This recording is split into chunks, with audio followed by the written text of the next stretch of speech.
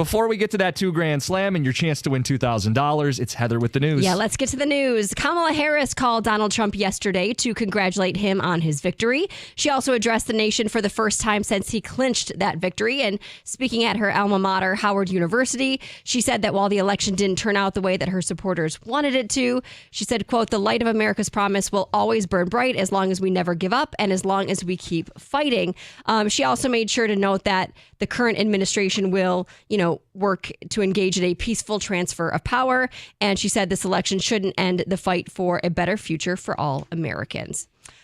Speaking of the election, a record 5.6 million Michiganders voted in this presidential election, bringing the turnout tally to more than 100,000 votes ahead of the 2020 presidential election, which is pretty cool. A lot of changes made that possible. You've got the same day registration for voting. You've got the early in-person voting this year, which a lot of people took advantage of. We all did, yeah. Yeah, and I loved it. I love that I'm typically a procrastinator by nature.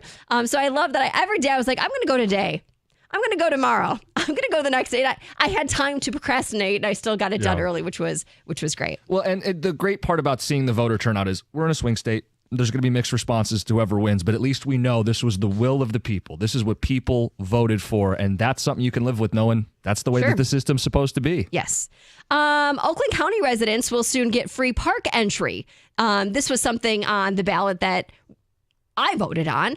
Voters approved a millage to improve parks this election day. So as part of this millage increase, Oakland County residents will be allowed free entry into parks and dog parks that do charge a vehicle fee. So this includes Addison Oaks, Groveland Oaks, Highland Oaks, Independence Oaks, Lyons Oaks, Orion Oaks, the park and the dog park, Red Oaks Dog Park, and Rose Oaks. So all of those will be now free to enter. The proposal is expected to generate $24 million annually until it expires in 2043.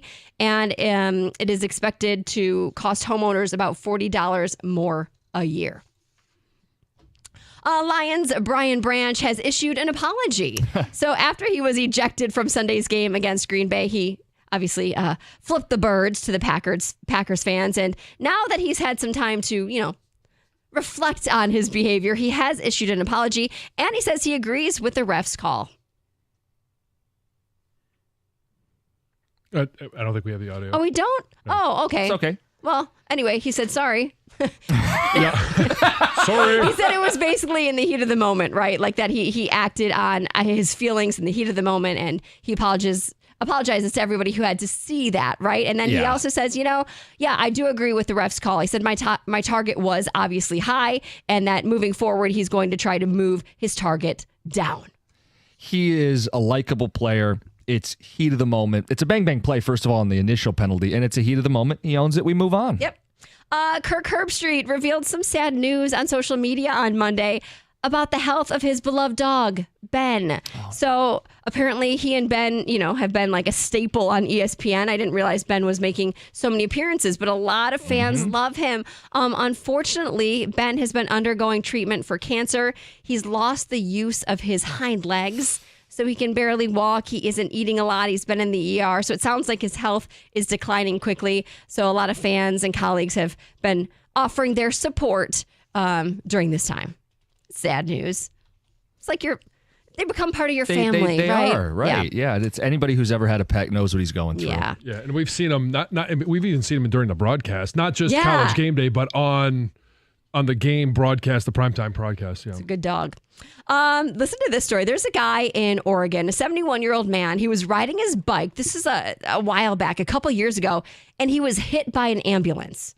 Ambulance crashed into him. It's like, okay, that's the most ideal situation if you're going to get hit by a car, because the ambulance scooped him up, rushed him to the hospital, right? Well, later, though, they sent him a bill. $1,800 for the ride. Oh, they're creating their own business. Exactly. And he says that's not the only bill he's dealing with. He's racked up $47,000 in medical expenses, expecting even more in those in the future. He's all banged up, right? Well, now he is suing. I mean, which I understand. Yeah. So his lawyers have filed a $997,000 lawsuit against the ambulance provider. Trying to hit those quarterly earnings, just driving around on a mission. Oh, there's one. Go get him. It's like the ambulance in Madden 92 who runs over the players on the field. Yeah, exactly. Bump. Heather with the news. 2 Grand Slam time.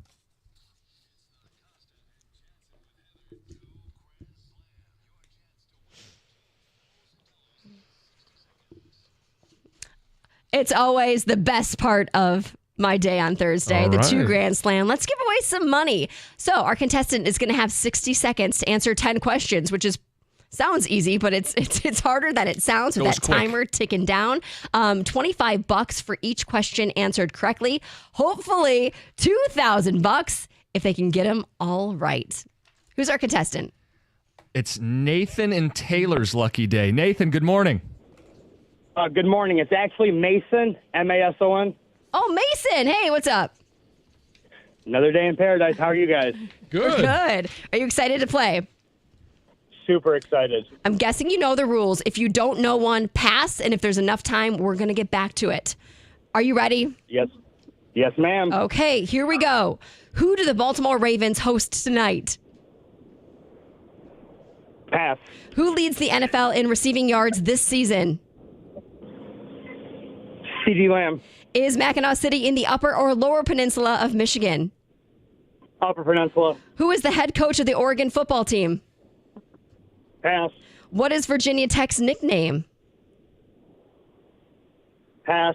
Lawrence Fishburne played this character in The Matrix. Morpheus. This band had the 1986 album Slippery When Wet. Def Leppard. Connor Bedard wears this jersey number. 9. Joel Embiid played at this college. Pass. Eli Manning was originally drafted by this team. Tennessee. Who do the Baltimore Ravens host tonight? Cincinnati. Who is the head coach of the Oregon football team? Pass. What is Virginia Tech's nickname? The V. What'd you say?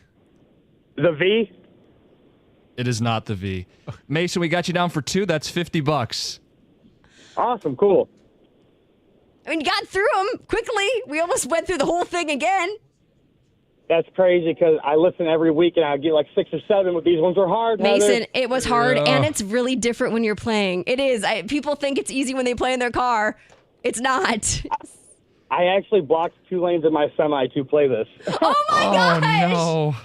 Well, you I'm can a always try cowboy. again. Hey, $50. We'll put you on hold. Sure. We'll make sure you get yourself paid there.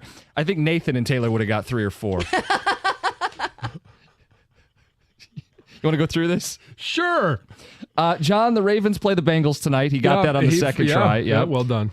Leader in receiving yards in the NFL, CeeDee Lamb. Good guess, but it is Justin Jefferson. this one. I saw you shaking Did you your see head. me too? This one, yeah. I mean, come on. If you don't know where Mackinac City is, Upper or lower? lower. Head coach of the Oregon football team. Dan Lanning. Missed that one twice. Virginia Tech's nickname. He said the V. He really lost me on that one. No, it's not the V. It's the Hokies. We got the Hokie bird just in time for Thanksgiving. Yes. Lawrence Fishburne played this character in The Matrix. He got that one right. Morpheus. Yep. Slippery when wet. Bon Jovi. And Connor- what he said, Def Leppard. Yeah, he said Def Leppard. Connor Bedard wears this jersey number. You got one number right. He said 9. Yeah, it's 98. Embiid played at this college. Kansas. And Eli Manning. This is a huge deal. Eli Manning Yeah. was originally drafted by, The Chargers. Who did he say? he said Tennessee. Tennessee. It's your 2 Grand Slam. I mean, at least he guessed. He did. He And I did. think he And they will realized say, he like, was. pass. I don't know. I Yeah. mean, he did Wait. guess. What is Virginia just- Tech's nickname? The V? The V. It's the 2 Grand Slam. Your next chance is next Tuesday. Coming up next, I swear I don't want to fight about the Tigers offseason. We have quotes from Scott Harris. It's 97.1.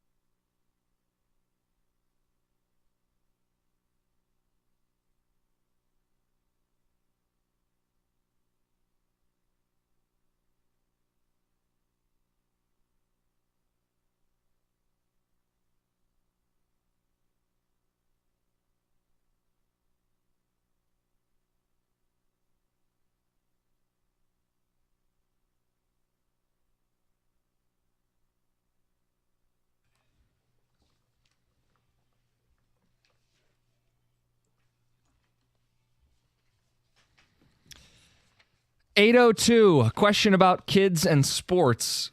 Calling all parents. Are you noticing this trend? Right now, we're going to talk about the start of hot stove season.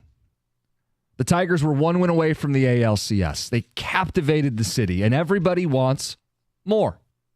Free agency is officially underway. Qualifying offers have been handed out. There are 13 players to receive a qualifying offer. That's typically a sign that you are one of the most coveted free agents.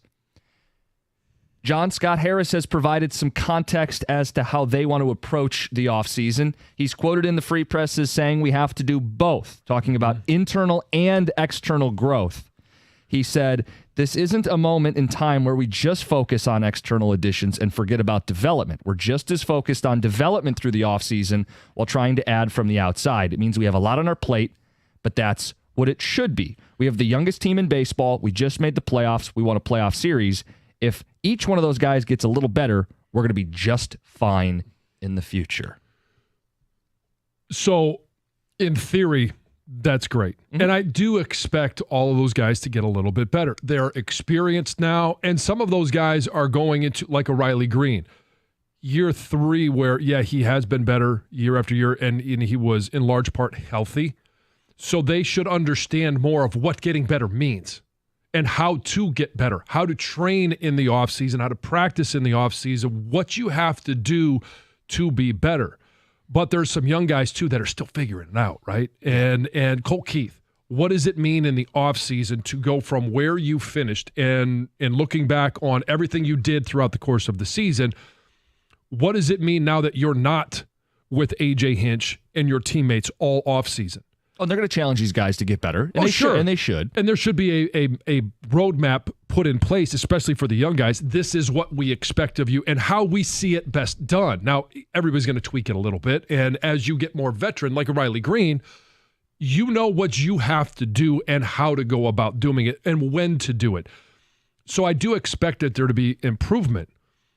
And I'm not going to raise the caution flag yet, because he does talk about external ads. Mm-hmm. And I think he mentioned at one point, too, it's at least one bat and one arm. Yeah, and the right-handed bat is something that had been highlighted previously. The comment where he says we need to add externally, but we also need to acknowledge the fact that the external gains can't compare with the scale of the gains internally.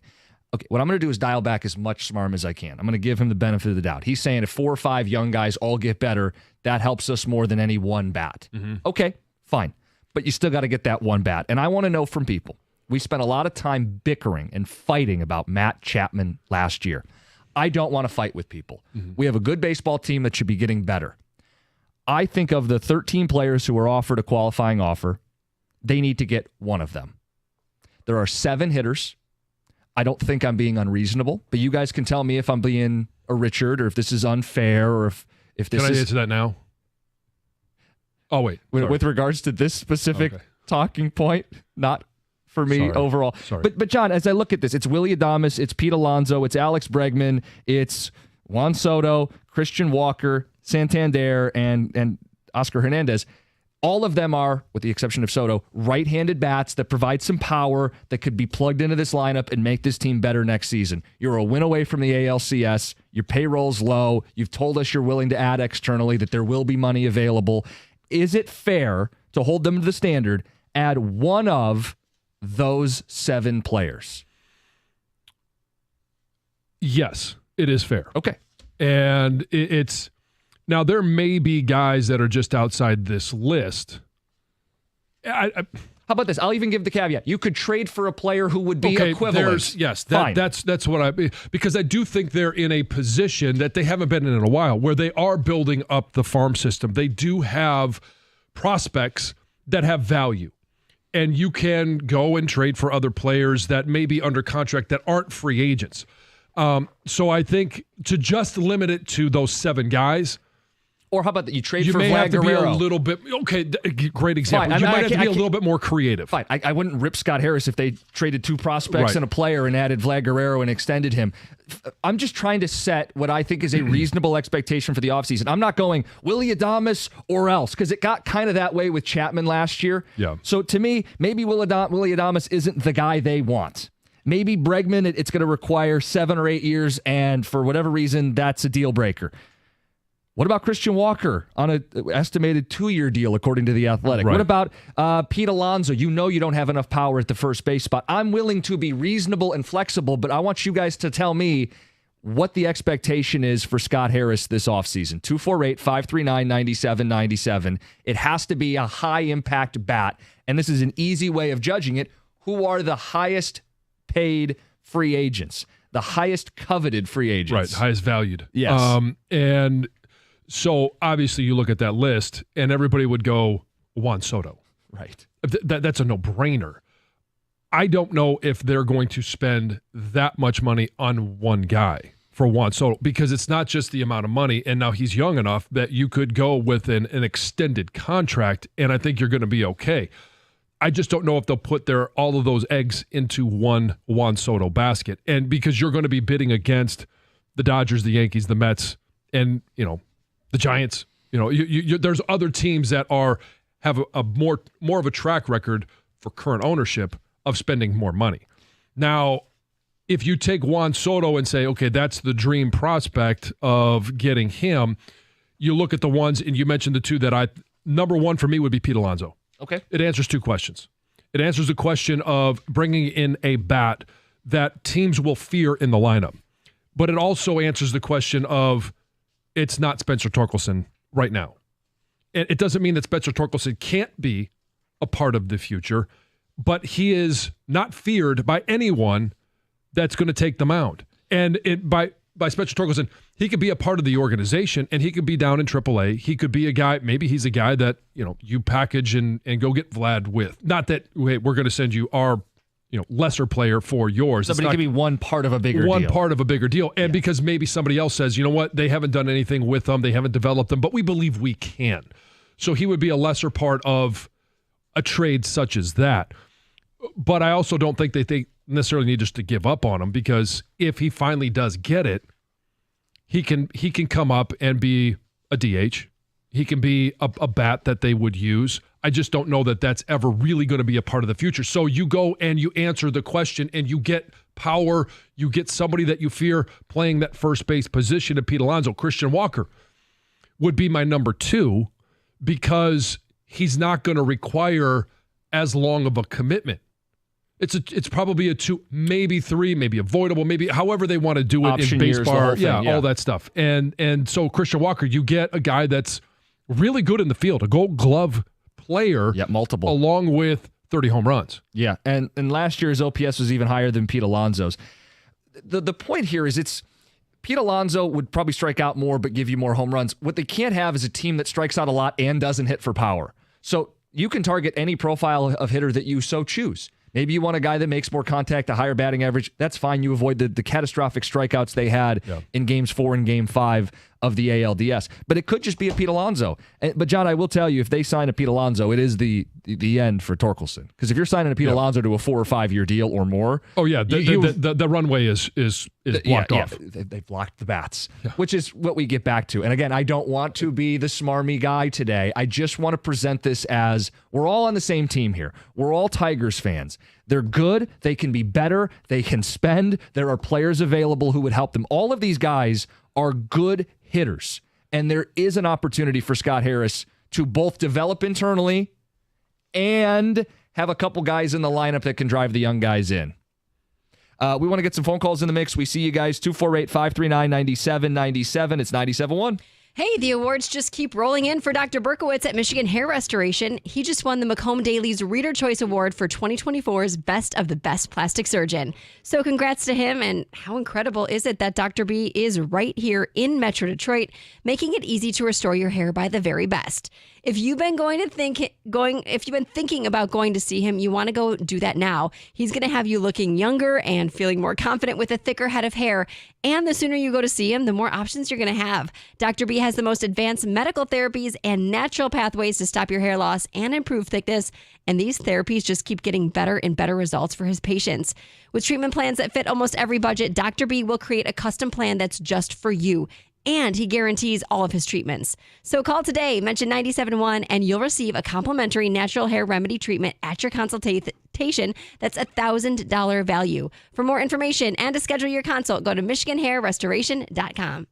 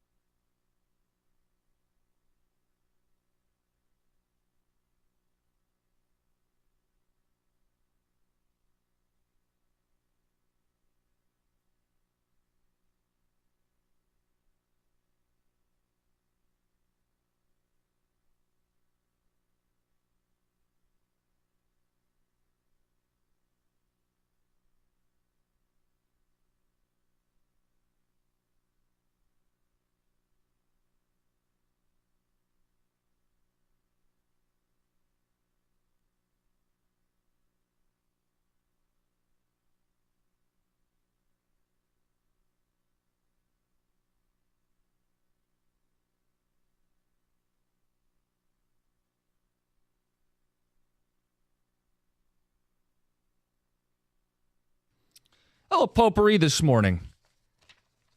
Red Wings got a win on the road last night. Dylan Larkin, that top line finishing. Penalty kill doing its job. The Pistons lose on a putback late.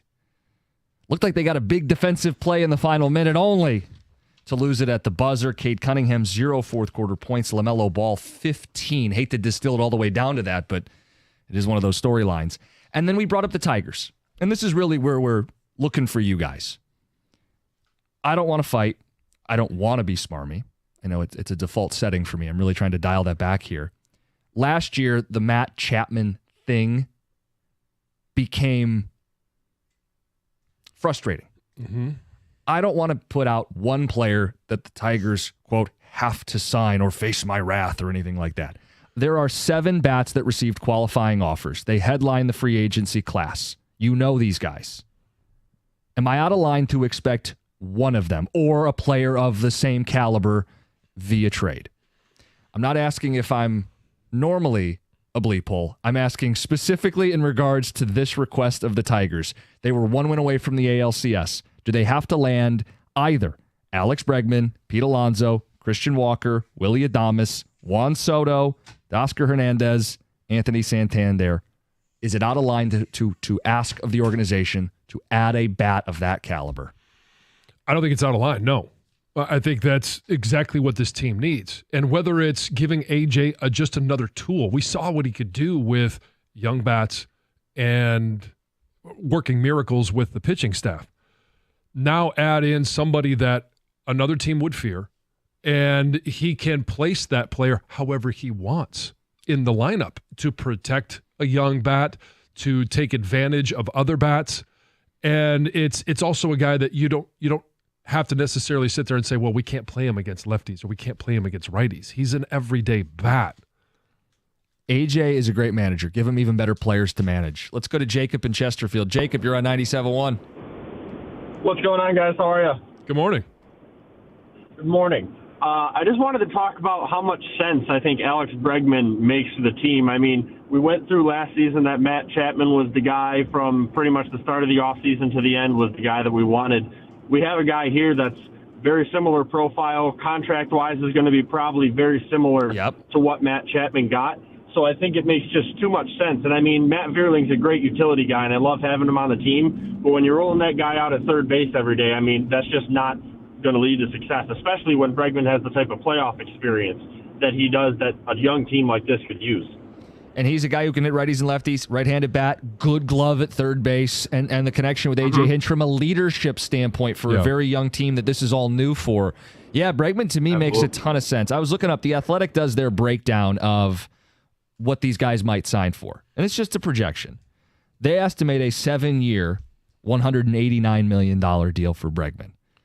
Could the Tigers get him at 6 years? Could they offer a little more cash? The point is that's that's similar to what Chapman ended up signing for long term. And do you have to offer a little bit more cash for a home run hitter to come to Detroit? I've had a couple of baseball buddies text me about the outfield having its own zip code.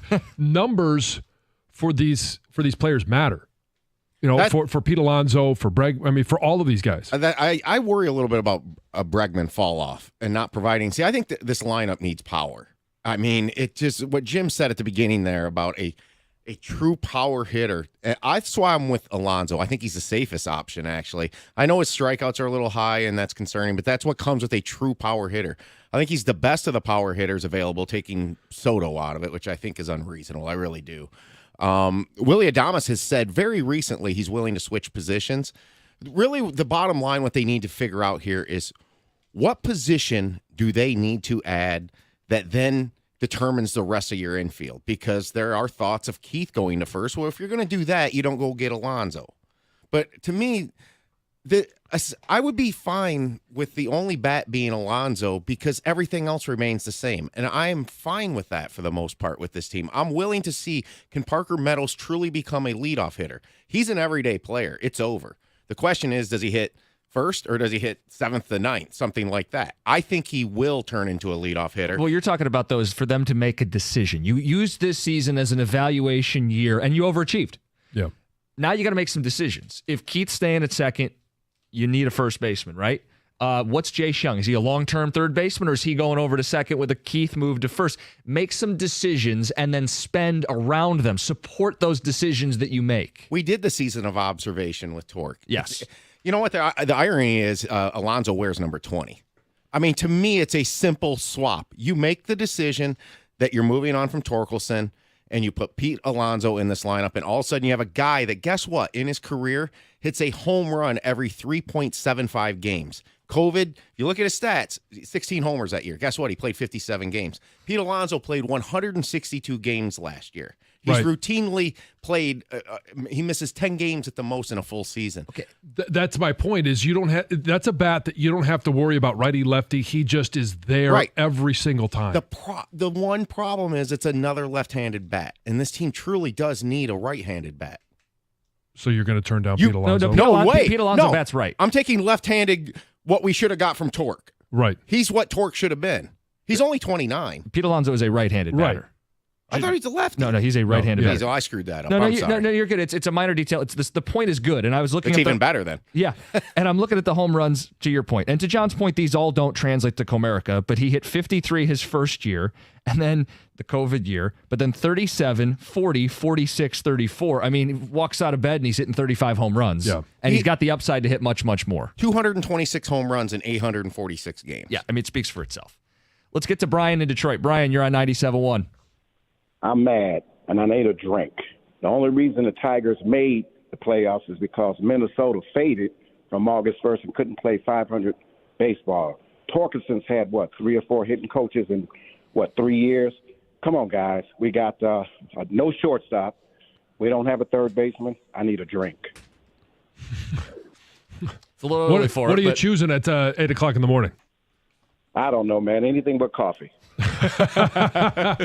I mean, I get your point because, while the Tigers did outperform, you look in division and Minnesota underperformed. Yeah. Absolutely. And if Minnesota plays 500 baseball, the Tigers don't make the playoffs. And then you have the 3M fade. Maeda, Manning, and Mize didn't pitch up to their expectations. Correct. So come on, guys. I need a drink. I think you need more than that. I think you need an investment in this baseball team. And it can be both good signs from some young players, but also don't get seduced by that level of success to where you don't make a real investment this offseason. And I don't want to discount what the Tigers did. In addition to Minnesota having that awful finish, the Tigers didn't play 500 ball to close the season. They played like 750 baseball. I mean, they deserve the credit for actually going out and winning those baseball games. Sure. Do I think they're going to play 750 baseball with this group next season? No, of course not. Not through 162. And the lesson of Minnesota is, by the way, they started slashing payroll, and they're going the wrong way. You have an opportunity to step up to the plate. No one's saying be the Yankees or the Dodgers, but just step up and be a team that wants it, that invests in it, Top that half. supports it. Yeah, be an average payroll. John, if they were an average payroll, they'd have to drop significant money this offseason. I'm not telling them I don't expect them to spend that amount of money, but move towards but it's there to spend. Yes.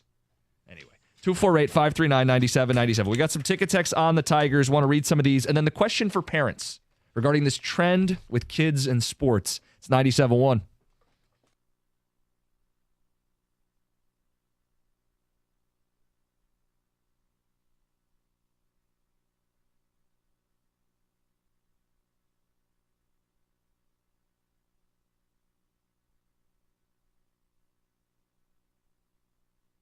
Brought to you by National Benefit Plans. The Red Wings have won 2 in a row, a 4-1 road victory in Chicago that puts the record back over 500. Goalie Cam Talbot saved 28 of 29 shots.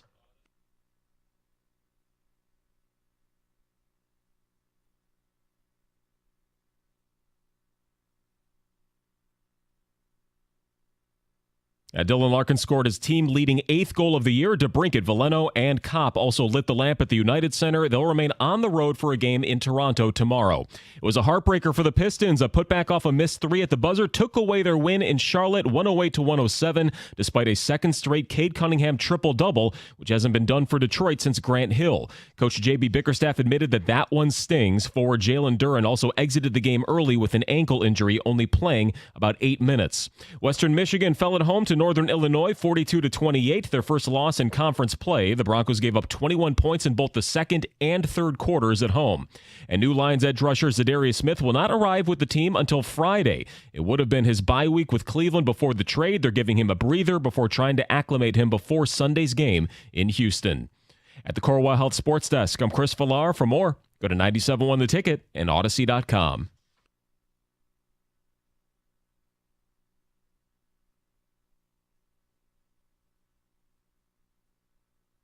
Ticket texters talking about the Tigers.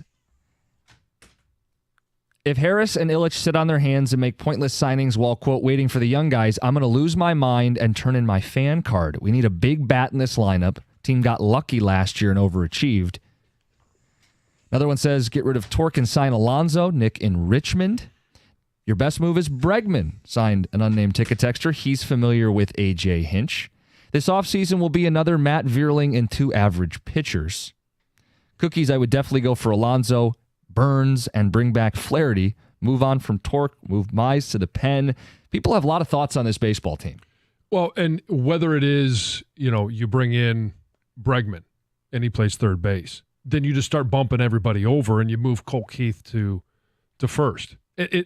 Whether you are directly replacing Spencer Torkelson by bringing in an Alonzo or a Walker, or you bring in a third baseman and just bump everybody over, I think kind of the consensus is most people are done with being patient with Spencer Torkelson. Says, come on, guys, you got to be kidding me. You know they're not going to go after anybody of value. They're not going to spend any money. They're going to tell you they're looking good right as they are. They just made the playoffs. They'll go for a reclamation project or two, and that'll be it. So that's the concern. When I read those and listened to Scott Harris yesterday, I was curious as to how that message was going to be received, because I think I took it as, okay, they're going to add somebody. And I do expect them to spend some money to add somebody of value. I think there's a lot of people that I was interacting with last night that took it completely the other way, that they're going to add somebody that's just a complementary piece and expect the workload to be done by all those young players, that they say just a little bit better, but they're expecting them to be a lot better. That's what I think. I think that they are setting up to have a small move or two, right? A starter to fill out the rotation, a right-handed infield bat that's probably more of a platoon piece, and sell us on internal development. And that'll be the, as he put it, the primary way for them to get better. I would love to be proven wrong. I'd love to see an investment in this baseball team. I really would. Do I think it's going to happen? No, and I'm trying not to get worked up. I'm trying to, John, I didn't say they got to sign 2 bats. I just said, give me one. Just show me a sign of good faith that you can target a high-end bat, pay a high-end bat who you identify to make this team better. I'm not telling you it's got to be Willy Adames. It has to be Pete Alonso. It has to be Bregman. Right. Do your due diligence. You're the baseball guy. I'll defer, right? I mean, I understand they know more than we do. But I'd be really disappointed if they just bypassed all of them and said, we're going to evaluate the young guys again. Let's get a quick phone call in. Chip in Farmington, you're on 97.1. Good morning, boys. Cookies, fire up, chips. Fire up. So I heard Gov say it was a little bit unreasonable to talk about like Juan Soto. Like 10 years ago, a guy like David Price or Victor Martinez, or even going back further, like Brett Hull 20 years ago, like those guys weren't unreasonable then. So I really feels like it's only unreasonable because we got Pizza Boy up top that doesn't want to spend any money. The projected contract for Juan Soto, 13 years, $600 million. It's $47 a year. But the Tiger payroll their playoff payroll was less than that. I mean, the point is they could add Juan Soto to this payroll and still not even have a league average payroll. And Juan Soto is not a past his prime guy. I mean, no. Yeah, you're signing up for 13 years in this case, but you're getting him for his best years. Yeah. There's no reason not to offer him the ceiling. Yeah. My perspective is that he wouldn't come here. That may be the case. I honestly believe that, and I don't have any evidence of that. It would shock me that he would choose here. They're nowhere listed on the odds to land him, so that's why I said it was unreasonable. By the way, Pete Alonso's wife went to Michigan State. Oh. She's got a local tie. Yeah. Maybe. I mean, where is she originally? Is she originally from? No, Boston. Oh. Come on, Heather. Start recruiting. Yeah. Use those alumni make ties. The call. Okay. I know. TJ came up woefully shy on Don't Max pull Crosby. a TJ on Yeah. us. It's time for Heather to recruit. Do we know if she was in a sorority? I don't know that. Well, now we got to do some research. Yeah. I'll do some research. All right, perfect. Do you know who I am? Heather's on the case. All right, John, we had this question about sports parents and sports kids. Yeah. So there's an article recently written about the angst that some of the TV executives are having because broadcast rights continue to skyrocket in terms of what is costing to, whether it's the college football playoffs, it's the ESPN with the SEC, and I'm just talking about college sports, but then you start talking about the NFL and how much it costs to broadcast NFL games. That's really that's the golden egg. Yeah, is the NFL games, but it's also, and we've seen how much struggle hockey and the regional broadcast partners have had in trying to come up with enough money to be able to broadcast those games. And then obviously, we're talking about the NBA. They are seeing a future that is stark at best because kids are not watching sports like mom and dad or grandma and grandpa, the generations that have led to what we see now in terms of the skyrocketing broadcast fees. Yeah, these executives are making billion-dollar deals. They need people to watch these games, and one of the things they're concerned about is your kids aren't caring. They aren't watching. They aren't paying enough attention. Are they right? Have you seen that in your household, John? I have, but it's different. And this is where I think TV executives need to make sure that they are changing with the times as well. And I think they somewhat are, but when Jack sits down, and even the girls, because the girls will watch football with me, and they'll watch some basketball because they got a basketball player in the house. But it's rare that they sit down and watch an entire game, or at least are tuned in to an entire game. The way that they are watching is through YouTube, through other apps, where like Jack wants to be able to watch all of the best highlights from the NFL weekend, basically in about 10 or 15 minutes. Yeah. And it's a montage of what has happened over the NFL. It's the same thing with hockey. He watches hockey highlights, but he won't sit down and watch the Wings for an entire game. It's baseball. And baseball is a tougher one for kids to sit down and actually watch. And that's one that actually Jack will sit down and watch with me for the entire time. But that's because he loves baseball.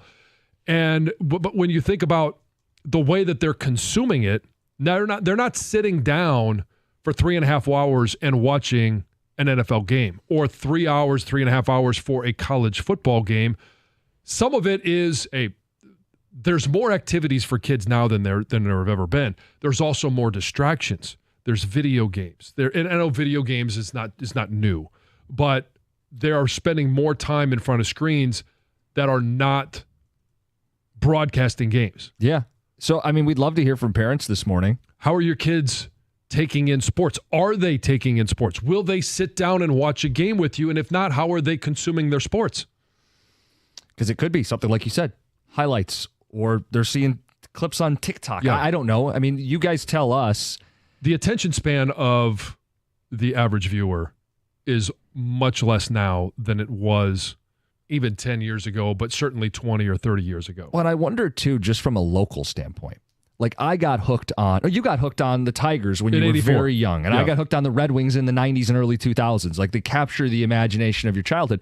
If you're 12 years old right now, what was the thing that would have hooked you at something? Right. Our teams haven't been very good, so I wonder if that plays into it, too. Well, but this isn't just locally. This is across the nation. Now, I know we're obviously talking to mostly our local viewers, and we had this when the Tigers were going on their run at the end of the season. It was moms and dads taking their kids to Comerica and then watching the games because they were finally relevant. The Lions right now, it's expensive to go to a Lions game. And we've talked about the price of the Super Bowl tickets, the price of playoff tickets, the increasing cost of being a season ticket holder. I mean, if you're not going to the games, are your kids even tuned in to what is going on? And are... Not that anybody's going to sit down and say, you're going to watch this game with me because I'm going to make you a sports fan. Being a sports fan has to be organic. It has to be something that you actually choose to do and you get drawn in. Texter says kids are stuck on their phones even during live sports. Put the games on the phone apps. You could stream on your phone. So, yeah, I mean, I do it when I travel. Like this weekend, being down in Bloomington, I've got YouTube TV, and I will be streaming games from my iPad while we're on the bus or while we're going to the airport. So my boys, they watch, but the one thing I've noticed is it's the local teams that they care about. Mm-hmm. And if they're not relevant, they didn't care. Like they don't ever ask me to watch a Pistons game. Well, Red Wings, there's a lukewarm interest. They want to go to a game. Hockey's great in person. It is, especially when they win. But they're infatuated with the Lions. Sure. And the Tigers. I mean, I witnessed it myself when I went to that game in Cleveland. They look like me when I was a kid and went to a great sporting event. So I think the local team, and Texter brought this up, the local teams being so bad does not help us here. But right. What is different is they don't care that much about if it's not local. Well, yeah, you're right. They don't have to watch the local teams. Like when we were growing up, it was, for some people, the only option you had. Now you can watch the national games. You can stream it out of market, all this. If you want to watch the stars in the NBA, great. Go ahead and watch Steph Curry. I mean, you have that option. And the other thing, too, like the NFL, obviously, like anything, it's the most popular with my boys, just like it is around the country. They are a little annoyed. Like one of them said that the NFL is stale right now. Other than the Lions, the NFL is stale. The storylines are all the same. It's Lamar and Josh Allen and getting sick of the Chiefs and Mahomes already. Like quicker than I did when I was younger. I wasn't a kid anymore, but with Brady and the Patriots, that didn't happen. I was gonna say, how could you be 12 years old and think it's stale? You haven't watched enough football for this to be stale. But this is why I do think a team like the Lions, it draw in some of the younger viewers because of the hook and ladder, because you're throwing it to offensive linemen, because you're doing things outside of the norm and having fun. It's going back to the Chiefs when Eric Bieniemy was the offense coordinator by name. Andy Reid, obviously the one calling the offense, but they're doing the ring around the rosy. They go out there, they run a play, and it scores a touchdown. But Travis Kelce taking a snap and being the one that operates the offense because Patrick Mahomes still on the field, but he's not in the quarterback position. Like those things are fun for the young viewers to be able to see. But I kind of agree that there's not enough of those. So we're calling all parents. Are your kids watching sports with you the way you used to watch? Are they more invested in the game, or do you find them, kind of flipping through apps on their phone? TV executives are concerned that kids aren't watching sports. It's 97.1.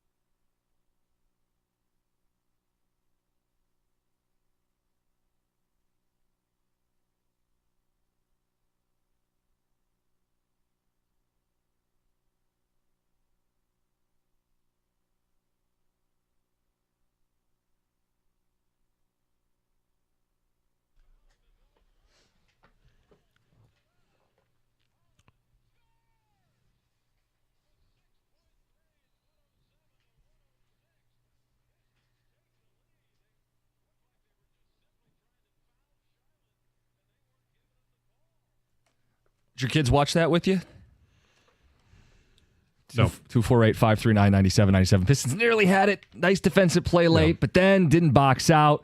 Lost the game at the buzzer. Mark Champion on the call. Pistons were going for 3 straight wins for the first time since 2022. I don't know if Doug bet it.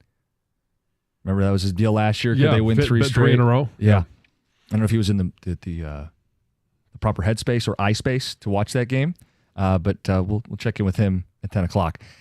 We have Dear John coming up at 9:02. Oh, all right. And the prompts for you today. Am I no longer a Michigan fan? This was sent in by one of our Twitch viewers. Lions gear, kind of.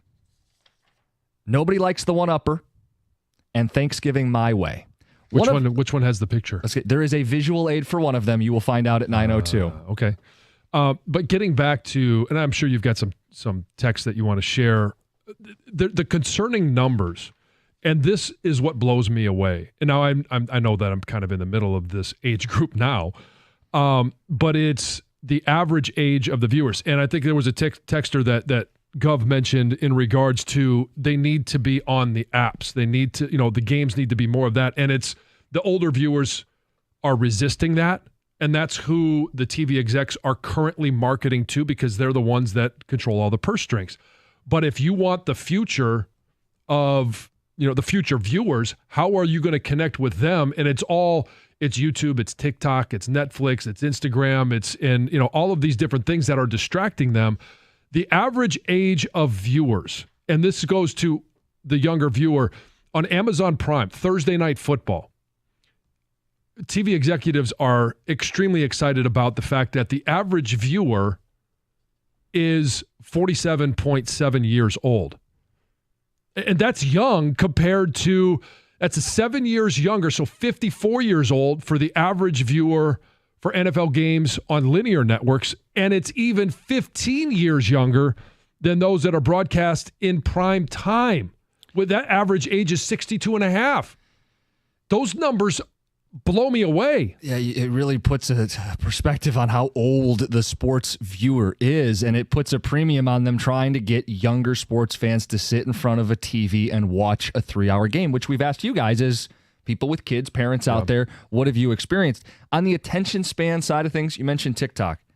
I just showed you what has become a trend on TikTok. It's not enough to watch one thing happening. There are TikToks of, on the left, it's someone like mowing their grass or chopping fruit while someone talks on the other side. Like we can't even watch one 10-second TikTok anymore. 2 things have to be going at the same time. That blows me away. Yeah, split screen, right? Yeah, I do that for the NFL games, but I could really only focus on one. But it's no different than doing it on your phone. You guys are making me think, and I might be opening myself up to just criticism that I'm not thinking of because I just think of this on the fly. That's what we do. Like, I actually wonder if the better option is it's either on traditional TV, basic cable, or it's on apps on your phone. Yeah. Like it's almost like taking away the smart TV, meaning I don't have to go to a streaming service on my TV if I want to watch a game. I either watch it on traditional TV or cable, basic cable, like I said, like the ESPNs of the world. And then you also have it available on a couple different streaming options. And I actually wonder if they could make more money doing that. Well, where see you that, split it. It's what do you mean? The same broadcast in 2 different ways because we see that sometime on NBC and Peacock. We'll see that. Sometimes we'll see it in college basketball. You'll see it on CBS or Paramount Plus. Yeah. I mean, I've long thought something that would work would be like the Manning cast separately of games, but where it's not kind of like corporate. Where it would you're saying tailor the secondary streaming broadcast to the younger audience. Doing the Lion, like if we could do a Lions cast, like we talk on the station. We did for the preseason, Yeah. So going back to what Jim talked about, and I think you're right, Gov, like you got to have multiple ways for people to view it, whether it's on linear TV or also being simulcast on an app. Like that's where it has to be. And most of them you can find on your phone. But the 2 videos going on at once, I can't watch a game and my wife tell me something and pay attention to both. And she'll be very honest with you and say, like, hey, did you just hear what I said? No. So, I mean, I got to be honest as well. No. I can't focus on two things, let alone repeat it back to me, John. What did I say? Right? Yeah, no clue. So there's sometimes where I'm doing something here, you're talking, I'm like, I have no idea what this guy is saying. Well, that might be a different problem. But yeah, I do think this is an issue for sports fans and attention spans and the future of watching sports on TV. Let's get some phone calls. I do have ticket texts, but people have been waiting. Let's get to Michael in Ann Arbor. Michael, you're on 97.1. Hey, guys. How you doing? Good morning. Good. Yeah, I'd agree with pretty much everything you guys are saying. I think it's the technology and access to the media as well as the attention spans. If you think back, we would consume it. I would consume media, sports media, through coming home and turning on my game through the one media channel I had. Like you said, the TV and then the cable TV. Versus nowadays we do have, which, even for older people, we have the Red Zone channel. So I'm not flipping through all the games if I'm not watching. I'm either watching the Lions or I'm watching the Red Zone channel. Same. Yeah. So it's kind of the same thing, and it's just about the media and how we're getting it. Same thing for the Prime Video and the stats you shared there. Being the youngest, I think the streaming networks or the apps probably do have a younger viewing audience. So, they can go, instead of watching Sports Center in the morning for a kid and waiting to see their team's highlight, they can just go on YouTube or TikTok and see that stuff on demand. Yep. It's they're going and doing that. And the thing I just worry about is that was what I loved, was waiting and watching and riding that emotional roller coaster of watching the game and waiting for Barry Sanders to pop that big run and having the game flow and actually understanding what's happening in the game instead of just seeing action all the time. But it's always action, action, action, instead of waiting to be able to cheer for something. So that's kind of the part that's a little sad, and I wonder if we're going to lose that. Yeah, Michael, it's good perspective. It is. I want to get Bill involved. Bill, you're on 97.1. Yeah, good morning. Hey, what's up? I first want to agree with the part about when your wife says something and you're watching the game and you only hear the game. Yeah. Yeah. I think there's a lot of us dudes that could agree with that. Even when the game's off. Oh, wait a minute. Now, let's get on to the sports stuff. I was going to say that I think the big distractions of online betting and fantasy leagues also serves to prevent people from focusing on a single event. Yep. Because they're not interested in the single event. They got all these other things going on, all these other distractions. I take people into the big house with my season tickets, and I see them looking at their phone, and they're, gambling, and I'm like, come on, you got this big event going on right in front of you. It kind of picks you up. But, I think there's a lot of distractions.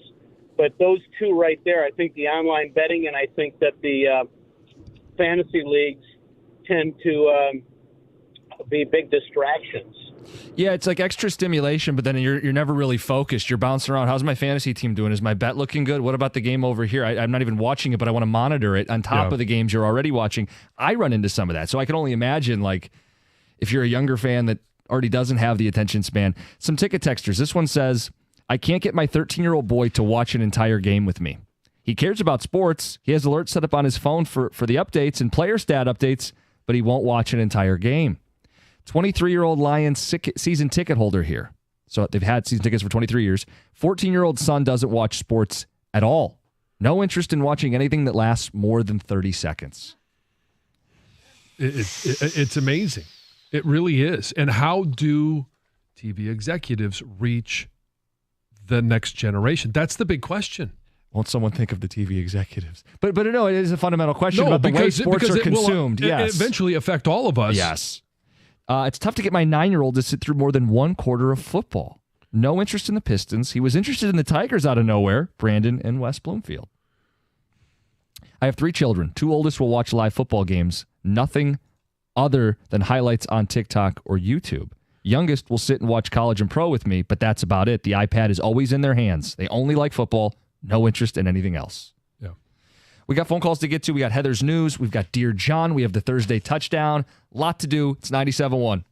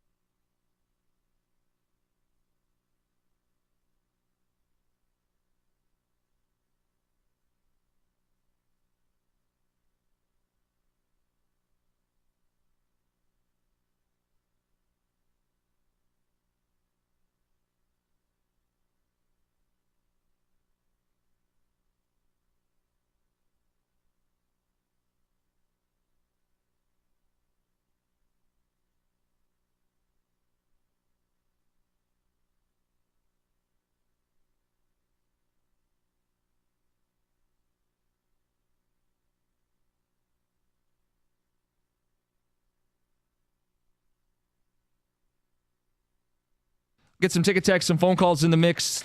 The data, the concern. Kids aren't watching sports. We've asked you guys, what have you seen? Steven in Flat Rock, you're on 97.1. Hey, I'm a 25-year-old. I really love the Lions, obviously, like everybody else in Detroit, but I also fell in love with the Tigers about 2 years ago. I don't really know why, but I have a reason now, so that's nice. But I don't really have any reason to try to watch the Tigers, honestly. I'm totally content with listening to baseball, and I guess the big reason is I have a short attention span for dailies, and I'm not really going to pay for a crappy app to watch them, especially when I already play for MLB Network, and I get literally every other game in the entire country besides my own local team. So the fact that every other sport works like that, that uses the blackouts. And I did actually pay for YouTube TV because it's the opposite. I actually do get the local Lions games. I mean, they're good enough. They're getting broadcast across the nation, but I don't have to worry about them. And then even if they are on a Thursday, I can just go to the bar. So yeah, you've kind of made it your own. You've hodgepodge a little of this, a little of that, and made it your own. And I think now more than ever, people are kind of building their own array, right? Their own menu of how they're going to consume sports. He goes, I'm not going to pay to watch the Pistons or the Red Wings. I can listen to the Tigers on the radio. I can go to a sports bar for a big game. This isn't what it used to be. Streaming has completely changed the game. Let's get to Antoine in Detroit. You're on 97.1. What's going on? Hey, listen, fellas. First of all, this is a parenting issue. How many people are going to call and say, my kid doesn't pay attention? Well, make them. They're kids. If you care about the Lions, you make your kid watch the Lions. You shut your TV, you shut your house down. You shut your living room down at about 11 o'clock, about an hour and a half before game time. You cook food with them. You make it family time. You make it fun, especially right now because they're winning. If you don't do that, of course they're going to play their video games, go on YouTube, use all of these crappy apps, and do all of this crap that doesn't provide them any substance. Watching the same movie 10 times over or watching some bull crap on YouTube is not adding any substance to them. Adding substance is having memorable moments with your family and watching the Lions or watching the Wings or watching this or watching that. This is a parenting issue. This is an inside-the-house issue. Stop letting tablets and things and apps raise your kids and have moments with your kids. As a man in the house, as a father, you're going to make sure you sit down with your kids and watch important moments and important sports games. If you don't do that, of course you're going to lose your kid to the tablet, bro. It's common sense. Looking at the parents on the show, I can't speak to this. I'm not going to... Greg? Antoine. Well, you know what? He's talking to Greg behind the glass. Yeah. Well, you know what I'm going to do is I'm going to chain my kid to the couch at 1 o'clock and make him watch the Lions. Here's the point. Well, maybe you should, because whatever they're doing on those apps and that's not adding no substance, bro. It's adding zero substance. You work a sports radio show. Sports should be important to you, and if it's important to you, it should be important to your kids. No, important to your kids. You can't make your kids like sports, Antoine. I understand the point about, limiting screen time for kids, and I don't have kids, but I don't think you can make them like things. No, you can make them get outside. You can limit screen time in what they're doing on Instagram, TikTok. What's the one that disappears in 24 hours? Snapchat. Like all of those things you can limit, but in limiting those, you give other options. They will find their interests, enhance and amplify what their interests are appropriately. Yes, if they like music or sports or whatever. I think some elements of his points are accurate. Yeah. Like, for example, last year for the NFC Championship game, I got pizza we tried a new place, and I knew it would be good. And you create a moment within that moment around the game. Sure. So I agree with those to try to guide them to interest. But look, if your kids don't like something, you don't force them to like something. Just because I work in sports radio doesn't mean my kid has to be a sports fan. In fact, I've told them that. I said, just because dad does what he does for a living doesn't mean that you need to like sports. Well, think about it. Like, do you like the same stuff as your brothers or your dad? Like, everybody's got their own interests. Both my two youngest kids sing. They do singing lessons and have sung at recitals at our church. And I've told them both. I enjoy this more than watching you play a game. So to Antoine's, I think he went a little extreme with some things. His initial point, though, was like include them in stuff, make it fun. But I think that's good advice. Like this Sunday, we started it with the Packer game 2 years ago on the Sunday night. That's when they got to stay up late on a Sunday night. I'm willing to let my kids stay up late if they want to watch the game. If they don't want to watch the game, they're not going to stay up late. That's the reason you're staying up late. And I do agree that, yeah, you can take the phones out of their hands in situations and stuff, but you can't make them like something that you like. Oh, Antoine is very polarizing on the ticket text, as you can imagine. Oh, yeah. Some people, he's right. I love it. Don't placate these kids. Father of the year. Another one says, Antoine's probably not a father based on that advice. They're flooding in. We can take one more phone call before the news. Ben in Grosse Pointe, you're on 97.1. Ben, what's up? Hey, good morning, guys. So I grew up north Michigan as a four-sport Detroit fan. My parents always had all four sports on TV. I lived in New York City the last 3 years, and I was always taking my daughter to Red Wings games whenever they were at Madison Square Garden or they were at whatever New York Islanders stadium is. But now she loves sitting in front of the TV watching the Red Wings and the Lions and all four sports that are usually on. So I usually do the cooking thing, and we eventually get there, and she's 5 now, but hopefully when she's 13, 14, she'll be a four sports fan like I was. See, that is cool. Like, we can all relate to growing up and going to games and kind of those first moments where you start to fall in love with, like, I think hockey's great in person, but the Palace, if you're going to go to a Pistons game, or, the Lions football atmosphere, because it's only once a week, you really can tap into that. That's how you make people sports fans. Maybe that's part of it, is it's just too expensive to go to games, so kids, some of them are missing out on those initial moments that would spark the interest. Couple more quick ticket texts. This one says, insane take by Antoine. Stop looking at that screen and look at this screen. And another one says, Antoine is spot on. This is a parenting issue. I told you guys this off the air, but I want to say it on the air. I made Sunday special. I got Applebee's carryout for the first time ever. We always go to the restaurant. I got it because we want to watch a game. I did it for Dan Campbell, and I did it for the people that think that the Applebee's commercials, and I created this whole little thing because I've been telling the kids at home, some people that call into the station think Campbell needs to stay out of these commercials and coach the team when they were doing a little, weren't playing quite so well at the beginning of the year. But yeah, just something to make it unique, All right, I wasn't that day. Okay, no. Let's get to Heather's news. I'll tell you what, if you force your kid to do something, most likely they're going to hate it. I know from experience. So probably not the best way to do that. But I understand kind of what he's saying and what Tom is saying. We're doing that with Emily. Like, obviously, Colin is obsessed with the Lions. So Lions game days are special in our house. It's always on. She wears her little cheerleading outfit, and we do like special food. And she always gets a fruit snack and like whatever she's into. And so when she sees Dan Campbell's face, whether it's on my Instagram or wherever, she's like, Daddy loves him. Daddy loves this. Daddy loves the Lions. Like she knows all about it. So she's only 2, but she's getting into it for sure. You guys, a road worker was critically injured after being hit by a car along I-75 in Southwest Detroit. This was on Wednesday afternoon. Happened in the area of southbound 75 near Springwells. Police say a worker was setting up a flare pattern between construction vehicles in the right lane when he was struck by a 71-year-old driver from Allen Park. It sounds like the driver remained there at the scene, was cooperating. Obviously, the road was shut down for an investigation. Police are reminding people once more to move over, slow down when you see a construction vehicle, especially when you see construction workers working in the roadway. You need to get over and you need to slow down for sure. A Westland man was arrested after authorities say that he tried to get into the U.S. Capitol on Election Day while carrying a flare gun, torchlighter, bottles of fuel, what appears to be a manifesto, and a letter to Congress. So this guy, 27-year-old Austin Olson, made this 8-hour drive to Washington, D.C. He showed up at the Capitol. He walked into the south entrance. He got in the line for the police searching process, and officers ordered him to put his jacket and his bag through the x-ray machine. Right. And that's when they spotted what appeared to be all of these suspicious things in his bag. And not only that, he also had a strong scent of gasoline on his body. Like he had coated himself in gasoline, was wearing numerous layers. So he was cuffed. He was arrested.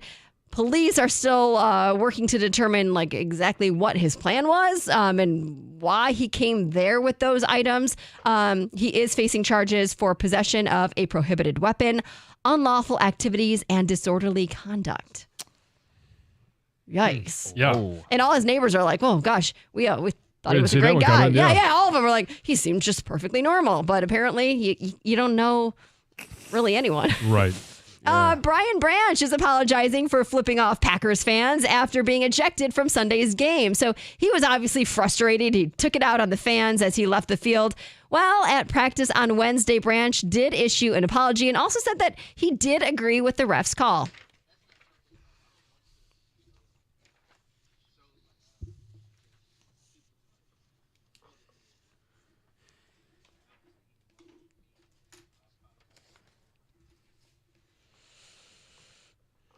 So there you have that. Jamison Williams More was in depth than sorry.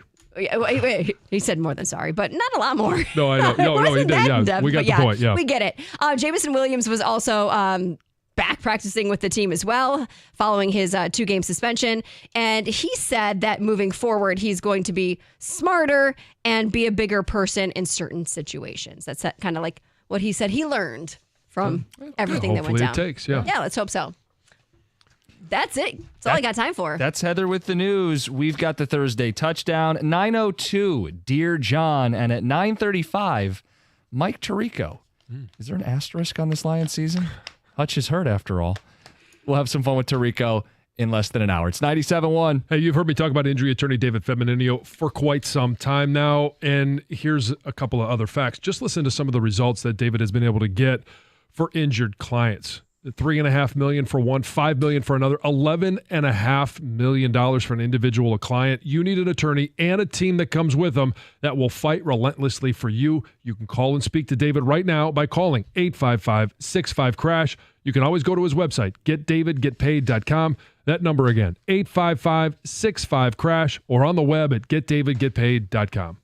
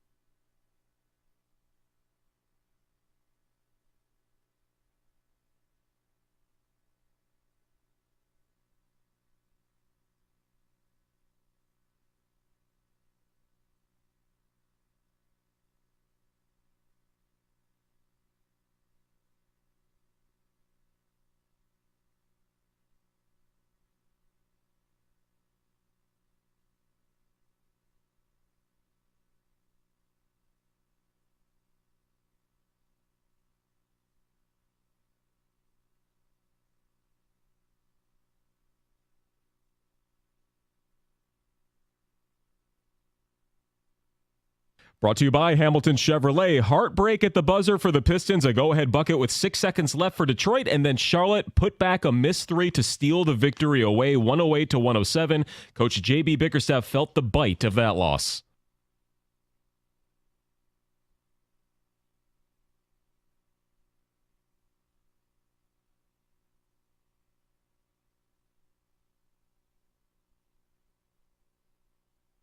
Yeah, Detroit basketball now 3-6. They'll be back home tomorrow to play the Hawks. A great start to a tough road trip for the Wings, though. They went into Chicago, took care of the Blackhawks 4-1. That puts them back over 500 and jumping up to 4th in the division. Patrick Kane didn't have any points in his trip back to his old city, but was +2 offensively. Jamison Williams vows he's going to be smarter and be a bigger person in situations after returning from his most recent suspension.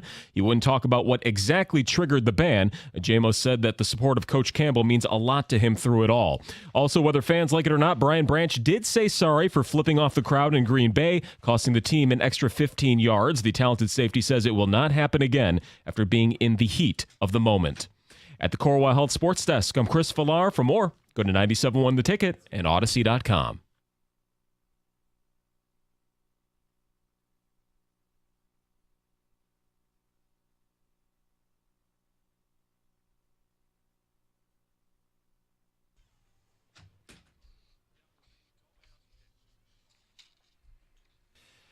Dear John Jansen at gmail.com.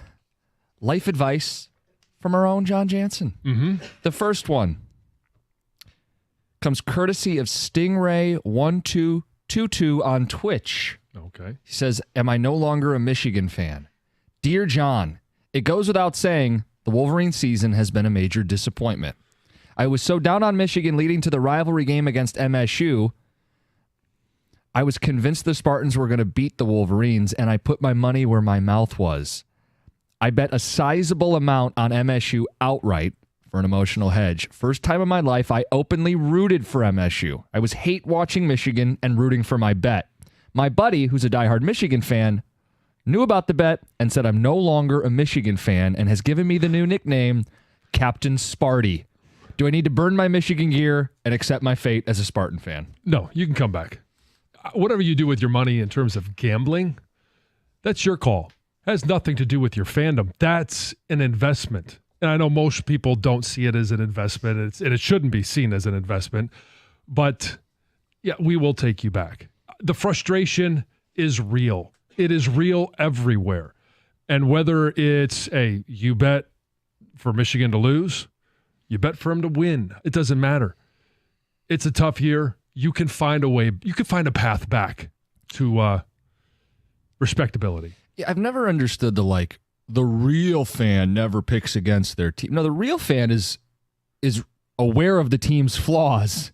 A real fan is honest. The real fan knows. They root for their team, but they know their team's not perfect. And you can have bias. Yeah. Like I did at the beginning of the year. But then when reality sets in, you have to accept reality. How people accept reality is going to be very different when you're talking.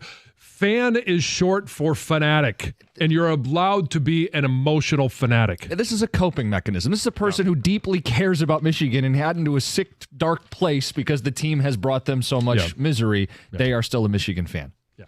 All right, the next one. This is about Lions gear. Oh. Kind of.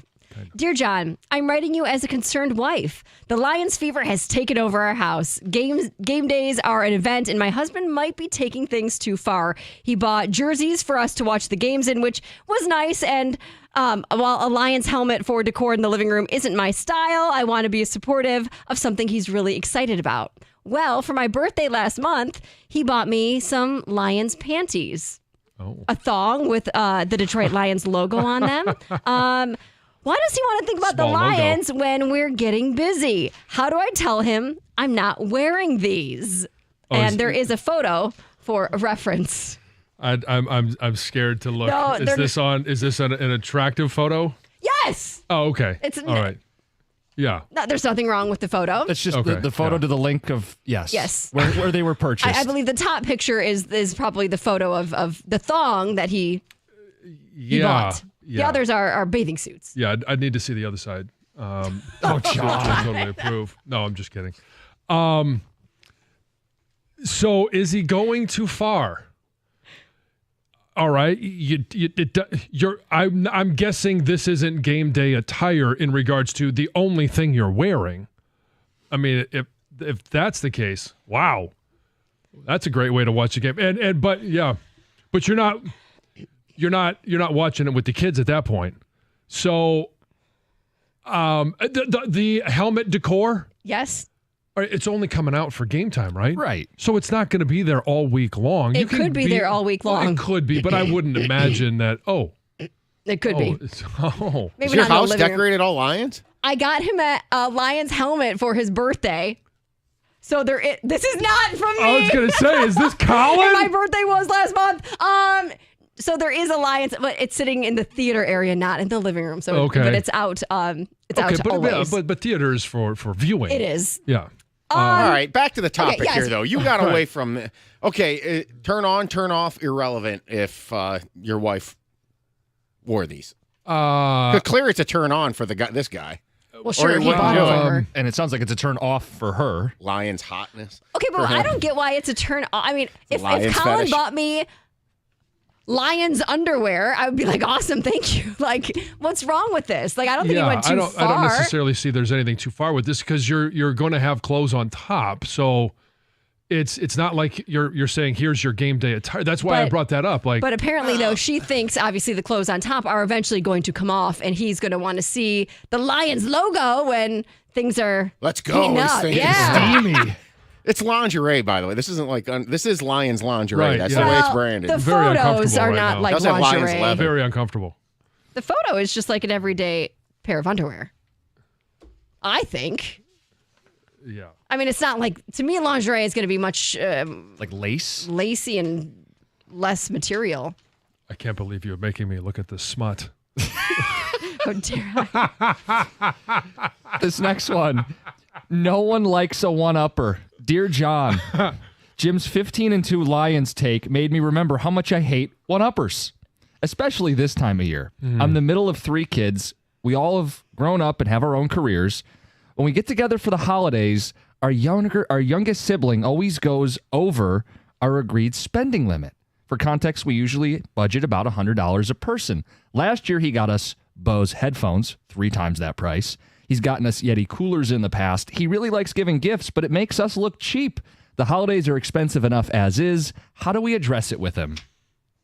I don't necessarily know that you do. I mean, I don't want to take away the gift giving and the excitement that he has. And if he's only doing up to make you feel bad because you're not spending as much as he is, then there's an issue. But I mean, it's kind of the younger sibling thing, right? They're always trying to overcompensate for something. Yeah, I feel like this always happens in the family. There's always one person that either goes like above and beyond, because we do kind of a gift exchange in our family too, and we set a price point. And there's always somebody who goes, I think, a little bit over, but I don't think they're doing it to be like, look at you, I'm beating you, I've got you a better gift. I think that they just like gift giving and they kind of just get into things and go overboard. The only time the one-upper becomes annoying and just like stop talking is when every time you tell a story, like in organic stories, hey, this just happened to me. And then they got to tell you something that is just a little bit more than, oh, well, this happened to me and it was a little bit worse. Or this happened to me and it was a little bit better. Amen. Every time. Yeah, the we all have one-upping those people. storyteller guy is one of the most annoying people on the planet. Right. But if it's in terms of like, hey, the gift giving, then so be it. Just enjoy it. Yeah, I was going to say, I mean, if there's a enjoy limit, it. yeah, and you stick to the limit, then You're fine. Yeah. If someone goes above, that's their choice. They can't hold it against you, and it doesn't sound like this younger sibling is holding it against them. Time for one more. All right, Thanksgiving my way. Dear John, I'm hosting Thanksgiving this year for the first time. It's my wife and I with our 2 teenage daughters. My older brother plus my sister-in-law, mom and dad, and grandma and grandpa. Our daughters don't really like Thanksgiving Day food, and my wife thinks we should do something a little different. She pitched the idea of doing homemade lasagna with like this fresh antipasta salad and bruschetta. She offered to make pumpkin tiramisu, which sounds phenomenal. I'm not sure how this will go over with my traditional family. John, I know you like tradition, but happy wife and kids, happy life. Any advice? Yeah. If we're not having turkey, we're having lasagna. me and the rest of the family is going to go find somewhere else to go have Thanksgiving dinner. Enjoy it with the girls, the kids, whoever they are. If they don't like it, the kids don't like it, you can make that on the side for them. But that's up to you. If you want to add more, there's already enough going on at Thanksgiving dinner. Like, that is chaos in the house. But no, that's not happening. Not at all. It's not even a consideration. You don't like Thanksgiving food. I don't love Thanksgiving. I don't love the food, but there is enough Thanksgiving Day food that I can find something I do enjoy. Or guess what? I bring what I like to the party. So we typically don't host. So I have that luxury of like, I'm going to make whatever, the salad or whatever it is I'm bringing. I make it the way I like it. Right. And then I can eat that along with all the other things. Sure. There's always stuff you can eat on the side. Yeah, there's plenty of options for Thanksgiving. The sides are the best part of Thanksgiving. I think so. To me, anyway. Whoa. The mashed potatoes, the stuffing, if you do a mac and cheese. Whoa. You're cooking your turkey wrong. You're doing it wrong. Can we acknowledge turkey is not that good? It's not. It's fine. It's not that good. It says the guy who's never stepped foot in Michigan until he was hired here. Like, I don't know where you're from. You think you think turkey's the star of Thanksgiving? I think yeah. Everything else is called sides for a reason. The main dish is turkey. Now, it's made better by the sides, and you can complement it with the sides. But the turkey, if you don't like your turkey, then you're cooking it wrong. There's so many different ways that you can do it. Yeah, Who cooks the turkey at your house? Well, we don't host. You get it catered, right? I know, but who's making it? My parents, my mom. Well, yeah, that's Mom? Yep, sorry. So I don't mean to diss your mom. In fact, I think her turkey would probably be delicious. I think there's just something wrong with you. Oh, okay. Oh, okay. I mean, you could deep fry it. You could do it traditionally in the oven. John. You can inject it. You can smoke it. You can bacon wrap it. Oh, my goodness. You could do so many things. I've had good turkey, bad turkey. I know the difference. All turkey, though, still secondary to the highlight of Thanksgiving, which is the sides. Pumpkin pie. Sure. But Mashed by the way, potatoes. the pumpkin tiramisu, that sounded really good. That would be really good. Complement the pumpkin pie with a little pumpkin tiramisu. I'm all for it. Yeah, add all of those. Just add everything on top of the traditional food. So you're saying add the lasagna too? If they want it. The rest of it. But you can't do without. Well, you can't go without turkey at Thanksgiving? No. That just, there's no option. Things don't have to look a certain way. Well, for John, they do. Oh, yeah. Thanksgiving must for John. Yeah, there will be no deviation. Okay, you can have a side of steak with your turkey. And then we're watching the Lions at 12:30. Damn it! I just can't imagine. I can't believe Greg doesn't think turkey has to be there. That's one of your most shocking opinions ever, and it lends me to think. I think I finally figured out who you voted for. Oh boy. Okay, that is Dear John. Boy. The responses await. It's 97.1. Hey, when it comes to managing your finances, you need a bank that gets you and is genuinely interested in your success. That's why I bank with First Merchants Bank. Whether it's your business banking or day-to-day personal banking, First Merchants Bank is 100% interested in helping you prosper. First Merchants bankers are attentive. They're going to take the time to get to know you and work with you to build a financial plan that fits your situation. And as you grow, they're going to grow with you. As you need other things, they offer them as well. In fact, today I've already been on email talking to the bank a bunch of different times. So they meet you where you're at. And that's one of the great things about First Merchants Bank. Some of the other ones are the highly rated mobile banking app. They've got innovative personal finance tools. Plus, they're deeply connected to the community's needs because it's their community as well. And they volunteer and donate to local causes to ensure that we all prosper together. This is the difference of a 100% interest in you. For a better banking experience, visit firstmerchants.com. That's firstmerchants.com. First Merchants Bank, helping you prosper. Member FDIC, equal housing lender.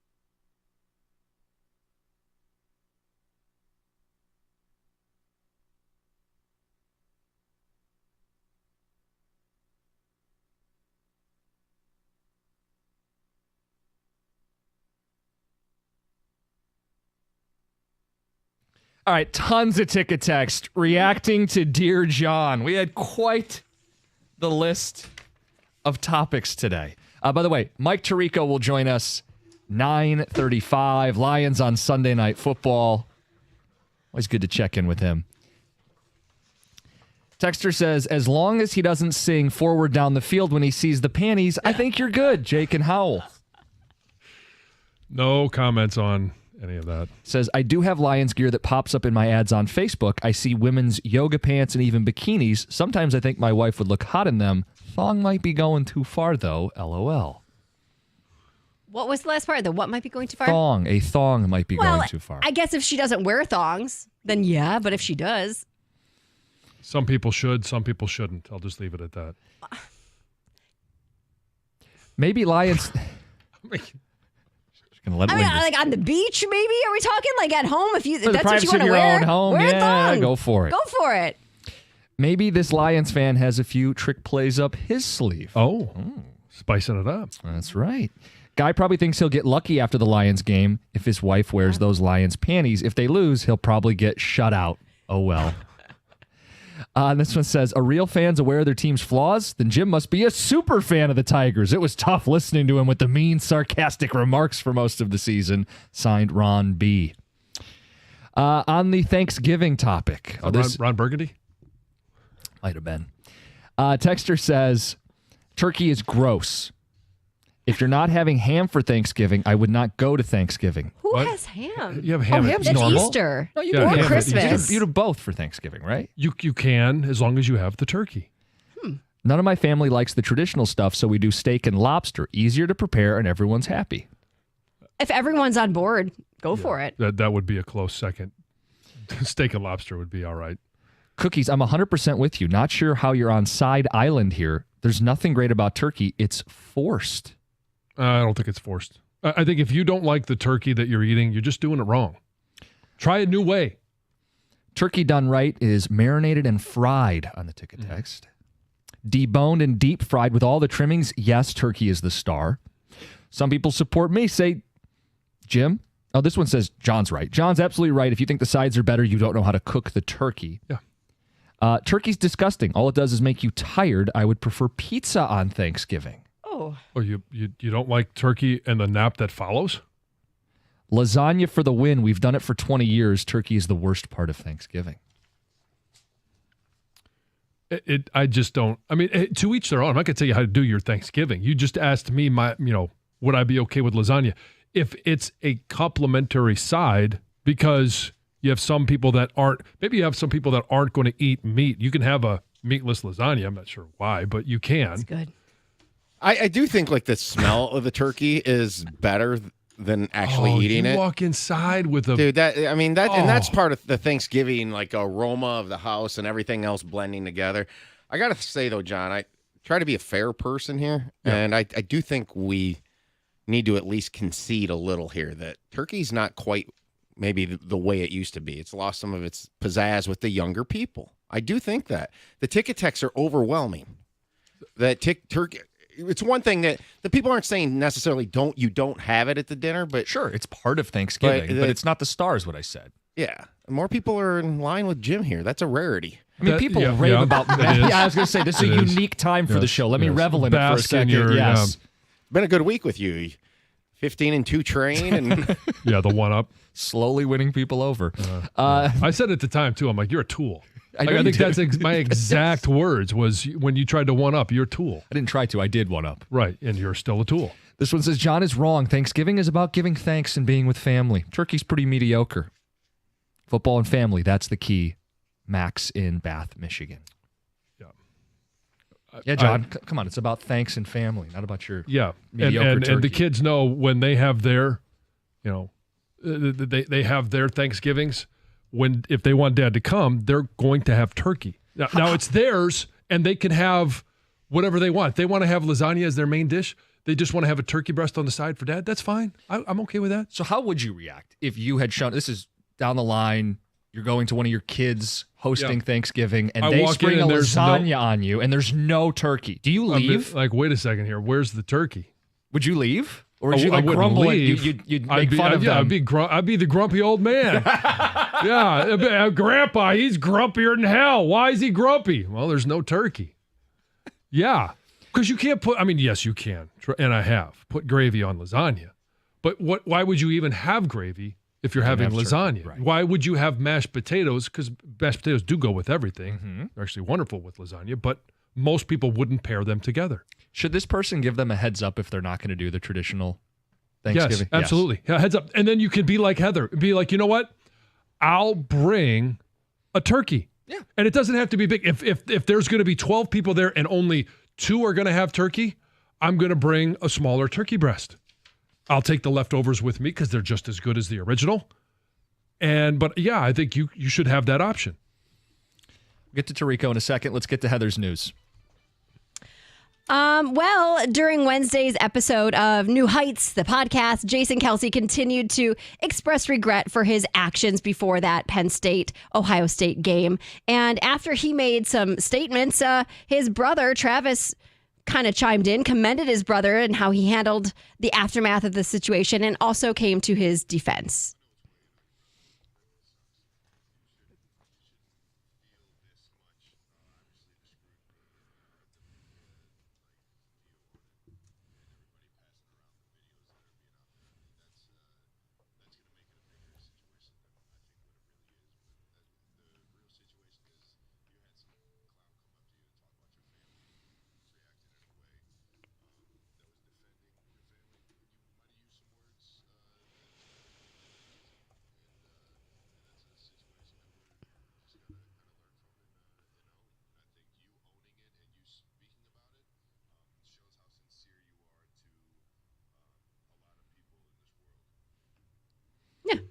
Yeah.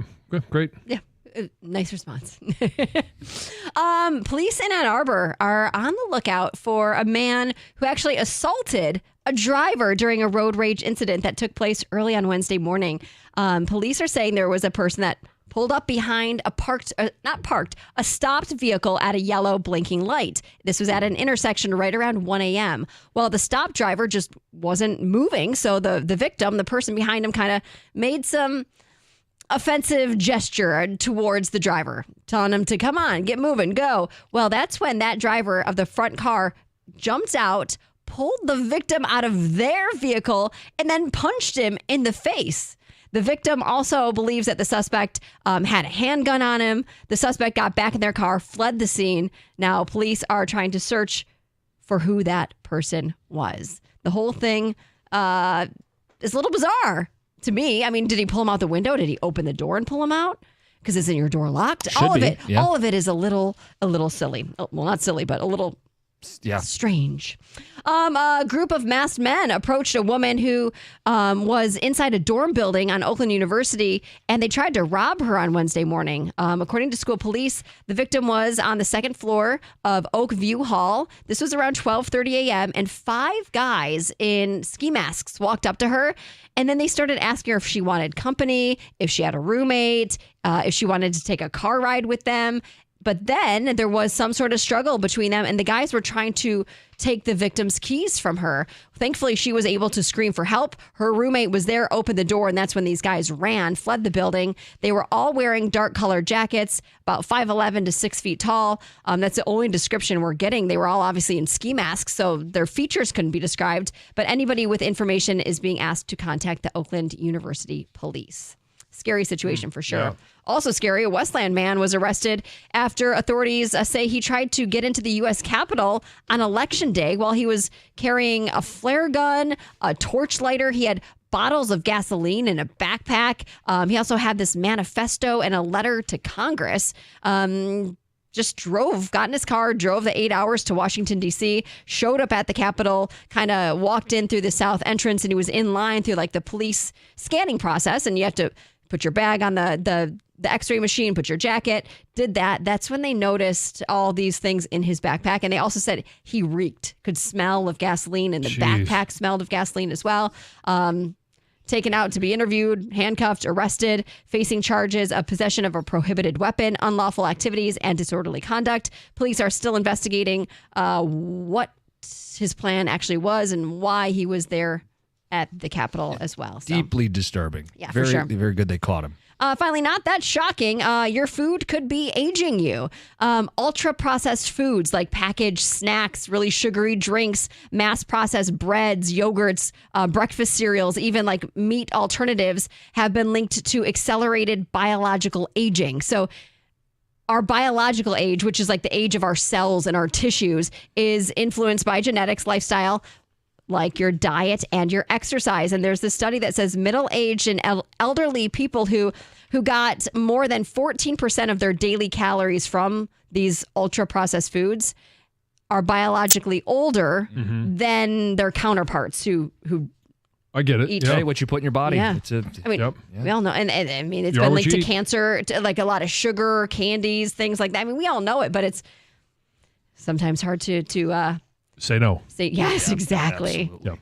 Heather with the news. Coming up next, Mike Tirico, Lions on Sunday Night Football. It's 97.1.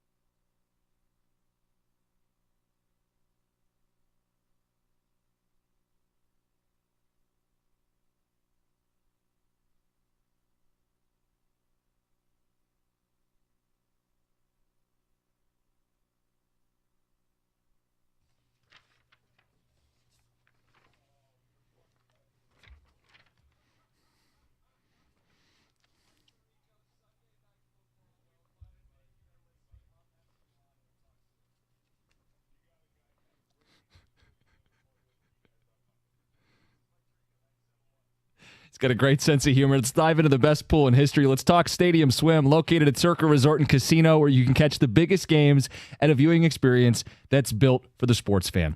6 pools, 3 different levels, and no matter where you are, you got a perfect view of that massive 40-foot tall, high-definition screen. It's the place to be at Stadium Swim, America's favorite place to watch football with the swim-up bars, the instant-ready selfie walls, and a nonstop football party. Score your game day spot. Could be that cozy day bed or the private cabanas. Lounge at the center of the action, but reserve your place today. 365 days of sports. How else? Poolside, located at Circa Resort and Casino, downtown Las Vegas on Fremont Street. It's Stadium Swim, all sports, all seasons. Book your spot today, circalasvegas.com.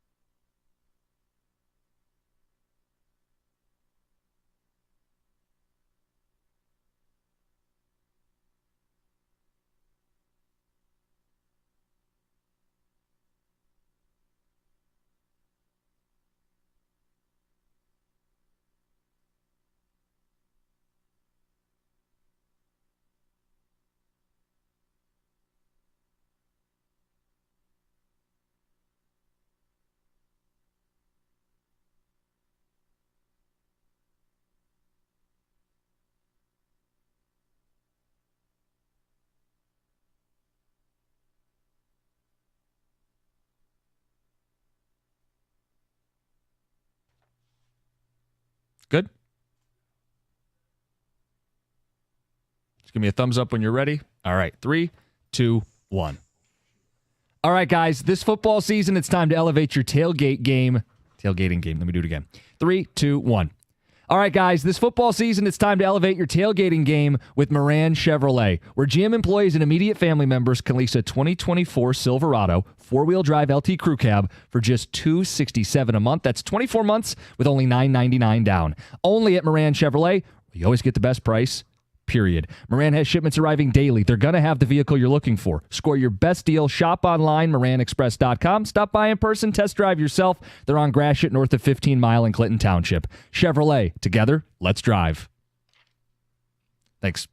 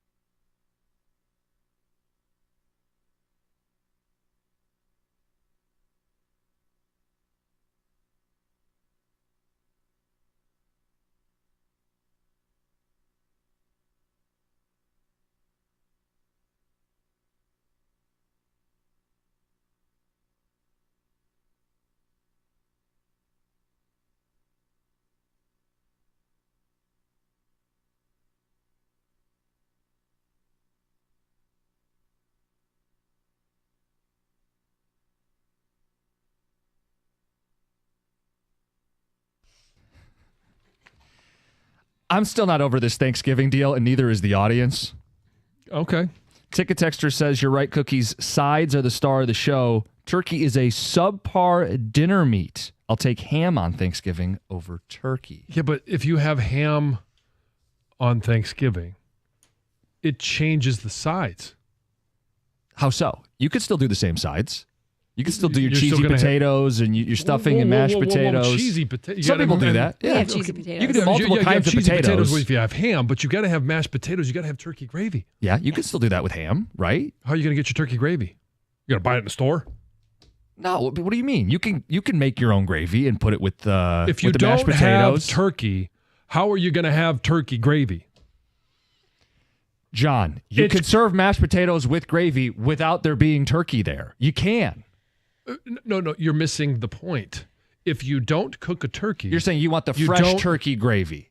Yeah, I understand what you're saying. I don't want the store bought. The subject matter here is turkey.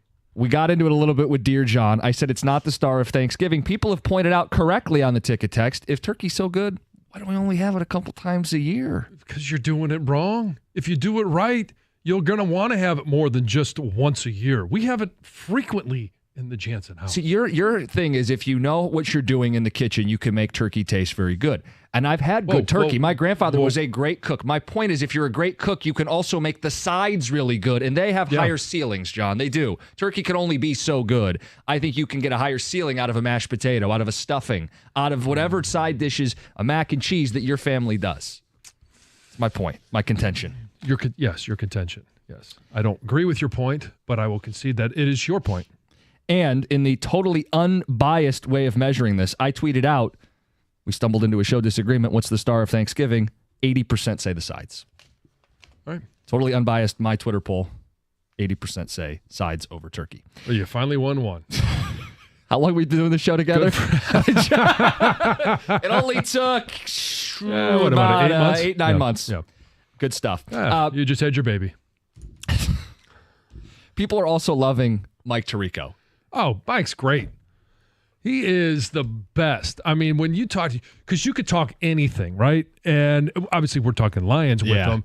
And he's got the connection, even though he's not from the area. He lives in the area. His wife is a native to Michigan. And he does have that great perspective of talking to other fan bases and being exposed to other fan bases. That's why I love the question of what is the perception of the Detroit Lions outside of Detroit? You love your question. Well, I love his answer. His answer was very, very good. Yeah. He said a couple things in there that, like, this year so far has been about the return importance of the run game. And it's something where he said it, I'm like, well, yeah, but he's right, but no one's really said it. Yeah. It's Saquon Barkley and the difference he's made for the Eagles. It's Derrick Henry and the difference he's made for Baltimore. It's clearly what Detroit is built on. It's what, when San Francisco's humming, they run the ball. Buffalo has been better committed to running the football this season. It's a huge theme this year, and it's so obvious, but no one's really just said it on our show, and Mike's great. Well, and how about,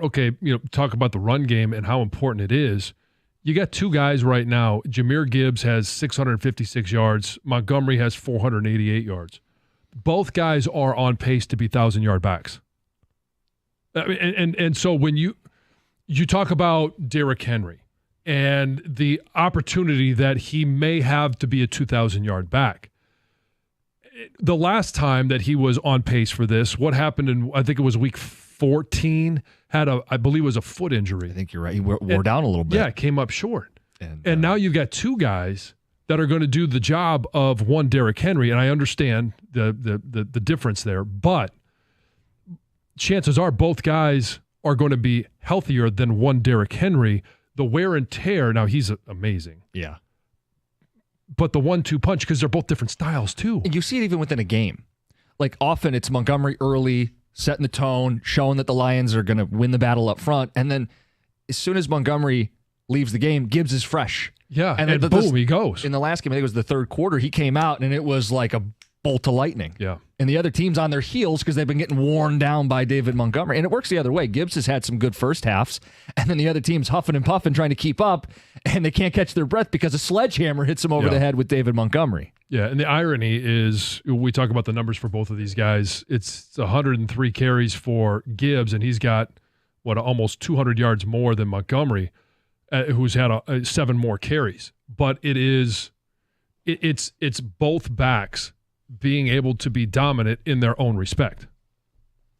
We've got Gator standing by at Ford Field. Oh, Gator on site. That's right. That's right. Good morning. I'm just I'm waiting for Lefty to show up here. Lefty, yeah. He's got his own driver. The captain is here. Oh, he's got his own driver. He's not even wearing sunglasses today. My man is fully recovered. You look good today, Doug. I don't know if I look good.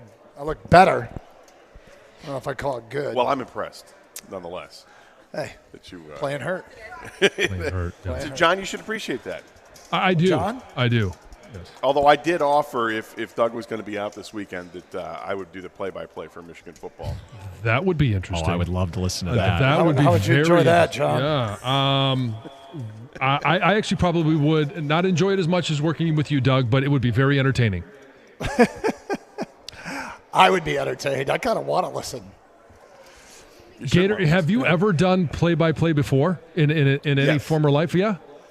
Yeah, in high school. We had a high school radio station. It's funny, we're here at the MAB meeting, and there's a lot of high schoolers out here, but that's how I got my start in high school radio. We did when I wasn't my first year there, I was on JV, so I got to do some varsity games. I did lots of play-by-play for all the sports. Okay. And I've done a little bit of hockey for college one year. Okay. Very difficult. What was your high school nickname? The mascot? We were the Barons. Can we get a touchdown Barons call from you? I don't think so. We didn't score many. we were terrible, Jim. We were terrible. We were 0-9 my senior year. Okay, then. I thought we were really, really, really, really, really awful, and then somebody had sent us a text a couple weeks ago, or a tweet a couple weeks ago, saying, "Is this worse than Gators' senior team?" And it was a list of all the scores from the season, and I think that team had scored once. We scored like 60 points the whole year. Which is decidedly more than 7. So I felt much better about myself. High-powered offense. Yeah. I asked because we have the Thursday touchdown, and we could add that to the montage. But anyway, what do you guys got coming up? Well, we got some Lions talk. We'll follow your lead, do a little baseball, mix that in. Pistons and Red Wings, interesting games last night. Preview this Houston game for the first time. Mix in some college football. Got the Blitz thingy at 10:30. Busy day. All right. Carson Anderson next. It's 97.1.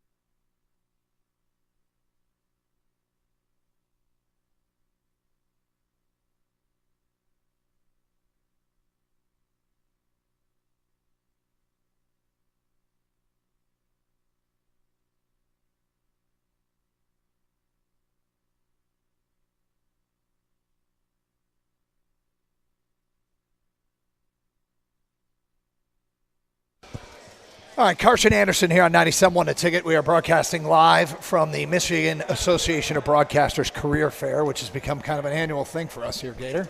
It has. So, see all the students down here, a chance to take the show on the road, and we're at Ford Field. So, one of the first things I noticed here. That's not your son, right? No. Exact same haircut. Yeah. Exact same haircut. The bird's nest haircut is the thing. Tall, lanky, yeah. Bird's nest. Yeah. It's the look, man. It's the look. So we're right about, what do we got behind us, 50-yard line? I'm going to guess we're close to the 50. Yeah. See if I don't know if we're streaming. If Evan got the stream yet. But, yeah, there's the field. You see it? For people watching online, we are right about the 45-yard line, so it's not bad. Anyway, lots to do today. How are you? I'm doing all right. Yeah? Yeah, I just put the bat signal out. I was walking in, Dan Miller was speaking with a group of people out there, so I put the bat signal out to Dan Miller to see if he might want to stop by. Might stop by? Hello.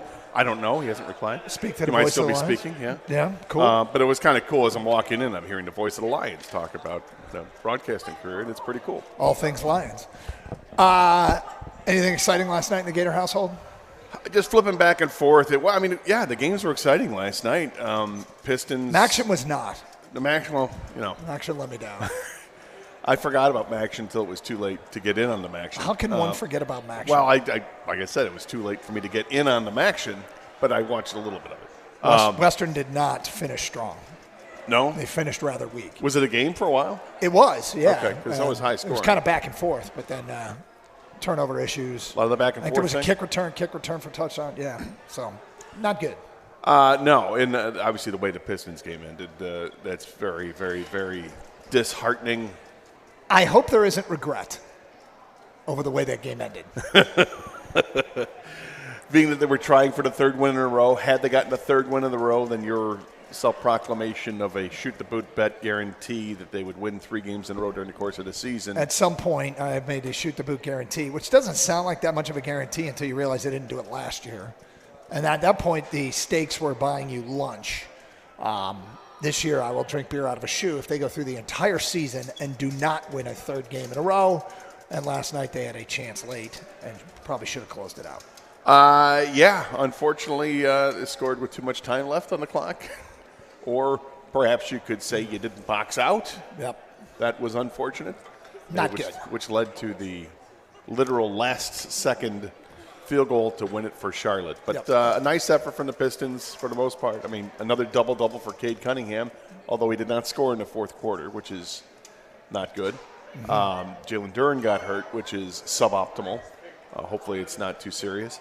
And then you had Red Wings last night. So I was flipping around, watching lots of stuff. I didn't see it in your show sheet about the Red Wings, but Kang mentioned this to me. And Kang, I don't know if you heard it yourself or so, was there a Jared Goff chant last night at the game in Chicago? Yeah, it was one of the fans that was there on his cell phone. I'd love to give him credit. I just lost the tweet, but somebody posted it, and it was pretty clear where he was sitting that there was a Jared Goff chant in Chicago. Wow. It does not surprise me. There were a lot of Red Wing jerseys out there last night if you watched. I know Blackhawks wear red as well. No, these were Red Wing jerseys. It was pretty impressive that the crowd traveled to watch that. And I know there's a lot of Detroiters that are transplanted into Chicago. So they showed up in droves. It was good. 4-1 win. You'll take it. Mm-hmm. They are now, I guess, as 500 is pretty much you get. Well, not as pretty much you get. They're 6-5-1 in the season, but it's basically they've won half their games. So see if they can change that tomorrow night with a win over Toronto. Yeah, Toronto, who we love. God, it's fun to beat Chicago and then maybe Toronto back-to-back games. Yeah. That's a good one, too, isn't it? So we'll take it. Yeah, exactly. Carson Anderson, we're on location here at the Michigan Association of Broadcasters Career Fair at Ford Field, so in downtown Detroit for the show today. We'll get to some Lions stuff coming up, but as we get towards this weekend, how are you feeling about this game against the Texans? I feel pretty good, actually. You know, it's watching Houston take on the Jets and watching the Jets use and abuse the Houston offensive line. I know the Jets have a good defense, and we know that we hate the Jets because of Aaron Rodgers, but they just kept getting after the quarterback. Now, Do I expect the Lions to do it the same way the Jets did? No, but I do think that they should be able to get to the quarterback a couple of times now that they're going to have, hopefully they're going to have, their brand new pass rusher, Zadarius Smith. He's not going to report to the team until Friday. And then Dan Campbell says they'll make their decision. I'm pretty sure he's going to play. Why wouldn't he play? He's healthy enough. You're playing defensive end. There's not a whole lot of responsibility, a whole lot of different plays you need to know. He should be fine, particularly if they're going to put him in, pass rushing situations. Not only that, you get Josh Paschal back. Right. And there's a great story there we can get to later on in the show, I suppose. But so you get those guys back. If Nico Collins comes back for Houston, who's a great receiver, okay, that's going to help Houston out. But he's just getting back, and they're not even sure if he's going to be. So he's not 100%. I just like their chances. It's a big game Sunday night, playing indoors, and the Lions' offense has been running at such a high level for most of the season, and particularly in the last 5 games. It's tough to stop. I just like what we have here. Some interesting stuff from Mike Tirico on the morning show that I'm sure a lot of people just heard, but it's fun to hear him talk about how one of the things that stands out about Detroit is the culture. I don't know if anybody's ever going to get sick of people saying nice things about our football team. It's just so weird.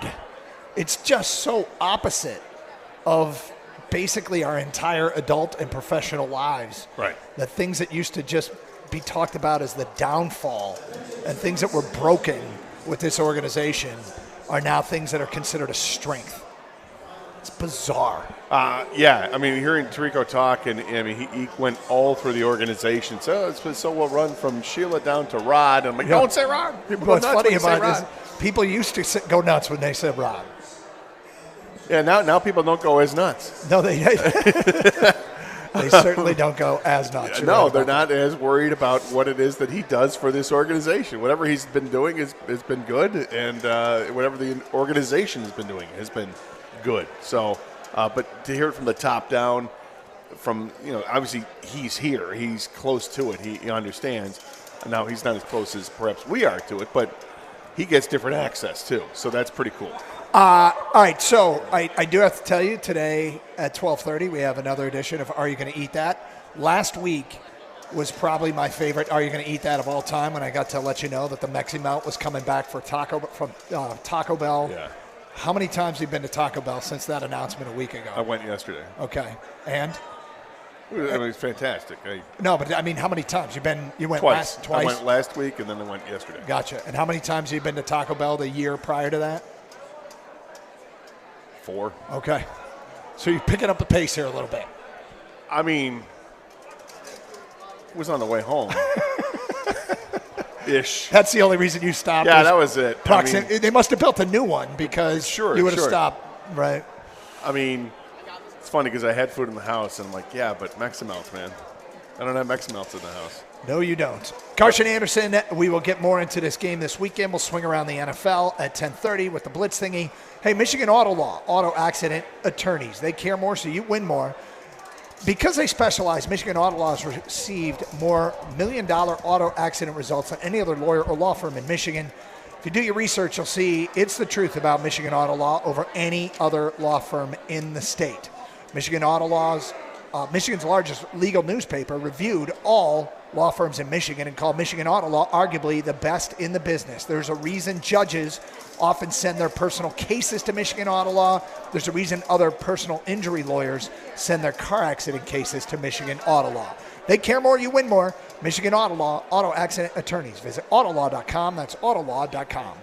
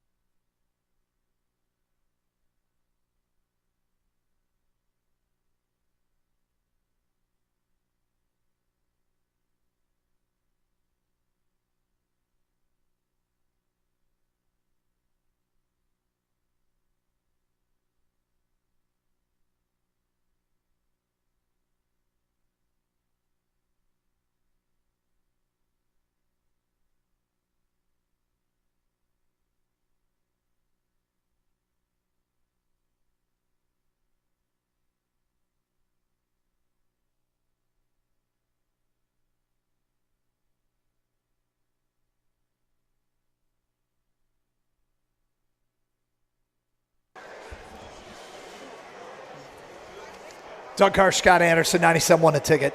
Gator, I like to make sure that even if I'm not particularly stoked about a topic or something, it doesn't mean everybody isn't. Other people can be, so we'll bring it up. And you know how I feel about individual awards? Correct. Yes. And this is for people who are new to the show, individual awards in team sports mean nothing to me as a sports fan unless my team is terrible. If my team is terrible and the only thing I have to root for is, and I'll give you an example that was applicable in my life, Tony Gwynn winning the batting championship, then that's what I ended up rooting for. As a Padre fan and a kid and some bad Padre teams, I would root for Tony Gwynn to win the batting championship. Yeah, I'm the opposite. I love the individual awards. I want my players that if they're deserving of it to get them, and if they're not, then I don't really pay as much of attention. But I want our guys to get rewarded. Well, I want Tarek Skubal to win the Cy Young. Let me put it to you like this: if it doesn't go our way and a player doesn't get their just due in the eyes of the fans, I really don't get that worked up about it. If the team is good, if the team is bad, that's kind of what I'm reduced to. But we have a good team in Detroit with the Lions. And Pete Prisco did his midseason NFL All-Pro team. Now, I know you've seen this. Yes. Yep. Then you've read it, is I guess my question. Or did you just send the link? No, I looked at it. Okay, gotcha. So I want everybody in their own mind to think about who would be. Now, the All-Pro is not like Pro Bowler. This is the best in the league at the position. So it's not like there's a bunch of running backs. There is a running back. It's not like there's a bunch of quarterbacks. There is a quarterback. Make sense? Everybody got it? So when you think about who would be on the NFL All-Pro team from the Detroit Lions. Now others, like the runner-ups, it's put together by Pete Prisco of CBS Sports. There are runner-ups here. Okay, so again, I know that people care about this. So I'm gonna work my way through it here a little bit. At quarterback, think for yourself, do you think Jared Goff should be first team All-Pro quarterback? And the answer is he's not. Pete Prisco goes Lamar Jackson, and he says it was an easy choice. Because it is an easy choice. Goff was a runner-up, along with Josh Allen, Joe Burrow, and Jaden Daniels. Running back. Do you think that Montgomery or Gibbs should be first-team All-Pro running back? Probably not. Not first team, no. No. And I would have think of the two, Gibbs probably would deserve more because he's got 200 more rushing yards. Derrick Henry is named the first-team All-Pro running back. Runner-up, just one, Saquon Barkley. Wide receiver. Do you think Amon-Ra St. Brown deserves to be, and they have three of them on this team. So this is where there is more than one. Three wide receivers on Pete Prisco's midseason All-Pro team. Do you think Amon-Ra St. Brown deserves to be on the midseason All-Pro team at wide receiver? I do not. I think he's a great receiver. He's one of the best receivers in the game. However, the way that the first half of the season has gone, statistically, he would not fit into that category, even though he's incredibly important to this team. The three receivers named to the midseason All-Pro team are Jamar Chase, Justin Jefferson, and Terry McLaurin from the Commanders. And he writes the top two were easy, Chase and Jefferson, former college teammates leading the group. The third choice was a tough one. I went McLaurin, who finally has a quarterback, and he's putting up impressive numbers. Do you think Amon-Ra gets in the runner-up category? Well, I know. Yes. So I'm asking, I guess, the audience to answer the question themselves. There are 5 receivers in the runner-up category. And the answer is no. Amon-Ra does not get in the runner-up category. He hasn't had that season he had last year where he was catching the ball 8 times a game, or he was targeted 10 to 12 times a game and ripping off 100 yards a game as well. He's been great. He's been reliable. They've completed 30 straight passes to him, 30 targets, 30 catches. He's been amazing. Yep. However, it's not the volume that the other receivers in the league have had, so they're going to get more notice, and I understand it. The other receivers are CeeDee Lamb, Brian Thomas Jr., Garrett Wilson, Drake London, and Chris Godwin. I wouldn't be surprised if Amon-Ra cracks this by the end of the year. I won't be surprised but at he that does either. not make it in midseason. Tight end, Sam Laporta, I don't think anybody would argue Laporta would be it. It was George Kittle's named first-team All-Pro tight end. Brock Bowers and Travis Kelce runner-up. Yeah, Kelsey just had his season the other night. Yeah, right. Left tackle. We're not going to do this for everyone. Slow it way down, but because this one's rather obvious, it would not be Decker. It's Trent Williams, left guard. Quentin Nelson, the center position. Do you think Frank Ragnow makes first-team All-Pro center? I've said I think he's one of the top 3 centers in the league, arguably the best center in the league, so you'd hope he's getting some kind of recognition. Creed Humphreys named the first-teamer and runner-up. Ragnow gets a mention there, along with Tyler Linderbaum and Aaron Brewer. Right guard, no point in bringing that up. Right tackle, do you think Penei Sewell, I'm asking the people, do you think Penei Sewell deserves to be first-team All-Pro right tackle? The answer is he does. He gets named first-team All-Pro. Defensively. Yeah, and what did they say about Lane Johnson with that? He's taken the throne of best right tackle in the game from Lane Johnson to the Eagles, but it's still close. Sewell is big, athletic, and can move. He can also show off his power in the run game. Defensively, Aiden Hutchinson makes edge rusher, obviously, Well, despite the fact he didn't even play half the season, and he's one of the edge rushers, I think speaks volumes to how good he was. And T.J. Watt also there. Defensive tackle, do you think Aleem McNeil people deserves first-team defensive tackle love? He does not get it. Dexter Lawrence and Chris Jones make it. Runner-up, Aleem McNeil. He does get in the runner-up category along with Cam Hayward and Jalen Carter. I think that's pretty good progress right there. Linebacker, do you think Jack Campbell makes first-team All-Pro? You think he does? Well, you don't look pained in the seating position, so I'm guessing he's not. His list needs to go. Oh, Doug, that's really unfortunate. He does not. Fred Warner and Bobby Wagner do. Runner-up, no Jack Campbell either. Corner, no Lions corner. Safety, do you think Brian Branch or Kirby Joseph get some love? And the answer to that is yes, they both get some love. Pete Prisco's midseason All-Pro team.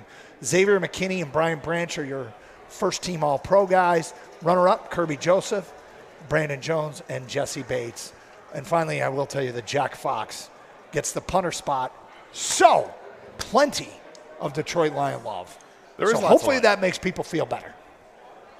Hopefully that makes people feel good. Well, it's not going to make them feel worse. Nope. It's nice to get the recognition halfway through the season. It's only halfway through the season. I don't know if you need to do that, but hey, people like to read the stuff they have. Content, baby. Here's the awards. Kang, do you take any umbrage, or you're pretty cool with all this? Yeah, I mean, this is kind of like the college football rankings. At this point, it will clear out at the end of the year, and I think awards are always appreciated, but in the end, it doesn't matter. And it's the team sport. Winning championship's the biggest thing. So. Yep. But it's cool. I mean, look, it's always cool to be recognized, I think. But yeah, it's not the end of it. There's plenty of Lions love. I guess the one thing I would ask and wonder is by the end of this year, like who could crack into a runner-up spot? Like, could Gibbs or Montgomery get a little bit more love at running back? It really feels like that's going to be hard to do because A, there's 2 of them, and B, the running back position is back, baby. It is back. Well, here's the thing with when we talk about stuff like this, everybody remembers what you do down the stretch. Nobody remembers what you did in the first half. So can players get there? Sure. I think Jahmyr Gibbs, if he continues what he's doing, will absolutely get some consideration. You look at Sam Laporta. They've hardly used Sam Laporta to this point, but if they start using him like they did last year, sure, he's there. St. Brown, if he gets used like he was last year, boom, he can be on that list. Can one of the corners get there? Keep going. If Jack Campbell continues to rack up 13, 14 tackles a game, he will be. That's right. There you go. All right, let's swing around the NFL with the Wide 9 Omaha 4-Down Around League Blitz thingy straight ahead on Carson Anderson. We're broadcasting live from the Michigan Association of Broadcasters Career Fair at Ford Field. 97 won the ticket.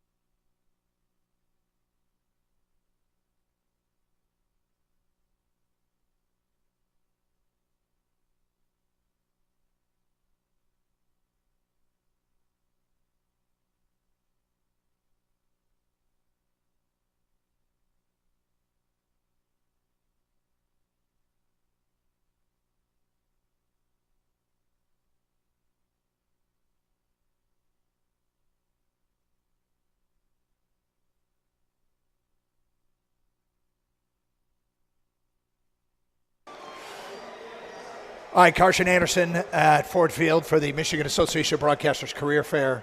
We do this every year. See the young people, the up-and-comers. We sold a draft. You say young people? Yeah. Oh, man. Draft this kid, draft that kid. Yeah. All right, Kang, you ready for blitz thingy? Let's go. All right, and we're off.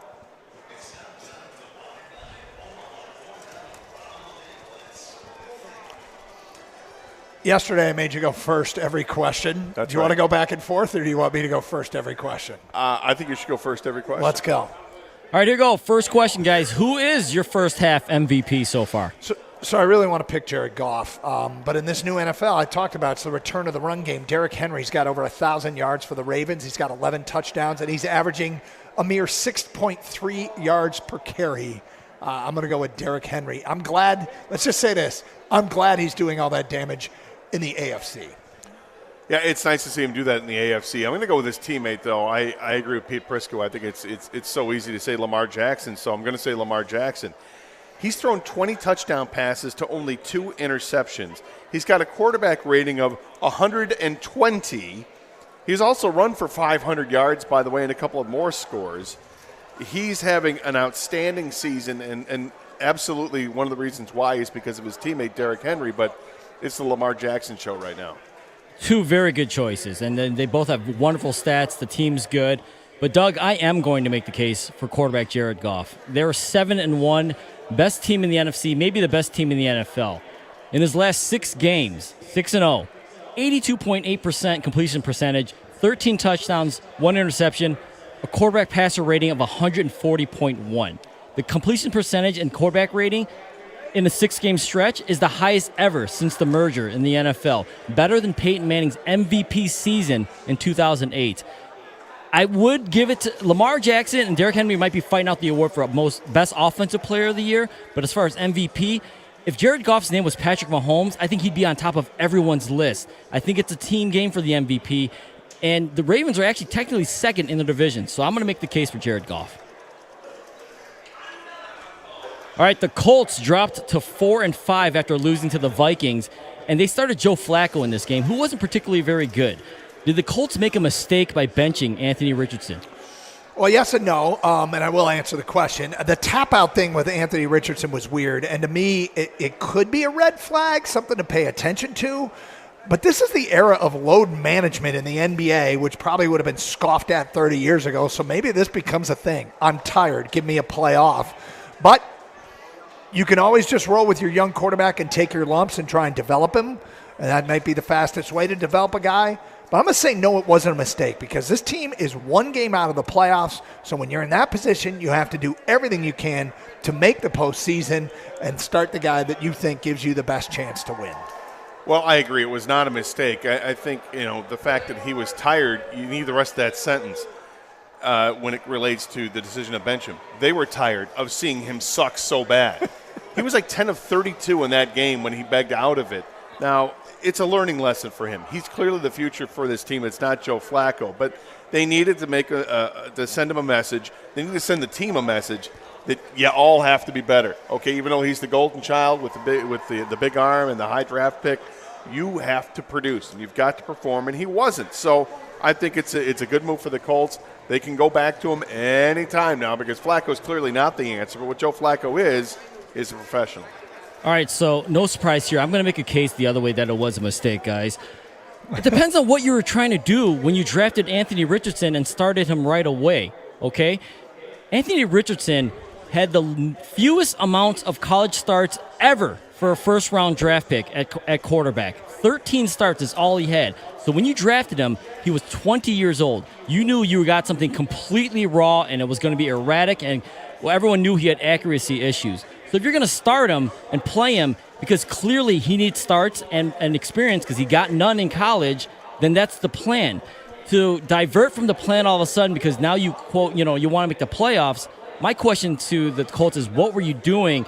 And if you want to draft him or not, that's a different debate, but you did draft him. So what was your plan with him the whole time? He's still only 22, the youngest starting quarterback in the league. I say you play him through the growing pains, and you don't, I know this is not going to sound good, you don't say this publicly, but you're not really trying to make the playoffs this year. You're trying to get better in the long run, and the long run is play Anthony Richardson, get him more experience. All right, more impressive. Last week, Garrett Wilson's one-handed jump man catch in the back of the end zone or Saquon Barkley's reverse leap over a defender. Okay, so they're both sick, and Wilson seemed to catch the very tip of the football. But what Barkley did, no one has ever done before. And here's the one thing I'm wondering. When Odell Beckham Jr. made a catch one-handed, suddenly kids everywhere started making one-handed catches. And guys in the league weren't afraid to go for the one-handed catch, sometimes even unnecessarily.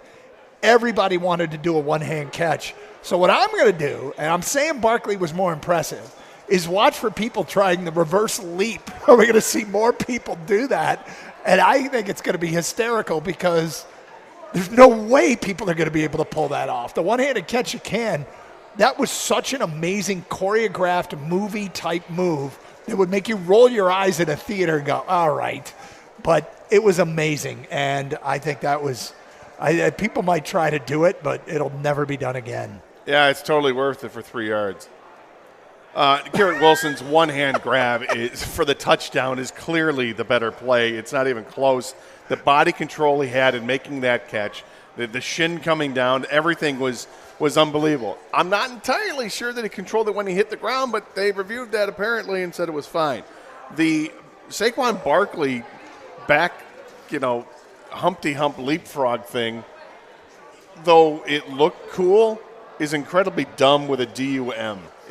Don't ever turn your back to the defense like that. You're going to get lit up, and I think it was a one-off. I hope it's a one-off because it's stupid.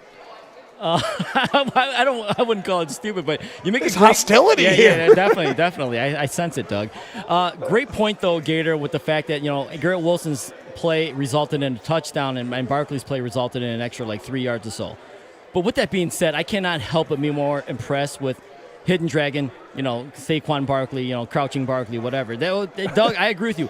Maybe it's because I've never seen it before, but I can't take out the fact that he did 2 spin moves before that, too. So that's the whole sequence of that run I'm taking into account here. I'm more impressed by Saquon Barkley's reverse leap for, as Gator put it, a measly 3 yards. But it's still impressive to me. All right, last week, 3 games went in overtime. The 3 teams that scored a touchdown on their final possession elected to kick an extra point instead of go for 2 and essentially send it into overtime because in those 3 games, there was 51 seconds or less remaining in all 3 games. One of the games had 0 seconds left. All 3 teams, though, lost. Guys, is it a mistake not to go for 2 with less than a minute remaining in these situations? So I think it depends on the game, and I'm glad you brought this up because I want to pay homage to Drake May and that 18-second play at the end of regulation to get that touchdown to force the overtime for the Patriots. But I'll give you an example of where I think it makes sense, and it's not every game, but when you are Tampa and you are on the road and they've got Patrick Mahomes and you score late, I think you roll the dice that we're going to try and score on that one play. I think you're a favorite or you have a Patrick Mahomes. I think you try and go get the win in overtime. And I think if you're not playing for anything, it's okay to try and go get the win in overtime. But I think when you're trying to steal a win like Tampa was, I think Tampa is a case where it makes sense to go for 2. Look, I hate to sit on the fence like this, but I think it really does depend on how much you trust your defense. If you've got a great defense and you feel like you can stop anybody, then go ahead, tie it up, get the ball back if you don't win the coin toss and win it that way. However, I think your point about Patrick Mahomes is very salient. I'm not. There are certain players I'm not going to give the ball to. All right, I'm not going to. Let's give them a chance. I think it also depends what your team record is, what the stakes are in the game. Halfway through the season, I think you can make a stronger case that just take a chance. Why not? It's more entertaining, but it really does depend on your defense. So 9.5 times out of 10, I'm going to go for it. I don't care the context of the situation and how good your defense is or whatever. I'm just being I don't even call it ultra aggressive. I think it's actually the smart play to go for 2. When you're going for 2, you're starting from the 2-yard line. You are in the position of power. You have 2 yards to get. You dictate the play. You know where the play is going. You've got to trust in your team to get 2 yards one time. To me, like I said, it's way more of a position of power. You're more advantageous than depending on a coin flip. I go for 2, and I think, honestly, as we move forward and forward and 4 years down the line, it's going to be more common that, hey, you just go for 2, and you try to end this thing now. All right, who wins the NFC West? Go. Seattle, I don't trust the defense. Arizona's 2-0 in the division, including a win at San Francisco, and I kind of like the Kyler Murray redemption story. San Francisco's just weird this year. They're just weird. I'm going with the Rams. I think Stafford and a Rams team that's getting healthier will win this division. Yeah, I don't trust Stafford and the elderly out there. I just don't see that that's going to be sustainable for the season. Seattle's a bit of an enigma. You can't really explain why they're not as good as they should be with all the weapons that they have. So I don't really think that's there. I'm not banking on Kyler Murray just yet. I can't see it. So default is San Francisco. They're getting Christian McCaffrey back. We've seen them play at an extraordinarily high level. They get some other players back. They're going to be the team to beat, and they could be a troublesome team if you get to the playoffs. So the entire division separated by one game. I can't believe right now the Cardinals are on top of the division. Like I said a couple weeks back or this past week that Kyler Murray, I thought they would have a top 5 pick. And what Kyler Murray is doing over there with that team and Budda Baker on the other side, to have him in the first place, remarkable.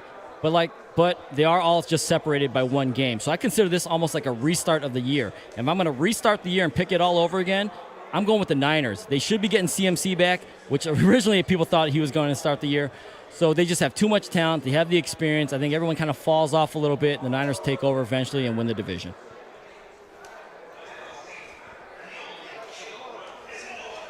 All right, the Giants are playing the Panthers in Germany this week. Guys, where does Germany rank in your personal rankings of countries in Europe you'd like to visit? Fantastic question. I love this question. So my European goals are skiing in the Swiss Alps. I want to go to a Ryder Cup in England. And I want to go to some exotic locale like a Greek island. Other than that, then it would be Germany for like Oktoberfest. I've been to Germany. It was fantastic. I've been to Munich, Frankfurt, Mannheim, Heidelberg. It was a great time out there, and I would love to go back. However, there are other places I want to see that I haven't been to that I would definitely want to see ahead of time. With the Scandinavian heritage, I want to get out to Sweden and check that out, see the fjords in Norway, check out Denmark. I want to see all of that. Would be really intriguing to me. I'd like to go to London. I have nothing against London except that we're playing football games there. Spain, I think, would be pretty cool. So Germany's down the list only because I've already done it. I've also already done Switzerland. Switzerland's ahead of Germany. Switzerland is so great. Yeah. But I want to see Italy and Greece, too. Okay. Yeah, where does it rank for me? Not high. UK, Ireland, Norway, all the Sweden, Greece, Spain, Italy, France, all those countries you guys mentioned as well. Just above Germany for me. Germany, nothing against Germany, but I think there's just too many other European countries that I'd prefer to go see instead. But maybe if it was for an NFL game with like Giants, Panthers. But other than that, even Oktoberfest really doesn't move the needle that much for me.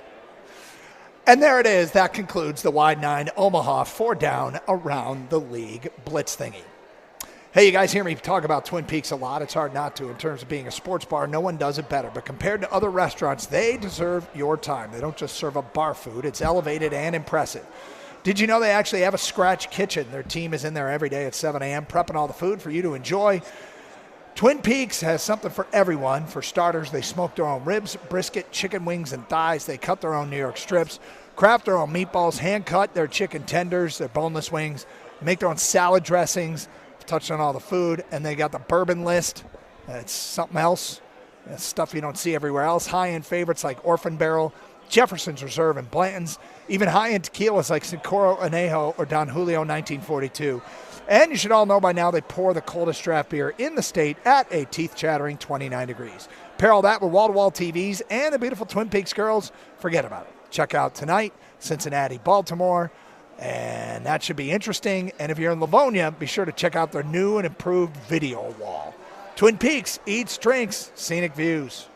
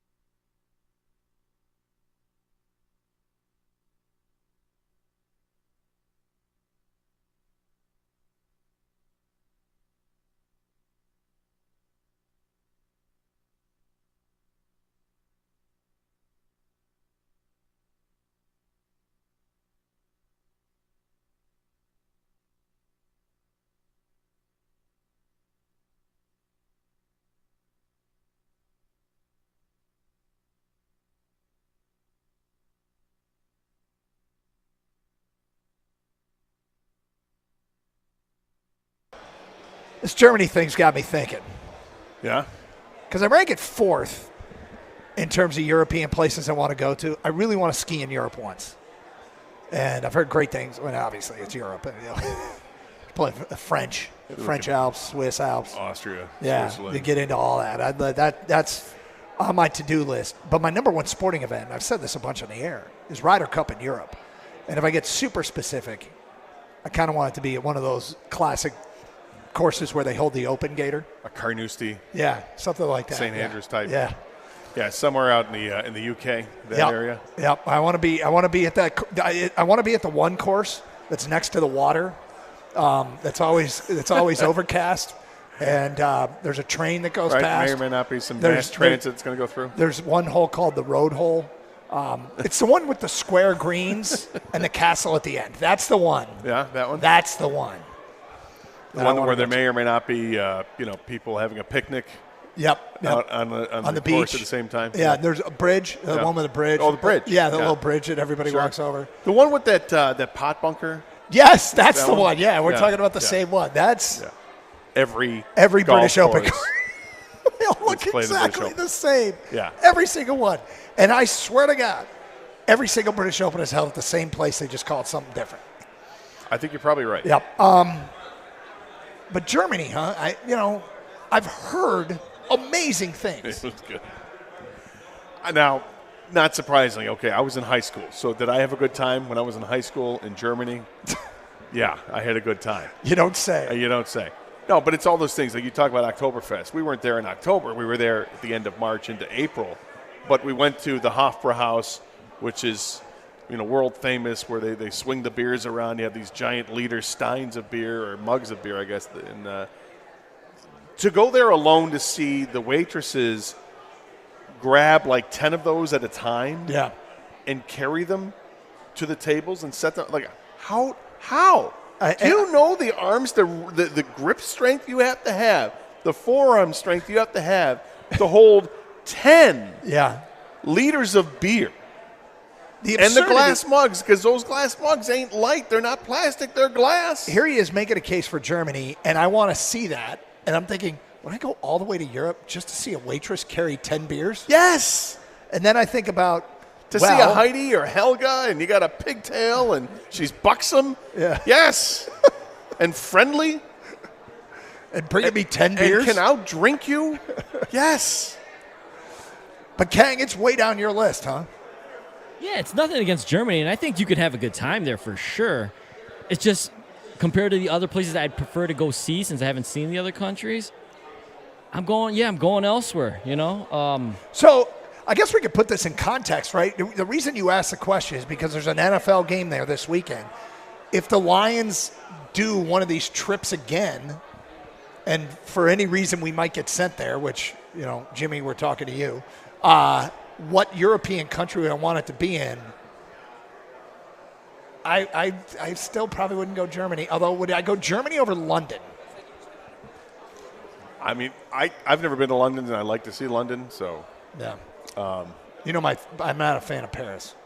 I've said this on the air. I think Paris is overrated. I don't feel like Paris. I have no reason to believe that. Paris doesn't want us there. That's the problem. Yeah, you're right. Yeah, that's a good point. I mean, would I like to see Paris at one point in my life? Perhaps, if I take a few weeks off and just go tour Europe. But I think Paris would be a stop. I like to see the French countryside, see how kind of different it is when you get away from a big city. So that's interesting because I'm fascinated watching the Tour de France. I know nothing about it, but I love watching them go through the little villages. I would rather do a little village tour of France than go to Paris. Plus, they love bread. And you are a big fan of bread. Not a fan of wine, though. I might have an issue with that. Well, maybe people can help us out. What is the best country to visit in Europe? Yeah, because Doug, just because you don't like Paris doesn't mean you might like the rest of France. That's just one city. I might. I'm open to that. I'm very open to that. I think a lot of it depends on time of the year too. You're talking about you want to go to ski there, and I wouldn't. I do want to go ski there. But yeah, and I wouldn't imagine that the Lions would go play in Zurich. Probably not in the middle of the winter. But I don't even know if Switzerland has stadiums. Do they even have? Do they even have a soccer team? They have to. Like in the European leagues, is there a soccer? I mean, I'm imagining right now, team there's soccer for guys rolling World his Cup. eyes at us. Maybe you can help us out. Is there any professional soccer in Switzerland? I don't know. I don't know. remember hearing about like FC Zurich. FC Lucerne. I don't know. It's beautiful out there. Absolutely. When we went, it was gorgeous, and you got the lakes that are out there. Lake Lucerne was out there, and the mountains and the backdrop. It's absolutely beautiful, and it's just quintessential European town. It looks awesome, and it is awesome. So, how you feel about Spain? Feels a little like an exotic locale. Feels like To go to Barcelona. I feel like if you go to Spain, you're going to come back with a wild story. Yeah, I've heard great things about Spain. My friends in the band The Mugs, they've toured Spain like 10 different times, and they come back with amazing stories about the food and the people. The people are just amazingly friendly. Yeah. That's all cool. The one that I'm interested in, I'm a little leery, and yet everybody says it's incredible, is Czech Republic. What are you hearing about Czech Republic? That it's gorgeous. The people there are beautiful and friendly. And I guess it's maybe not what you would expect. Like it's just exceeding expectations every step of the way. Massive hole in my game here. I am not. I've been to Europe. When we were coming back from Australia, we landed in Rome, had a Eurail pass, and took the train all throughout Europe, and it was cool.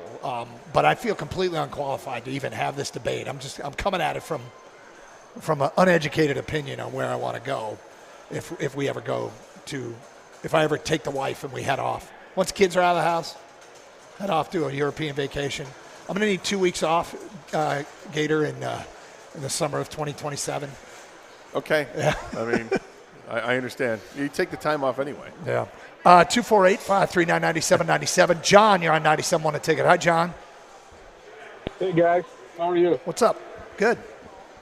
I spent 3.5 years in Germany in the military. It was beautiful. I visited Spain. It was incredible, but nothing beats Greece. Nothing has beat Greece. All right. My wife and I went there for our 25th anniversary, and nothing has beat that. Where'd you go? We went to Athens, and then we took a Greek Isle tour, and went to Santorini and Rhodes, and we just hit them all. It was just incredible. I mean, you got all the ruins and the history involved, and then on top of that, beyond that, you've got island hopping. Yeah, I mean, how bad can it be? Every body of water there is like the perfect shade of blue, is it not? That's for sure. But we did take I'll tell you this, though, we did take a food tour through Athens. That was incredible. I can believe that. A lot of conies? No coney. Well, believe it or not, their gyros, they don't put lamb in their gyros. It's all chicken and pork, and they put French fries in. Oh, that sounds good. Yeah. Well, John, I think he went to Pittsburgh, guys. Let's go to Joe here next on 97.1 The Ticket. Hi, Joe. Hey, good afternoon, gentlemen. In '94, when I was in the Marine Corps, I did a 6-month deployment to the Mediterranean. Went through Portugal, spent Christmas in Barcelona, got to go ski in Andorra, which was pretty cool. It was about 4 hours north. It's a real little small country. Genoa, Venice. I did spend a day in Greece, Malta, Palma de Mallorca, which I liked the best, the island. Was a So really what would you fun rank? spot What would you rank number one? For me personally, I would say Palma de Mallorca. Okay, gotcha. And where would Germany rank? I did not. I can't answer that question because I did not get to Germany. Everything that I saw was within the Mediterranean basin and the coastal areas. France was way down on my list. Appreciate the phone call. Thank you. Play-by-play voice of the Detroit Lions, Dan Miller, sits down next to us. What's up, guys? How you doing? I'm good. How are you? Hey, man, if you had a choice, you're the voice of the Lions. If you could control where the Lions played in Europe, where does Dan Miller want to go in Europe to see a game? That's a good one. We're up against a break. Yeah. So we're going to give you time to think about it. My answer coming up at 11:02. There it is. Dan Miller with us next here on 97.1 The Ticket.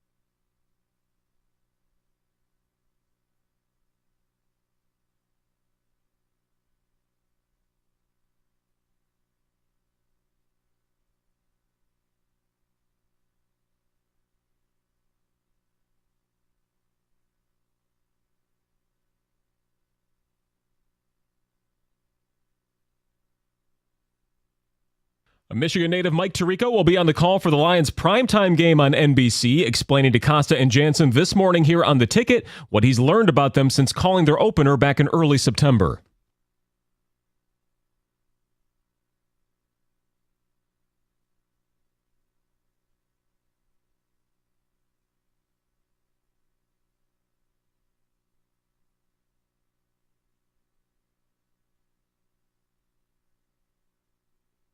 Tirico also mentioned that getting wide receiver Nico Collins back would be huge for the Texans. He was medically cleared from his hamstring injury, but they have yet to declare that he'd be coming off the IR for this week's game against Detroit.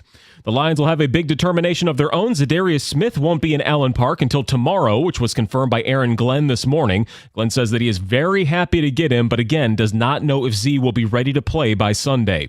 Before then, Thursday Night Football will be a big AFC North showdown between the Bengals and the Ravens, Cincy fighting back into the division race, having won 3 of 4, but they are 6-point underdogs on the road in Baltimore. And MSU basketball getting a tune-up at home tonight, hosting the Niagara Purple Eagles of the MAAC at the Breslin Center.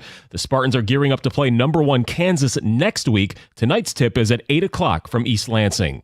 At the Corewell Health Sports Desk, I'm Chris Villar. For more, go to 97.1 The Ticket and Odyssey.com.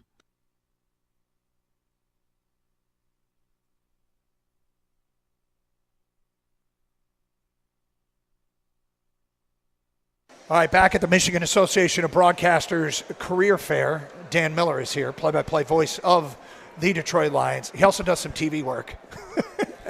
How are you? I'm good, man. Yeah. You just said it. I'm having fun. I mean, it's been a heck of a season. How can you not, right? Yeah. No, it's been great. And like you know, Doug, doing what you do, it's the most fun is just seeing how happy the fans are and how they're into this. And I mean, all the fans that we saw in Green Bay again. Yeah. You know, traveling and how blue it was. It's incredible. It's a lot of fun right now. All right, we asked you the question. If you had a European country for a Lions game, which country would you choose? You know, I did NFL Europe twice, and probably just speaking from experience, the one I enjoyed the most was Amsterdam. It was just awesome. I mean, easy to get around, great food, just the people are so nice. So I'd go back to Amsterdam again. I mean, we've done London twice. We're going somewhere next year. Yeah. There's no way around it. We are going somewhere next year. So I don't know if it'll be Germany. Maybe it's Germany because of the Amon-Ra connection. We'll have to wait and see. I did Germany twice. I did Berlin. I did Rhine. They were both cool, too. So, you know, whatever it takes, we're good to go. And it's, like I said, it's been a long time since we've done it, so we know it's coming. I want something more exotic. I want to, people talk about Greece. It'd be great to see the NFL in Greece or the NFL in Sweden or, playing on a fjord somewhere. Yeah, my wife and daughter went on a trip, and they loved it. I was telling you guys during the break, they went to Croatia and just said it. They just raved about how incredible it was. I don't know if they're bringing the NFL to Croatia, but if they want to do that, I know my wife will want to go. So we'll make that happen. You got pull. Yeah. All right, big story this week, Zadarius Smith. Yeah. And I know you talked to Dan Campbell. We played it yesterday. Thank you for that. Sure. Yeah. We're here for you. What impact does he make, and does it start this Sunday? I think absolutely. I think he's going to play. I mean, I know he's not coming in until Friday. I think you just send him out there. He's got enough of the playbook, set the edge, get after the quarterback, whatever it calls for. Probably a little more of a spot player maybe this weekend than he will be going down the line. But you had to do something. We've watched them the last couple of weeks, in particular, Mason Rudolph playing against him and then against Jordan Love, who wasn't 100%. They're just not impacting the passer. And they're getting by. But I think that gets more difficult as time goes on and you move into the more difficult part of the season and the playoffs in January and hopefully February. I just think you have to get after the passer and impact them. And here's the thing. That secondary is so good with so many guys that can make plays on the ball that if you can get that quarterback to throw it a little bit before he wants to, or throw it a little bit off balance, you're going to get some of the takeaways that they're getting now, and those things are what change games. It's amazing we've seen the defense be as good as they have in life without Aiden Hutchinson, but it's because the secondary can step up, and that's the big difference from, maybe a year ago to this season. A year ago, they made some changes to the team, went out and got some guys, but guys got hurt right away. Yeah. This year, they made changes through trades, through free agency, through the draft, and knock on wood, these guys have stayed relatively healthy in the back end. I think it's that, Gator, no doubt about it, that it is much improved from where it's been. But I will say the other thing is I think this team's offense puts pressure on the other offense to score. And I was talking to Doug about it during break. It's almost what we used to see with the Lions, where Stafford might have an empty possession and that defense couldn't stop anybody. So if you didn't score, you were down 2 scores. Well, that's what it is with this Lions team. If you don't keep up, they're going to run past you. And sometimes that can force an offense to maybe make a mistake, throw it into an area they shouldn't throw it. So I do think it's that improved secondary, but I also think that offense puts a lot of pressure on the other team. You know, Mike Tirico was on our morning show, and he said the thing about what Goff is doing right now, this isn't like a heater. This is how it's designed, how it's supposed to work, and they're just going out and doing what the owner's manual reads that this offense is supposed to operate like. I don't know if I've ever seen anything like that. Like, he thinks this is sustainable, this 88% completion percentage and more touchdowns than incompletion kind of quarterback play. Yeah, it's like Jerry's talked about it, and he said, you know what? It's just I think he has learned to take, to your point, whatever the defense gives him. And if it's a check down to Gibbs or to Demo or to Laporta, whatever it is, or to Brock Wright, fine. He doesn't have to force the ball in anywhere because he's got so many playmakers that ultimately they're going to break something loose and they're going to sustain a drive. But he has been terrific and just leading this offense and doing exactly what you said, what Ben Johnson wants him to do, and taking what the defense gives him. Look, I feel like Tom Brady made a living doing that. Tom Brady never forced the ball anywhere. Tom Brady was more than happy to throw a little crossing route or just dump the ball off and meticulously move the ball down the field, and he did okay. And so I think there's some living in that. Elements aren't going to play a role in the rest of the season except for Chicago and maybe San Francisco, I guess, depending on what the weather's going to be like. Those are the only 2 outdoor games they have. They get Jameson Williams back on Sunday as well. I mean, you talk about the greatest show on turf from years ago with the Rams. This Lions offense, I feel like they haven't even really started to explore how great they can be. Jared Goff's been efficient as you can be as efficiency, but it's not like he's throwing for 350 yards a game and 5 touchdowns a game. Those games can still happen. Yeah. They haven't used Laporta much. St. Brown he's great. He's 30 for 30 in his last 30 targets, but again, it's another guy who had all these 100-yard reception games last year. I feel like they haven't even scratched the surface yet. I think they can get better. I agree with you. I really do. And getting J-Mo back is obviously a part of that. There's more there with Laporta. I mean, it's not that he's playing poorly or that Jared's not going to him. It's just you can't argue with the efficiency of an offense or that somebody isn't getting targets or that somebody isn't getting involved enough when they're putting up the numbers that they're putting up. But I do think there's more for Sam as they move forward, and maybe that becomes a more focal part of the offense. But it's just highly efficient right now, and I wouldn't put any limits on it because it doesn't feel like they're stressed in the least. That offensive line going into that game in Green Bay, you just felt good about their chances because those guys can go out there and control a game in that environment. And then with Gibbs and Montgomery, any play is like liable to end up being a big play. They can turn 4 into 25 really quickly. It's crazy because when they're playing this well, I suddenly have this fear of how long the season is. It's like the season, I'm like, man, the season's too long. Yeah. I want to get to the postseason, but it is what it is. I'm not trying to wish it away, but God, it feels like the playoffs are forever from now, and so much can change. But it's just maintaining this thing, keeping it on the tracks, and I really think the leadership helps do that. Well, I think if you look at Dan Campbell, his strength is his ability every week to get this team ready to play.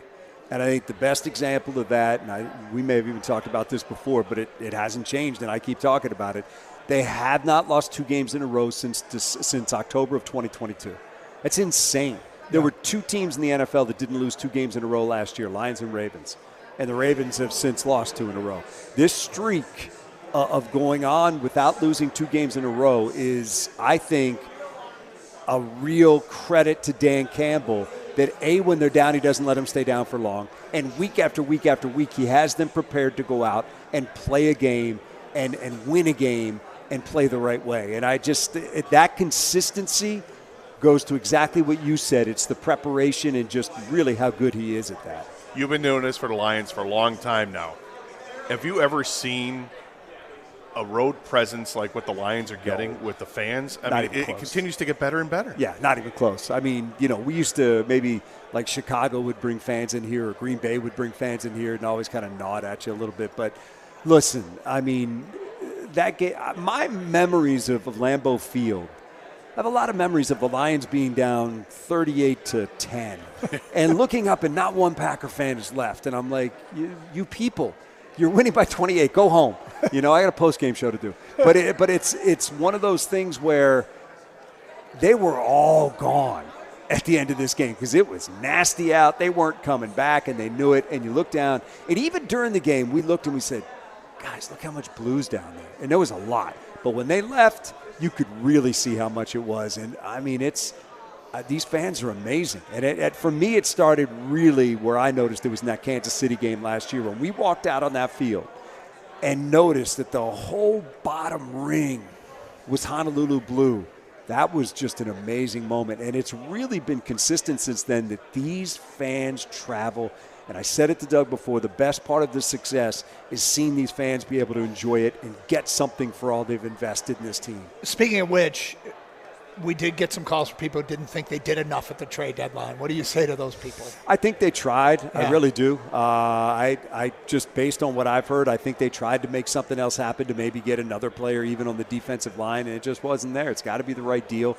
Dan Campbell said it takes two teams to make a trade, and it's hard to get those edge guys, and it's hard to get those, players that other teams are willing to trade. Does the contract impact you? They got a lot of guys coming up they have to pay.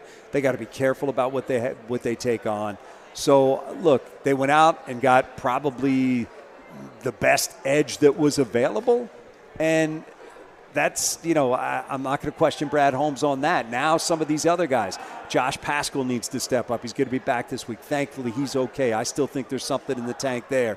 Those two guys in the middle can continue to be impactful in Reeder and Aleem. So, you know what? Let's throw him out there, and let's see if he can help complete this picture. Last thing for me, what's the collision course at the end of the season in the NFC? Oh, man. You know what? I think it's murky right now. I really do. I think they've defined themselves, but I don't know that we see how good San Francisco is going to be yet. Dallas is kind of faded away now with Dak being hurt. They're done. So I think I want to see where Atlanta goes. I mean, obviously, that's a team that I think has played well at times. You haven't mentioned your former stomping grounds. They're buyers at the deadline. I never would have thought we'd have seen the Commanders do that. I think certainly they're a team that has to be reckoned with right now. Were they 7-2? Yeah. So I think you have to look at them, and that quarterback's not playing like a rookie. So I really feel like the NFC, and this goes back to what Doug said, we got a long way to go.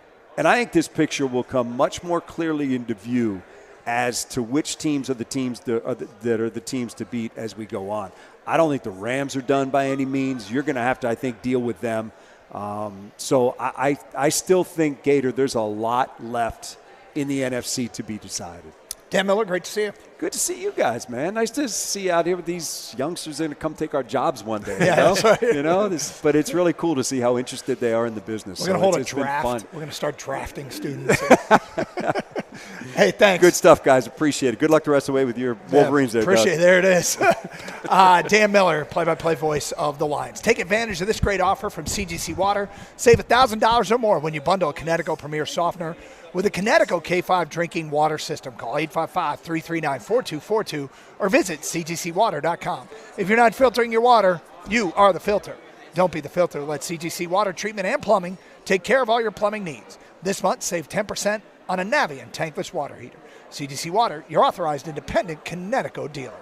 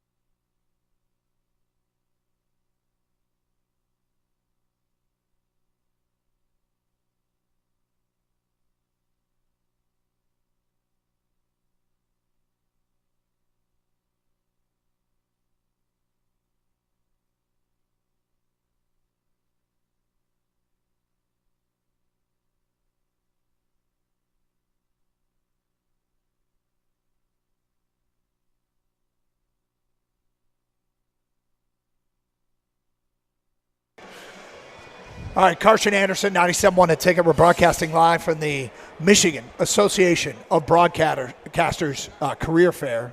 Glad that jerk finally left. Dan Miller? Yeah. Yeah. That guy. Not a very nice guy, is he? He's the greatest dude ever. Pulling teeth to get the guy to talk. Right? Like, open up a little bit, Dan. Yeah. We had to beg him to come over. Come on. You know? Dan's the best. All right, so this game, Houston. For people who missed it yesterday, they went to social media late in the show. Well, they didn't time it up with our show, but we were late in our show when they announced that they had debuted their new battle red uniforms with the red chrome helmets, red head to toe. We get to see that monstrosity against our Lions, although you like the chrome helmets. I love chrome helmets. I don't know why you don't like them. I think they're amazing. I loved it when, Oregon's got like 10 different chrome helmets. I think it's awesome. I know you don't like the Michigan State ones because they look like Christmas tree ornaments. But I like the green. I think they could go with a darker green. They can go with a silver. I love the chrome. Look, you're playing football. This isn't Battlestar Galactica, Let's sorry. Let's chill with the mirrored helmets. I'm sorry. Yeah, not my thing. We need more of Penn State boring white. Yeah, let's do that. You're damn right. Tradition right there. Yeah, you and, No, I mean Penn State's helmets are incredibly boring, but I'm not against alternate helmets. I just don't. I think the chrome looks stupid. Look, you love James Franklin. I get it. Do I? Yeah, you love James Franklin. You're crossing a line now, big fella. Anyway, Texans 6-3. They moved to defensive tackle this week for a 7th round pick. They're a first place team. They're 4-0 at home. There have been times they haven't looked great this year. They got pounded by the Vikings. They lost to the Packers. And, of course, our division plays the AFC South this year. But in Houston, some of the talk and listening to them build up to this game, they are looking at this game as a measuring stick game. They are like, okay, we're playing the Lions. It's time to put our big boy pants on and find out how good we are, which is also refreshing to hear. But that's their approach towards this game this week. That's what they're going to see the rest of the way. I think every team is going to look at the Lions game as a measuring stick game. Lions are class of the league. They're the best team in the NFC. They're arguably the best team in football. Why wouldn't you measure yourself against what the Lions do? And every game is going to be important for every team they play because they're all trying to make the playoffs. Nobody's running away with it. And, the Lions have to be ready for that. It's a different game when you've got the target on your back as opposed to when you're chasing after something. But Dan Campbell's done an amazing job of keeping this team on the attack and on the hunt. They're not hunting the team that's behind. They're hunting a championship. And to get to that, you've got to take care of everything on Sundays. So Nico Collins likely coming back. He didn't practice yesterday, but he's been cleared to practice. I would be surprised if he wasn't at least limited today. But that's their guy. He's averaging over 17 yards a catch this year. But they also, with Diggs out, they still got John Mechie and Tank Dell. They're pretty good. So this will be a test for the Lions' pass defense. Well, Tank Dell's the guy that's stepped up, and he's been better. Mechie has been, I think he's going to go down as one of those guys that had amazing speed in college and did nothing in the NFL level. But he still has great speed, so if he gets the ball in his hands, look out. But they haven't done that with any kind of regularity. Nico Collins is a problem when he's healthy and when he's playing. The running game with Joe Mixon is a problem. He's awfully good. And C.J. Stroud it's interesting because he's not the quarterback he was a year ago. I heard Mike Tirico talking about it at the morning show that he's playing more like a rookie quarterback than when he was a rookie. Because when he came in last year, it was unbelievable. The success that he had throughout the season. The first half of the year he was phenomenal and then kind of settled down a little bit, but he was still playing at a high level. This year he's not playing anywhere near that level, and I think a lot of that is the disruption they've had on the offensive line because it's not very good. But their defensive side of the ball can be scary, and we talked a little bit about it yesterday with, are there protection issues with the Lions in terms of the pass game. Jared Goff has taken some hits the last few weeks, and you worry about that when you've got a team that has Will Anderson and Danielle Hunter. And they've got other guys too, but those are the main two guys that can get after the quarterback, and it's an awfully good tandem. Yeah, Will Anderson and Danielle Hunter may combine for 30 sacks this year. They are going to challenge this Lions offensive line. And look, the C.J. Stroud thing is weird, but he got sacked 8 times last Thursday night. 8. And by the end of that game, it felt like he was seeing ghosts, where he was reacting to pressure that wasn't there yet. Oh, it was coming, but I think he got a little bit shell-shocked. And quite frankly, they're probably looking at the Lions going, all right, this is a good game for us to play right now because with Aiden Hutchinson out and Zadarius Smith still being onboarded, how good is this pass rush? They probably actually relish a game against the Lions defensive front because they're without Aiden Hutchinson, and who knows what they're going to get out of Zadarius Smith. Well, if you're Houston, how do you attack it? Because you've got a good running back, but the Lions have always been pretty good against the run. And if I'm the Lions, I'm going to try to stop the run and try to force them to throw because I like our secondary. And if they're throwing a ball, you mentioned the 8 sacks. I don't expect the Lions to get anywhere near that total. But can they get a couple of sacks? Can they get consistent pressure?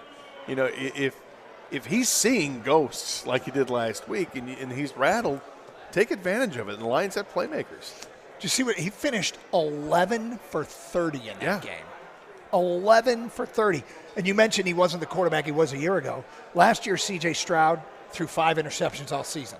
This year, he's got 4 already. Last year, he got sacked 38 times all season. This year, he's been sacked 30 times already. So it is definitely a different C.J. Stroud experience when you're going up against them. Now they can run it. Joe Mixon's a 100-yard back a game, and that's, you're seeing more and more of this in the NFL now, and that is the return of the running back, and they got a good one at Mixon. Well, they do, but I like the Lions when they put Reeder and McNeil out there on the field. It's awfully tough to run between the tackles with those guys out there.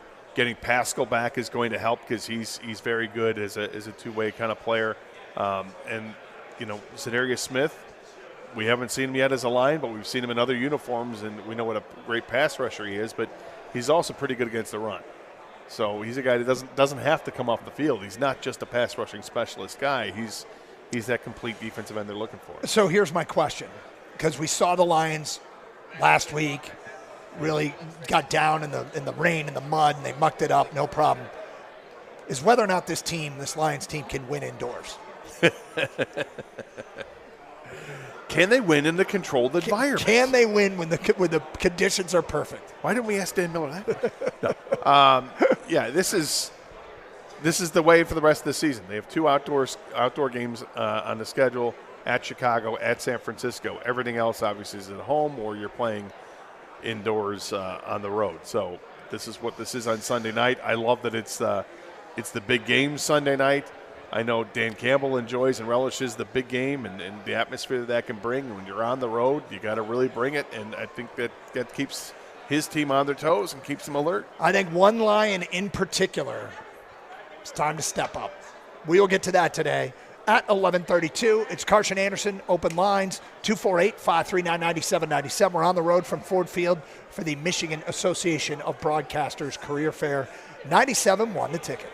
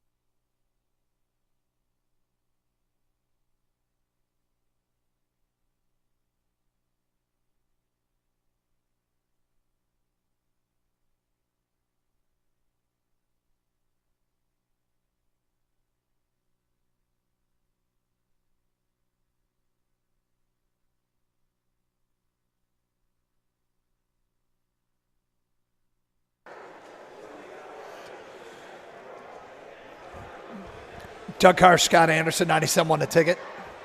We're down at Ford Field today, Michigan Association of Broadcasters Career Fair. So, talking about this, kind of got into the Lions and Houston Texans here a little bit coming up on Sunday. And we've talked about this stretch of games, the road games at Minnesota, home game with Tennessee, then at Green Bay and at Houston. At the beginning of this stretch, I mean, look, the idea of having a chance to sweep this stretch of games is the high end, the highest of high end of expectations. And they got a chance here to sweep this stretch of games, which is pretty incredible. But I think it's time for this guy to step up, and it's Jameson Williams, because there's 9 games left here. There's 9 games left in the regular season. And J-Mo has that contract thing looming. He's under contract for next year, but on his first deal, there is a extension that needs to be determined this coming spring. So the last evidence we're going to get are these 9 games. And it's obviously not just on the field, it's off the field. The 2 suspensions, they are what they are. They've happened. Nothing he has done alone, all by itself, to me, is a super big concern. But it's kind of the accumulation that has led to us being in a position where it's time not only to, off the field, make the headlines, starting right now, Jameson Williams, it's time to ball out. Yeah, and he had a breakout game earlier this year, and it's interesting because Dan Campbell was asked about him, and he's expecting big things, like right away. We asked Jared Goff about it on Tuesday, and Jared Goff says, "Oh yeah, I expect him to hit the ground running. There's not going to be any getting back up to speed because he's missed a couple weeks. He expects him to be ready to go." I get the feeling that Jameson Williams could be a focal point of the offense on Sunday night, and that's going to be fun because we know what he looks like with the ball in his hands and the plays that he can make because he's got this incredible speed, and he's starting to catch the football as well, right? And making contested catches, and big part of the job. Yeah, well, I mean, because you're looking for as a true wide receiver. You got to make that play. You can't just do it because, I'm wide open. You've got to make those contested catches, get the 50-50 balls, and he's got that ability. And I'm really excited to see what he can do because I do think he's going to be showcased. So I think back to how that might have sounded at the beginning of this segment. I might have sounded more angry at him than I am because I'm not angry at him. I really am not. Okay, you say so. No, but that's not the way I meant it to come across. But it just feels like it's this part of the business of the NFL. I mean, right now is everyone in Detroit kind of on the same page? We really want to pick up this option. We really want to, but it's not a given yet that it's the right thing to do. Are we all kind of on that same page? Yeah, I mean, it's a prove-it situation for him, absolutely. And it's because more so the off-field stuff than on-field stuff. And I'm not terribly upset with the off-field stuff. I think there's some growing that needs to take place, and I would expect it to take place. But ultimately, I think it's going to be the on-field stuff that makes you decide if you're going to pick up that contract. Hard to think that you would if you don't have a guy who's, 60 to 80 catches with a huge average per catch, going over 1,000 yards and getting close to 8-10 touchdowns a season. Why would you extend a player like that? Because you don't have to. It's not productive enough if he's not doing things like that. If you're going to extend a wide receiver, you do it because of what Amon-Ra St. Brown was doing. That kind of production demanded that you give him an extension. Jameis got a long way to get that. And as far as the off-the-field stuff, the way life works is none of us are perfect. We all make mistakes. But mistakes are valuable because you can learn from them. And, it's when you don't learn from your mistakes that you start to get yourself behind the 8 ball a little bit. Maybe you don't drive with a torn retina. Yeah, that probably was a mistake yesterday. Actually, it was not the torn retina that was the problem. It was the shots to the eye that turned into the problem. But no, it's It was a syringe to the eyeball. Yeah, that turned out to be the issue. I got rather uncomfortable as the numbing drops on the eyeball. Yeah, I got rather dissipated uncomfortable with you talking about it. And the ice cream, the permanent ice cream headache set in. No, but you make mistakes, right? And I seriously have a ton of grace, way more than I did when I was younger, for people in their teens and early 20s making mistakes, because I swear to God, like, you're thinking you're bringing up good kids, and then you see some of the stuff they do and some of the stuff they say, and like, none of them's robbed the bank or anything, but they've made some poor decisions, right? And you go, man, that's a good kid that you think you're doing a good job with that makes a bad decision. And it's like every time there's a camera or microphone, I love listening to him talk. To J-Mo? Oh, yeah. He seems like he loves what he's doing. He's having a big, and even just him talking about like Zadarius Smith yesterday, if you heard any of that. I didn't. It's great. He's like, obviously you haven't, played against him in my career or whatever. I haven't seen much of him. He goes, but I did play Madden. Because I used to play Madden a lot, and that guy was all over the field, man. He was always making plays. That's cool. But anyway, so I think it's cool when people grow up. I talk about redemption stories. I talked about earlier in the year. I saw some Spencer Rattler and thought, there's a guy who's been humbled, and I kind of want him to be successful now, and I allow him a chance to grow up. Kyler Murray, remember the whole he's playing video games too much? Yep. Now he's got a team in first place out there and is playing better. So those are stories of, everybody grows up, with you being the exception. Everybody grows up. What? And shots fired. And I owe you a lot for the James Franklin crack, you SOB. So J-Mo's time's now, and I'm sure his agent tells him this all the time. And the Lions say all the right things. Dan Campbell's like, I trust him, and we think he's going to hit the ground running. I suspect it's, I would imagine one would be eager as hell to get back on the field with this offense. You would think, yeah, because you don't want to miss your turn. Like, Right. I would think receivers are lining up right next to whoever it is, if it's Ben Johnson or if it's somebody else that sends the receivers into the game. That you don't want to miss a rep at all. Like, put me in. I got this. Yep, exactly. So, Jamison Williams guy. Kang, you got any thoughts on J-Mo here? I mean, if you made me right now, say, hey, you got to pick up his option or not, I would lean pick up his option, knowing the risk and chance you're taking there. But fortunately, we don't have to make that decision. Brad Holmes doesn't have to make that decision, and so you play it out, and it's kind of like a showcase for the next 9 weeks or so, right? And including the playoffs. How much Jamison has grown? How much has he helped his team? I don't think there's any pressure to give him an extension. I think really is just pick up the option or not. I would pick up the option. I know $15 million, it's kind of a big number, but if he's really good, it's not. So it's that in-between area, right? So, but they're going to have to make a decision at the end of the year. I love the fact that the Lions are supporting him, and I think that would only help his growth moving forward. I've said this many times before when he had some hiccups along the road here. I feel like he's always been engaged with his teammates and his team, and I think these are not malicious intents that these decision-making mistakes he's made. I think they're just honest mistakes, and yes, they do add up, but he's got to learn and grow, and I think he can do that. Gator, do you agree with Kang? Like, if you had to make the decision right now, you'd lean towards picking up the option? No. Oh, you wouldn't? No, I probably wouldn't. Just, again, the production's not there. I think it can be, but, I mean, that's where I'm at right now. Changed my mind. Yeah. And he's got all the time in the world to do it, and I hope he does. Because I do see believe me, I see the potential. Yeah. Every time I'm at a Lions game here at Ford Field, where we're at right now, and I'm sitting up in the press box, when number 9's on the field, that's who I'm watching. Yeah. I want to see what route he's running and how open he is, because it seems like nobody can cover him with that speed.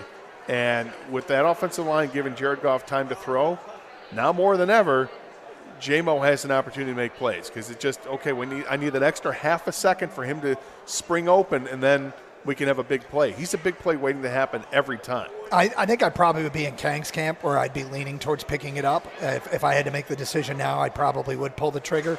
It's important to remember he's under contract next year. I'm sorry, because I just realized, pick up the option for the 5th year. Yes, I probably would lean towards that. I'm sorry. I was thinking of giving him an extension.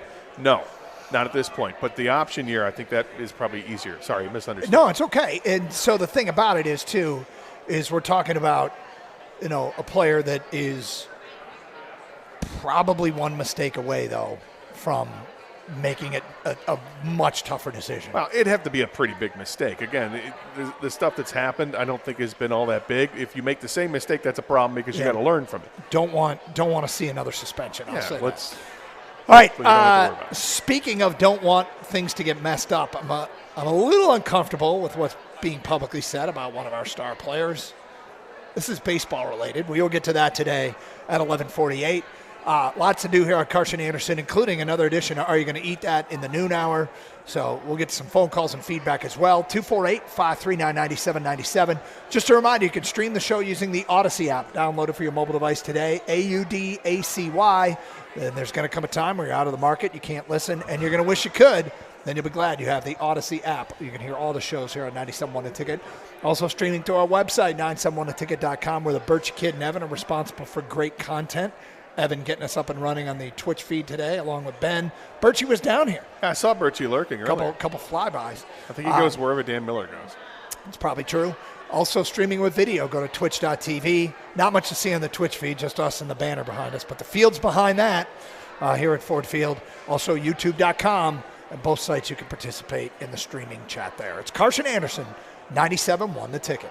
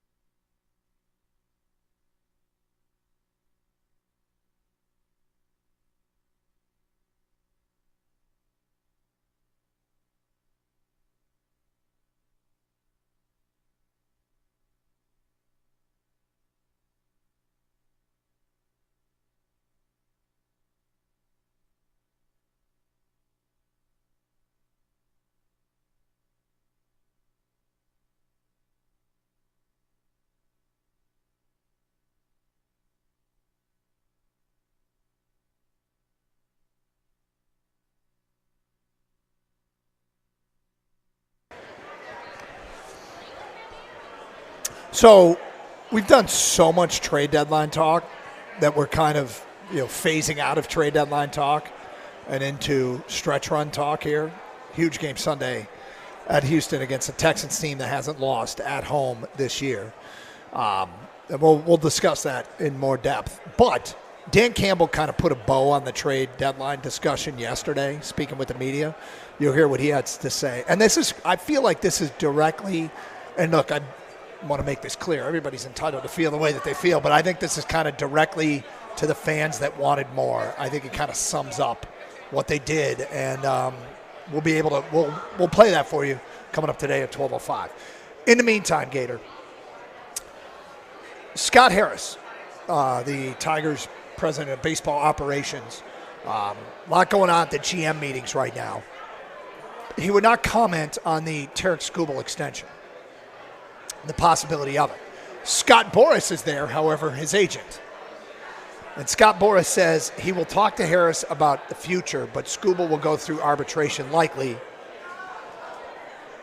I don't blame anybody for having Boras as their agent. He is the mega agent, right? He's the guy that really has grown a reputation for signing these massive, massive contracts. Kind of uncomfortable. Well, it's uncomfortable dealing with him because he's going to get the most for his clients. It's what he does. He's very good at it. And yet the Tigers have dealt with him for years. So the trepidation comes with who ultimately is going to sign the check, because Tiger fans are still leery that Chris Ilitch won't open up the checkbook like his father did. Even though they've said publicly that, hey, when the team's ready to go, we're gonna spend money. The team just made the playoffs.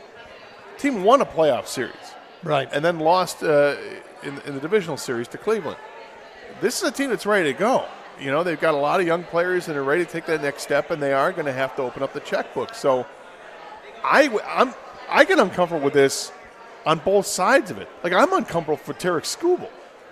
In a way, he's going to be, if he waits to his free agent year, he's going to be 30. And when you hit that, then what kind of money are you going to get at that point? If you're still healthy, and not going to win, you're healthy, teams aren't going to give money. Yeah, you're going to get paid, but you're not going to get like an 8-year contract. It does feel like right now would be a great time for all parties involved. This is what I'm saying. To lock. If I'm Skubal, I want it locked up, and if I'm the Tigers, I want it locked up. Yeah, if you're Skubal, that's the thing I'm saying. Like, I want to get paid now. Yeah, like, paid Colt Keith. If well, yeah. Yeah, right. If Boras is telling him, look, no, just wait it out a couple of years and get a big payday, I'm going to be like, no. Get the big payday now. They'll be willing to pay, and then maybe I take less for the first couple of years, and then it kicks in, to a higher rate or whatever, however you want to work it out. But if I were him, I'd want to get paid now. If I were the Tigers, I'd want to pay him now. Right. So yeah, it feels like it really does feel like a win-win. Done. Yeah, I hear you. This is it's a good time. Now, Boras had more to say regarding the Tigers. I think the Tigers have reached a level. This is Scott Boras speaking. And this was in today's, Free Press or News. I apologize. I saw the Free Press. Okay, good. I think the Tigers have reached a level where it's certainly time for them to put the toe in the water about a high level of competitiveness. Okay, so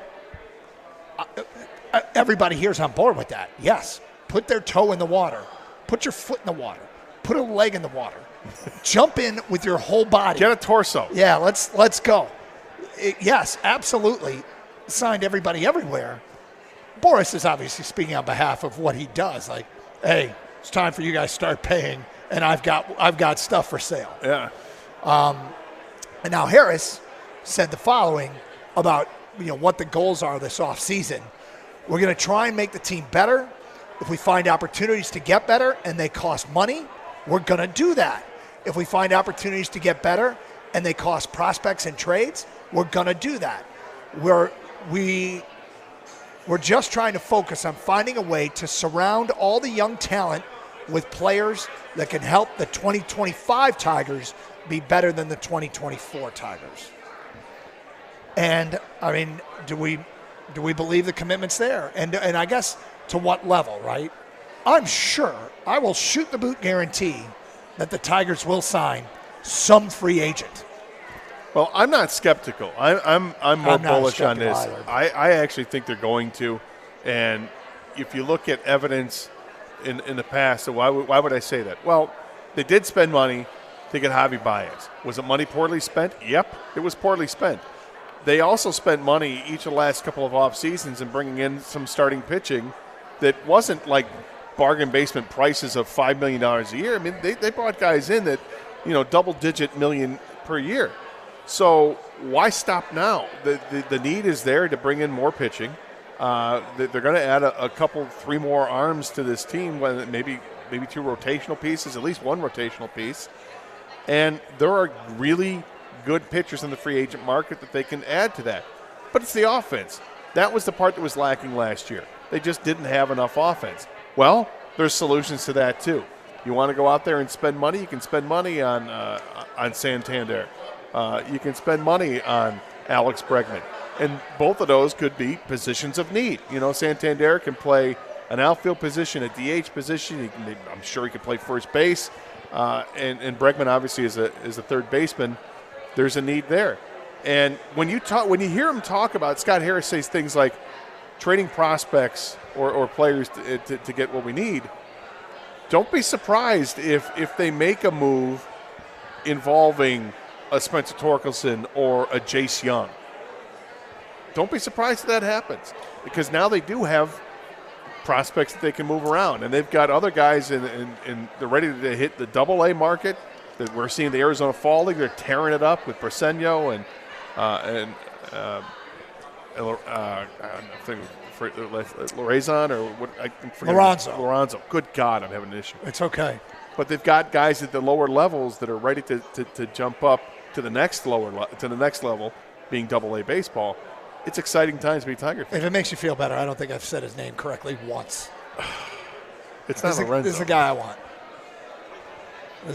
Yeah, I mean, I don't know if it's realistic, but I want Willy Adames. And I don't know where it came from. The morning show said that there's a chance he could move to third. But 29-year-old, he's got 30 home run power, shortstop, third baseman. He's played second. He's obviously originally in the Tigers organization. That's the guy. Lorenzo. Tyrone Lorenzo. Tyron? Yes. Tyron Lorenzo. I might get Tyron right, but then I'll butcher Lorenzo. Yeah. I might get Lorenzo right, but then I'll call him Theron. We're going to have some time to get used to it before he becomes a Anyway, but the question is this realistic? Adames is one of the most coveted free agents on the market. He won't get Juan Soto money, but this would be a big-time move. Basically, he deserves Javi's contract, that kind of thing. Yeah, he does. He does. And then you'd have, ridiculous amount of money spent on shortstop, but I don't care, because at some point they're going to have to bid Javi Baez adieu.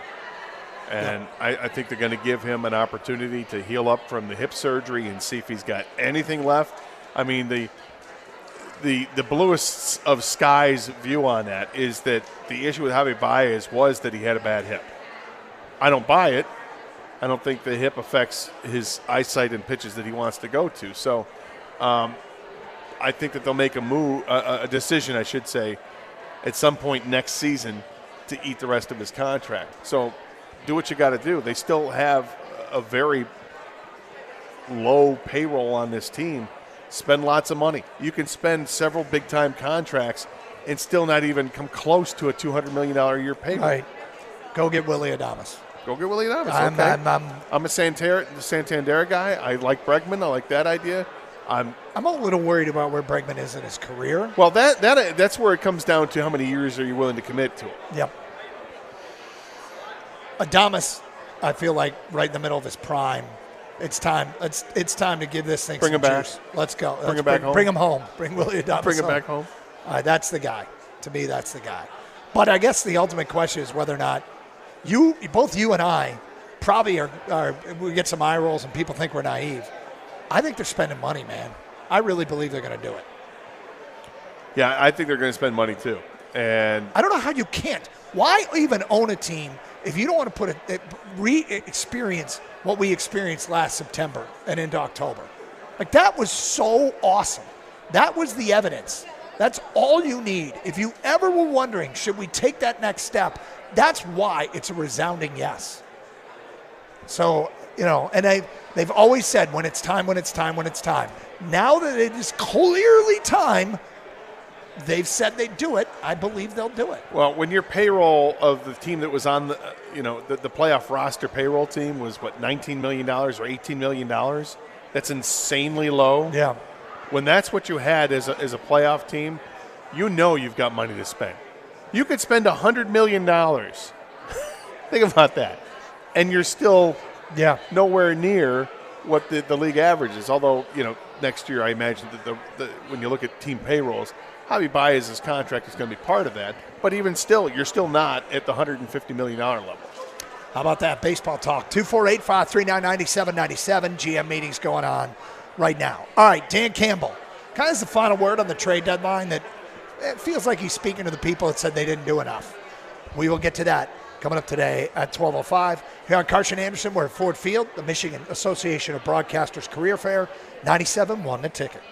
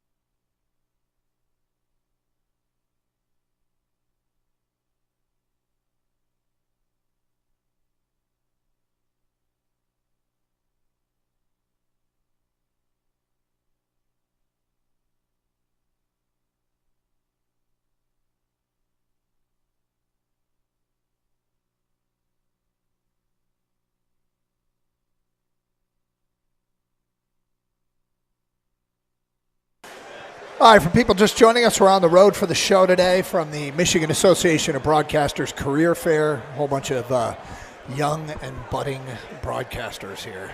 Aspiring. Hopefully. Yes. How would you have done here? I would have loved this. I really would have loved this. I think you would have gone to every table. I would have certainly made the rounds. Yeah.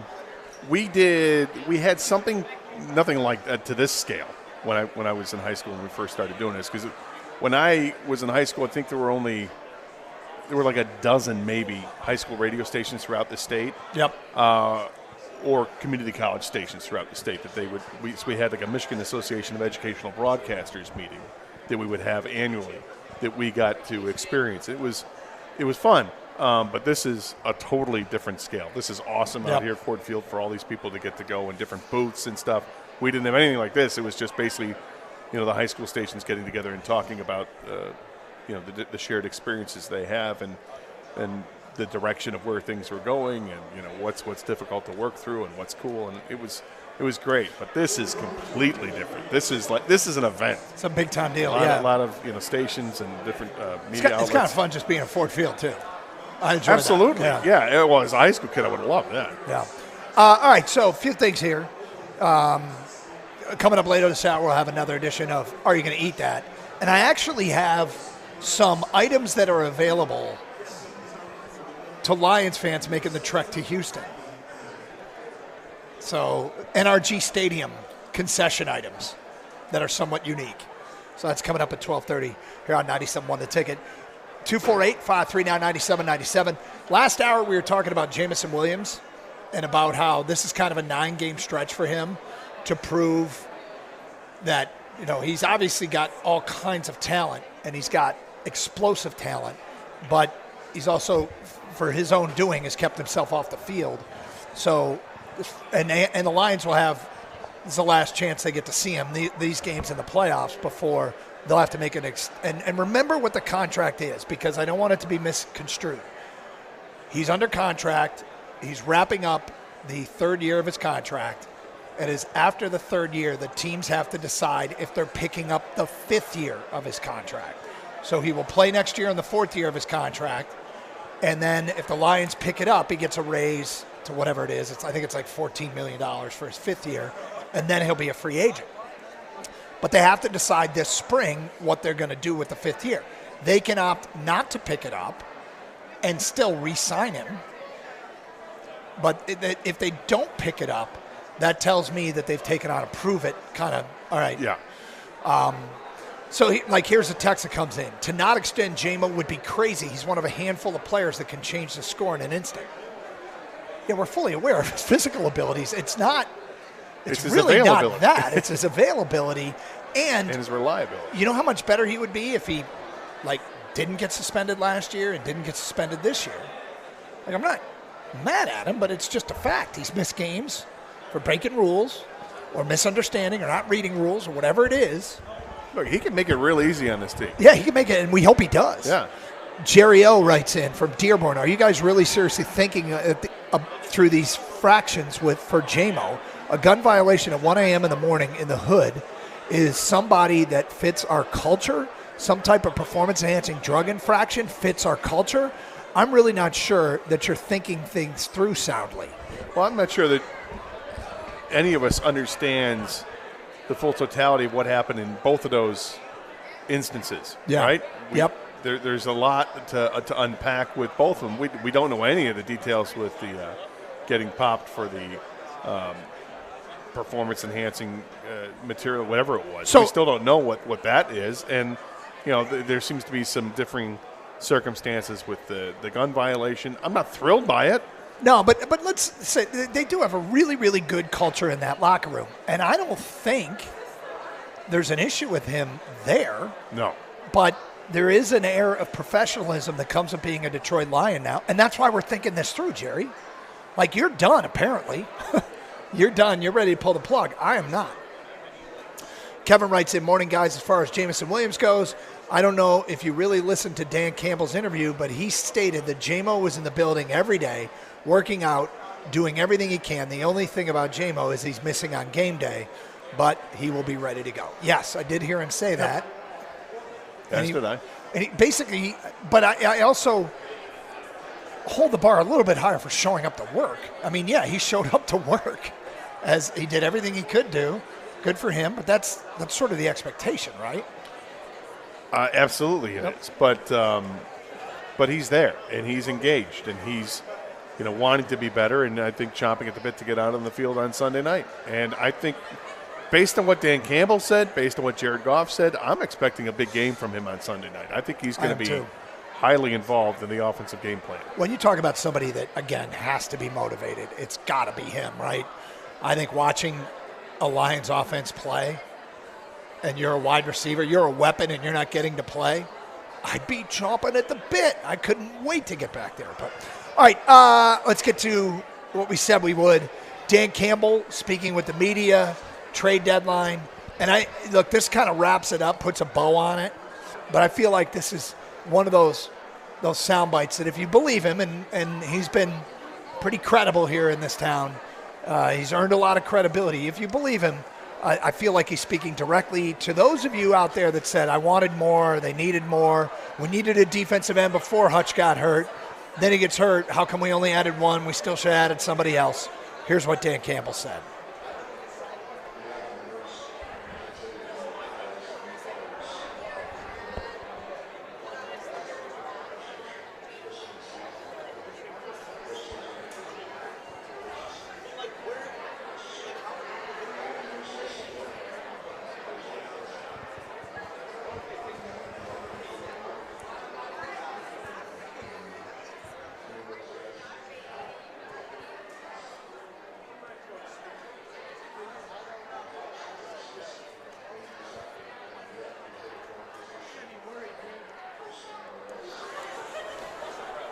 It's hard to find pass rushers. Most teams aren't going to give them up. And they really did get the best pass rusher on the best market. one on the market, without question. And what's crazy, we did confirm that. We were talking about this yesterday, that no first-round picks went. The highest possible draft pick that exchanged hands at this trade deadline was the Jets gave up a third-round pick for Devontae Adams that could convey to a second-round pick. That's the highest pick. Lattimore got a 3 as well. It was a 3 and then some. But the highest individual pick that got moved. Was the third, And it speaks a little bit to the market and what it was like, and how hard it was to get elite players. But not a lot of high draft capital was moved by anyone in this league. As much as we could say Detroit should have done more, you could kind of say everybody, if you're a fan of that team, you can make the case that everybody, quote, should have done more. All right, 248-539-9797. Let's get back to your open line calls. We go to George here on 97.1 The Ticket. Hi, George. How you doing, fellas? Good, George. I kind of have a question because I don't know this for a fact, and maybe you guys do. So, these kids are kids when they come out of college. They're, 22? So now you give them this large sum of money, and are they, right out of the gate are supposed to be you're my hero, I want to be like you, and I know what I was doing at 23, 22. So do they have a mentor that could be with these players so that they can kind of help them through their professional career? Because otherwise, J-Mo's a kid, really. He's 23, 4? And it's funny. I always wonder. Still look at him. I still look at him as a kid, and I still look at my. I think about where I was at 23, 24, and again, I'm not robbing banks. I wasn't out there, I didn't have a meth lab. I wasn't selling, wasn't on the street selling. I was a pimp, but other than that, I was. But that's totally different. No, I worked the sidelines at Michigan, and I know you weren't no pimp. Let's be honest there. Anyway, long story short, Jason's so much more friendlier than you. I'm sorry. Ouch! Jason is something else. I work on the steps right at 23, 4. So I've fallen off those steps. Anyway, long story short, you've got. You're right. These are very young people, and some of them seem younger because of what they do. In the case of Jamison Williams, I think that's the thing. Some guys you look at and I don't know what the age difference is between St. Brown and Jamison Williams. I don't look at St. Brown as a kid. No. Jamison Williams might not be too much younger, but seems way younger maturity-wise, so it's easy to call him a kid. And none of it's fair because these are grown men. They're in their 20s. 248-539-9797. More of your phone calls and feedback coming up a little bit later this hour. Adam Schefter spoke about the future of Ben Johnson. You will hear that coming up later here on Carson Anderson on 97.1 The Ticket. The NBA is back, and FanDuel, America's #1 sportsbook, wants you to catch all the action. And right now, FanDuel is giving everyone 3 months of NBA League Pass. All you have to do to catch every tip-off and buzzer beater is place any $5 bet on the NBA to get 3 months of NBA League Pass, courtesy of FanDuel. Just visit FanDuel.com/Doug. That's FanDuel.com/Doug. FanDuel is the official sportsbook partner of the NBA. Must be 21 or over and present in Michigan. After 3-month free trial, the full price of League Pass will be automatically charged monthly. Cancel anytime. No refunds. Terms, restrictions, and embargoes apply. Limit 1 pass per customer. See terms at sportsbook.fanduel.com. Gambling problem? Call 1-800-GAMBLER.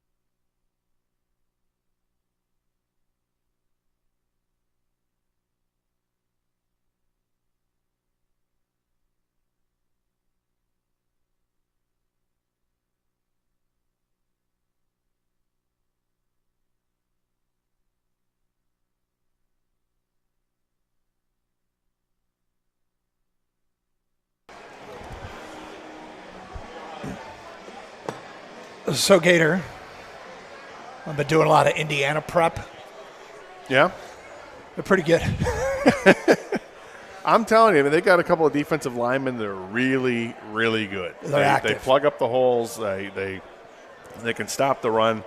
Michigan State they averaged a yard a carry against Indiana. So after running really well against Michigan and Iowa, they did nothing against Indiana. It was very disheartening as a Spartan fan. And the defense is kind of no joke. And their offense, oh, by the way, all they do is put up 40 points a game. Yep. So their top receiver is one of the leaders in the nation in yards per catch. Their quarterback, you know, it's funny because we've seen Dylan Gabriel, we've seen Quinn Ewers this year, and guys who are threats to make plays with their feet, and Curtis Rourke is not. So I've kind of come up with the analogy that he's like an elite playmaking point guard.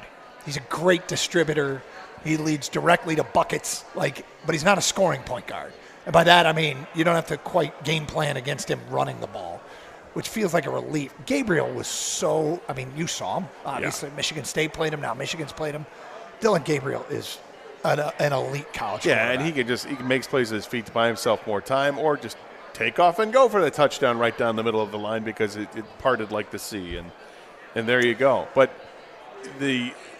with Rourke in Indiana against Michigan, I don't think Indiana's faced a defensive line like what Michigan has. So is Michigan going to be able to get a pass rush? Because they've got the tackles that can get the push, but outside is where they can really get it. I think Rourke's been sacked 4 times in Big Ten play.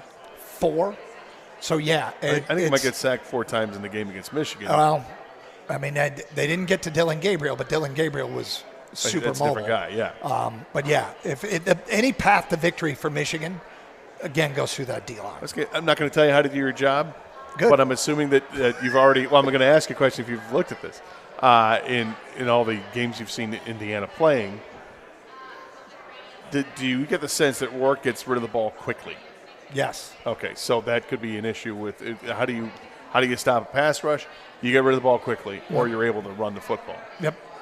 And you got to jump routes. You got to make him look for other options to let the pass rush get home. And Michigan likes to jump routes. Yeah, and get a sense as this week goes on. I was kind of thinking that they might be due for a good game against Oregon, and then I found out late in the week that both starting corners are out, and I'm like, ooh, not the team to have both starting corners out. No, probably not. Well, then Tez Johnson got hurt trying to level that playing field for you. He did, but they still are loaded at that spot. Oh, we can empty the bucket. I got Tez Johnson stuff. Because let me tell you something. Tez Johnson, I was super prepared for all this Tez Johnson stuff. Yeah? And then he gets hurt first drive. And I'm left with all this stuff I didn't get to use. But I have all these Tez Johnson. Do you know that Tez Johnson, when he was do we have an open for this? Oh, we do. Do we have an empty? Okay, so Tez Johnson in high school, Pinson, Alabama, kind of there was some trouble there and all that, and he moved in with his high school coach. His high school coach was Patrick Nix. Oh. His high school coach's son was Bo Nix. So Tez Johnson played with Bo Nix. And the whole time, Bo Nix, while he was there, Tez Johnson was a giant Oregon fan. Okay? He wasn't getting looked at by Oregon, but he was a giant Oregon fan. And Bo Nix goes to Auburn, and who does Auburn play in the Holiday Bowl? Oregon. So here's Tez Johnson living with the Nix family when Bo went away to Auburn, and he's like, no, I'm rooting for Oregon. But he's listed in the media guide as Bo Nix's brother.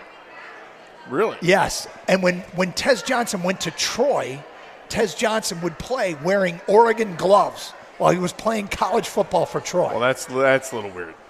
So then eventually Bo and Tez both ended up at Oregon. I think at some point you try to make it happen. That is me emptying the bucket. Well done, Doug. Yep. Yeah. All right. So, can't believe you stopped. I mean, I can give you more. I've got the bag full of notes. You want me to? Probably not. No, it's okay. I guess my point was Indiana, if they get rid of the ball quickly, that's going to be better for them because Michigan can mount a pass rush. Yep. And that's how and the other thing that I'm looking for is what happens when Indiana's defensive front moves right before snap. Can Michigan handle that? When they shift right before it's snapped, when they give one look and do something different, how does Michigan's offensive line handle that? And because they didn't really run the football against Oregon. Now, Oregon's number one for a reason, but you saw it up close and personal how Indiana can stop the run. I think there's going to be a huge emphasis this week on trying to run the football. Now, Michigan lost another offensive lineman last week? Yeah, he was like the 6th OL. Okay. They do that bonus OL stuff where they put XL OL, I call it, where they put the 6th offensive lineman in there. But Gentry, they lost Gentry the week before. He had come in for Evan Link. Evan Link went back in. Jeff Percy goes down. And, I mean, if you listen to Sharon Moore on the coaches show on Monday, you would get the sense that Andrew Sprague, the 6'8" true freshman, might actually play in this game. So, but we're at the time of year where guys can start playing and not lose the redshirt year. There you go. All right, so Lions and Texans coming up on Sunday. You know what's funny? Gator, let me ask you a question. The word nugget is funny. The word nugget is funny. Do you like this matchup, Lions and Texans? You think it's a good matchup for Detroit? I do. Yeah, I do too. So it's a good matchup for Detroit. Now, Going into the season, I was scared of this matchup. Yes. I'm not scared right now. So that's one. Two is, my second question is, do you think the Lions are going 16-1? No, I don't. I think they got tripped up. I thought they'd get tripped up a number of times this year, and they've been fantastic so far. And the way they're playing, looks like it's hard to trip them up. But injuries are still a part of this game. Sometimes you just you lay an egg out there. We've seen that happen each of the last couple of years. There's an egg-type game. I don't suspect it'll be a nationally televised game Sunday Night Football. I don't think that's going to happen there. But they've got tough matchups throughout. So I don't think they're going 16-1. I don't think they're going 16-1. And if you got to pick a loss, which loss would you pick? This might be the most losable game the rest of the way. It might be. I mean, Minnesota is that's going to be an interesting game. I still don't think much of Sam Darnold, but I do think a lot about that offense. Green Bay is always going to be tough. You know, they think that they outplayed the Lions and just didn't execute. Right. It's a big part of playing well. Yeah. And guess what? Better teams play better. If you're going to outplay them, you got to execute. But Green Bay is really good. So I think Green Bay, Minnesota, San Francisco towards the end of the season, you don't know what San Francisco team is going to look like at that point. This is the weirdest season in San Francisco. Like Purdy, statistically, is actually having a pretty good year. The McCaffrey injury is weird. Well, they've had a bunch of injuries. A ton of injuries, and they can get through those now. And they're still, despite all that, they're 4-4. You know, they've started the window to get McCaffrey back. Don't know if it'll be this weekend or when it happens, but it's going to happen. He's going to be back. And then how is that going to change the look of the San Francisco 49ers? Because they have now they have a couple of really good running options. It's not what people want to do, and it's not something I'm even really digging for. But if you're one thing we got to keep in mind, unless you think they're going 16-1, by definition, that means they're going to lose another game. And if not this one, which one? And yeah, I like the matchup. I really do. Maybe they are going to go 16-1. Oh boy, let's. Doug, worried about them going 8-1. I am. That's what we're worried about. No, I hear you. Of course, you're right. But you know the way the schedule's laid out, at Green Bay and at Minnesota were huge hurdles to clear. You know, Doug, I think I just realized the genesis of me taking it one game at a time was the mistake we made as a freshman football team when the coach said we're going to go 8-0. And then you lost the opener? Yeah. Then he came out and said we're going to go 7-1. And you lost game 2? 6-2. And then you lost that game? 5-3. Yeah, you lost that game? 4-4. Y'all better win a game. Yeah, y'all better win a game. Yeah. And you didn't, just for the record. Yeah. Coach should have just said we're going to go 1-0. 1-0. You know who does the 1-0 this week? We're going to go 1-0 this week. That's a James Franklin thing. Gator's good friend, Penn State football Don't coach. try to spin that on me. James Franklin. Look, I've already tagged you with the Franklin love. He's a so James you can't, Franklin lover. This is not a game of tag you're it with James Franklin. He loves the way James Franklin interacts with fans and the media. He approves. He loves himself some James Franklin. Well, I've proven that it's entertaining. He looks like an ass. 248-539-9797. Carson Anderson, 97.1 The Ticket. Coming up, another edition of Are You Going to Eat That? Later this hour, Adam Schefter, the ESPN Insider, talks about the future for Lions offensive coordinator Ben Johnson. I have not heard this yet. Kang dug it up. We'll play it for you in the back half of this hour. Here on Carson Anderson on the road from Ford Field at the Michigan Association of Broadcasters Career Fair. Birchie is a speaker. Frightening. It's Carson Anderson, 97.1 The Ticket.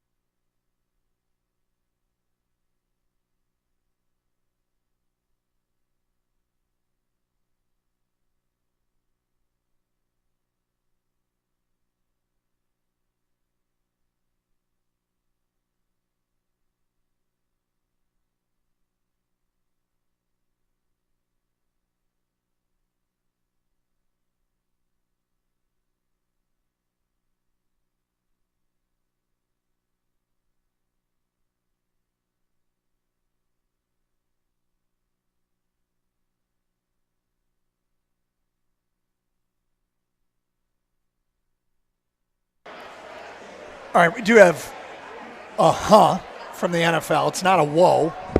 But Kang, you're back in our studios and you're dialed in. What just happened in the NFL? Yeah, according to Adam Schefter, the Ravens have just released Yannick Ngakoue, defensive end. They're hoping to re-sign him to their practice squad, but he's got to clear waivers, so he's subject to be picked up by any team. But it goes in order, of course, of worst record to best record.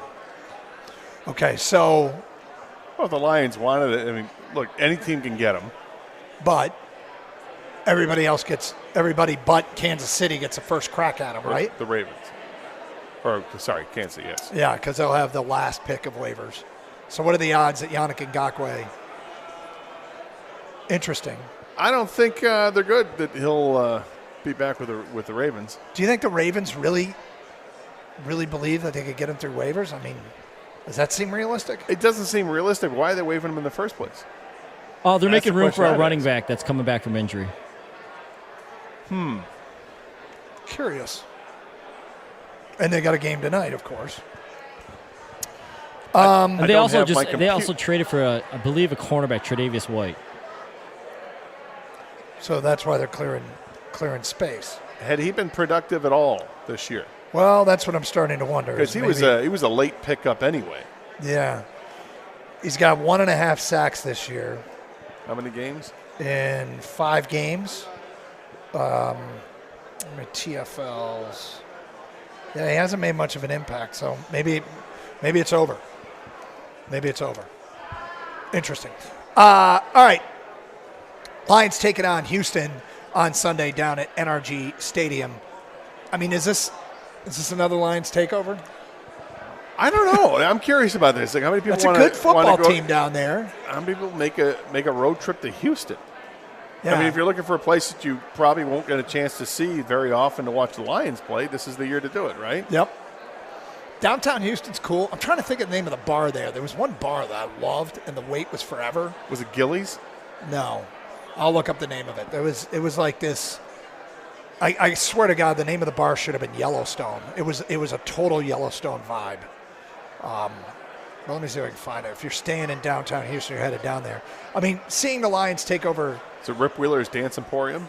It is not Rip Wheeler's Dance Emporium. You're such a clown. I'll have to find the name of this place, but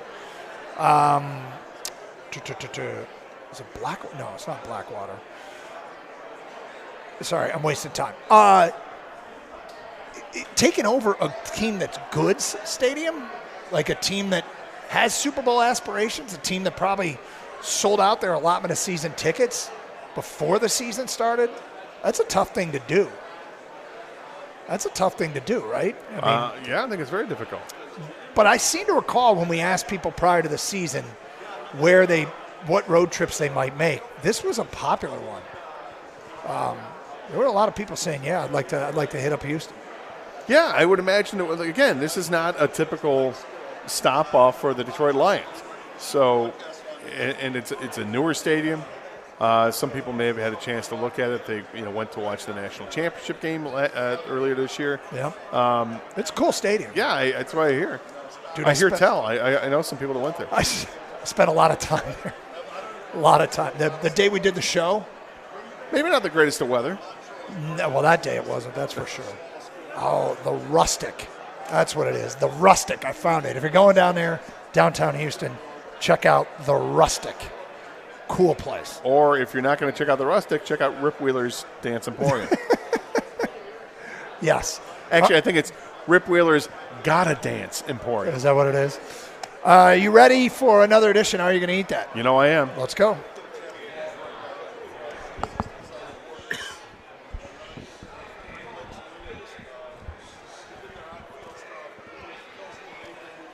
This is actually for those of you who are making your way down to Houston. I got 3 concession items that are somewhat unique at NRG Stadium. I start with the chicken wonton nachos, Gator. Chicken wonton nachos. Fried wonton topped with white queso, teriyaki beef or chicken, and a coleslaw made with sesame ginger dressing with a drizzle of specialty sauce on top. Available at sections 103, 105, 123, 125, and 510. Would you eat the chicken wonton nacho? Oh, hell yeah, I would eat the chicken wonton nacho. I'm curious, though, with the Asian flavors mixed with a queso. Yeah. I'm not sure how that's going to jive, but I'm curious.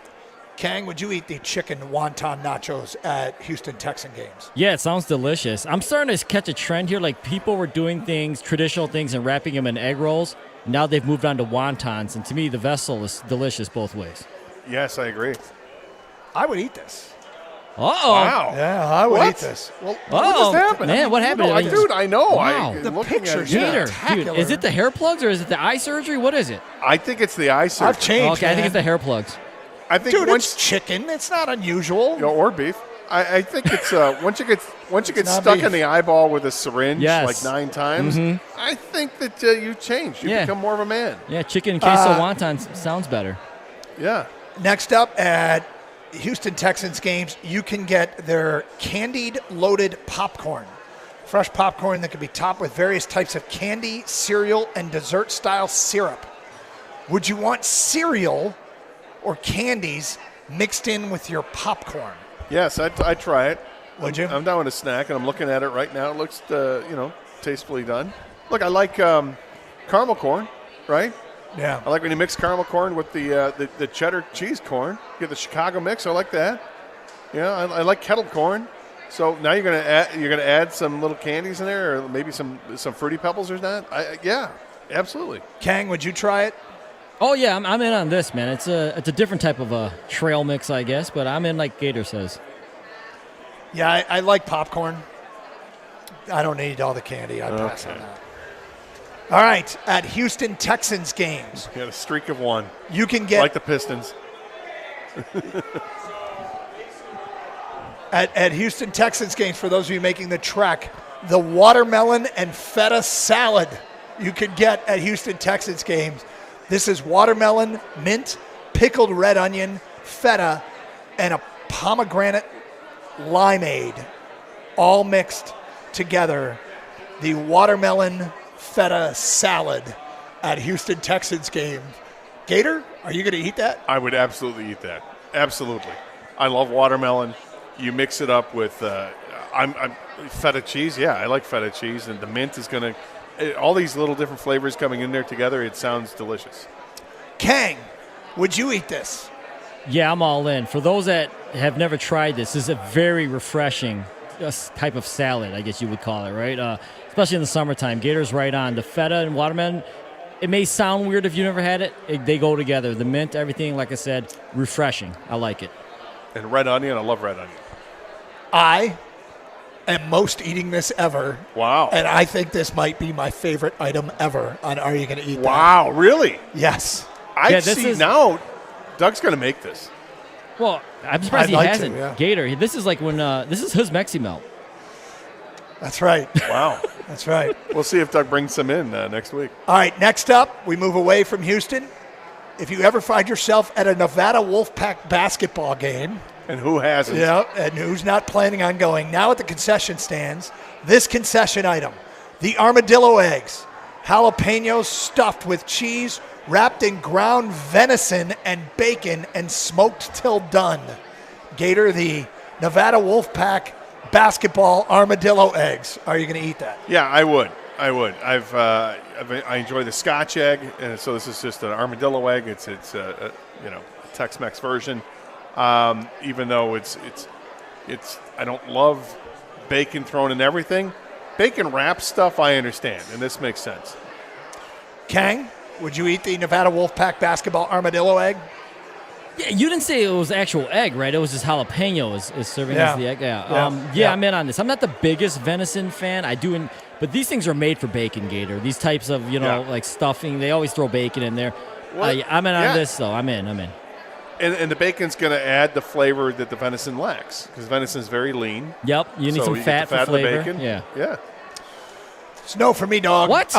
Next up, Baskin Robbins Good God. has their turkey cake coming out. What? They call it turkey cake. It's decorated with iconic sugar cone legs and covered in caramel praline glaze. Baskin Robbins exclusive takes on a roasted turkey look. It's made to look like a cooked to perfection turkey, but it's packed with the ice cream flavor of your choice. the Baskin-Robbins turkey ice cream cake. Would you eat that? Listen, it's ice cream and cake. Yeah. Hello? Hello? Of course I'm going to eat this. Even if it looks like a turkey, I know it's not. It's ice cream and cake. It's delicious. Exactly. Who doesn't like ice cream cake, man? Come on. So if we talk in real terms, if I'm at a traditional Thanksgiving dessert and my choices are pumpkin pie Here we go. or sweet potato pie or this, I would never make it to this because I love pumpkin pie. I could eat an entire pumpkin pie in one sitting. The only place I'll see this is at Thanksgiving, and I would pass on it. You can have in both. lieu of pumpkin pie. I'm not eating 2 desserts. Do you even know me? Oh, King. What do we And do? their flavor of the month that Baskin-Robbins has just dropped, it's called Brie My Guest. It's a combination of apparently your cheese board favorites, brie and burrata flavored ice creams mixed with almonds and pistachio pieces and apricot swirls. Brie and burrata ice cream provides these subtle savory notes while almond and pistachio pieces add a delightful crunch. And the apricot swirls give a pop of tangy sweetness. Apricot squirrels? Apricot swirls. Oh, swirls. Give a pop of tangy sweetness. Gator, the Brie My Guest flavor of the month at Baskin-Robbins. Are you going to eat that? Well, you had me when the squirrels are made out of apricot, but if they're swirls, I'm not so sure. This sounds really strange because it is really strange. Ice cream flavored like cheese, I'm not totally into, but then you start to think of, is basically like a cream cheese type thing, right? Yep. I love brie. And what makes brie better is when they mix in a little fruit with the brie and the cracker and do that. If it's a frozen form of it, yeah, I try it. Okay. Kang, you? Gator, you're right. This sounds incredibly strange. I almost like all ice cream, but I feel like I won't like this, so I'm gonna pass. I'm gonna say out. I'm out on this one. But it's got an apricot swirl. Yeah, swirls, apricot swirls. Squirrels are a touchy Even subject right now, Gator. So I mean, I'm staying away from that nut. Can I eat this without the government coming into my door? Right? Yeah, I don't want. Okay. I will pass on this. And that concludes another edition of Are You Going to Eat That? Is squirrel white meat?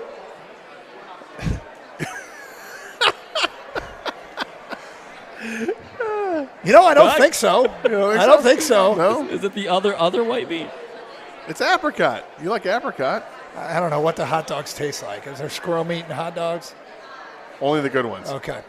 Straight ahead, Adam Schefter, ESPN NFL insider, on what the future holds for Lion offensive coordinator Ben Johnson. Hear what he had to say today at 1:50 on Carson Anderson on 97.1 The Ticket.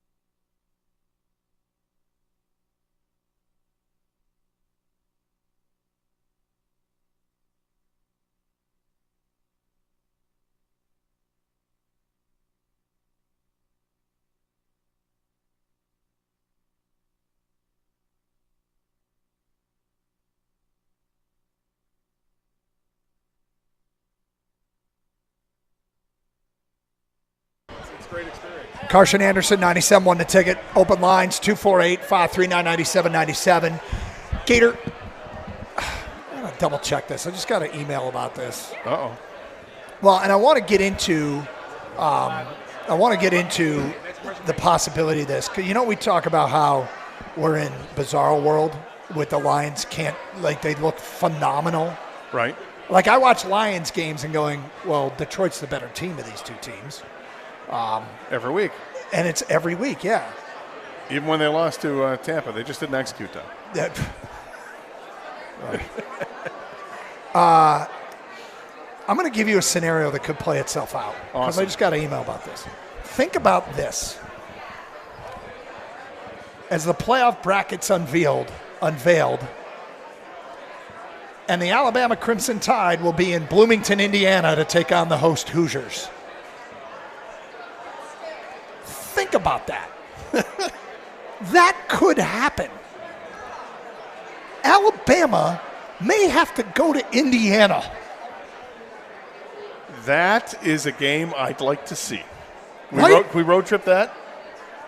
I mean, I'd love to. I mean, if we're talking a college football playoff game, that's a road trip I'm willing to make. None of this, You don't want to go to Dayton? none of the Dayton stuff for the NCAA tournament. Right now, Alabama is the 11th seed, and Indiana is the 9 seed. So it's possible. Well, Kang, will you come with? Will you go down to Bloomington, Alabama, at Indiana, first round of the college football playoff? I'm in, Doug. In fact, should I try and make reservations? I should. I should make the hotel we're in. I'm sure it's going to stay the way it is right now. Well, they're not lined up. They're not aligned, but there's no reason. Make a reservation for a couple rooms. Could be a huge score. Because those rooms the price won't be jacked yet. If The Bama, bracket hasn't even come out. I'm sorry, not Bama. If Indiana only loses one game the rest of the way, let's say they lose to Ohio State. Let's say they lose to Michigan Saturday. Let's say they lose to Ohio State. Let's be realistic about this. If they lose to Ohio State, can they still get in? And would they still host? Well, or is a loss to the only team you're playing on your schedule enough to say for the people in the college football? I looked it up voting yesterday. world, I think no. the number on Indiana's strength of schedule is 103, Yeah. which is the lowest of all Power 4 teams. So, yeah, one loss to Ohio State could doom them. And it'll seem unfair, but, I mean, their schedule is... What they would end up getting, though, is a pretty good bowl game, you would imagine. I have a feeling they'd even be disappointed with that, though, given this new world order. But I want to see Alabama at Indiana. I mean, you start looking, it could be Notre Dame at Indiana. Could be Texas at Indiana. The Battle of Indiana. Yeah, Texas at Indiana. I like all these matchups. I mean, very intriguing. But the thing is, it's only a possibility if they lose a game. If they win out, do they all of a sudden vault themselves in the top 4 because they'd be the Big Ten champion? They would actually have a win over Ohio State, and then whoever. I think the else they'd have to scenario play. that has them hosting a playoff game is they win out and lose to Oregon in the Big Ten title game. Then a lot depends on what happens around you, but that feels to me like that could put them in a 5 to 8 range, and they could be hosting Alabama, which is the matchup I'm here for. All right. Adam Schefter, ESPN today, was asked about the future of Lions offensive coordinator Ben Johnson, and here's what he had to say.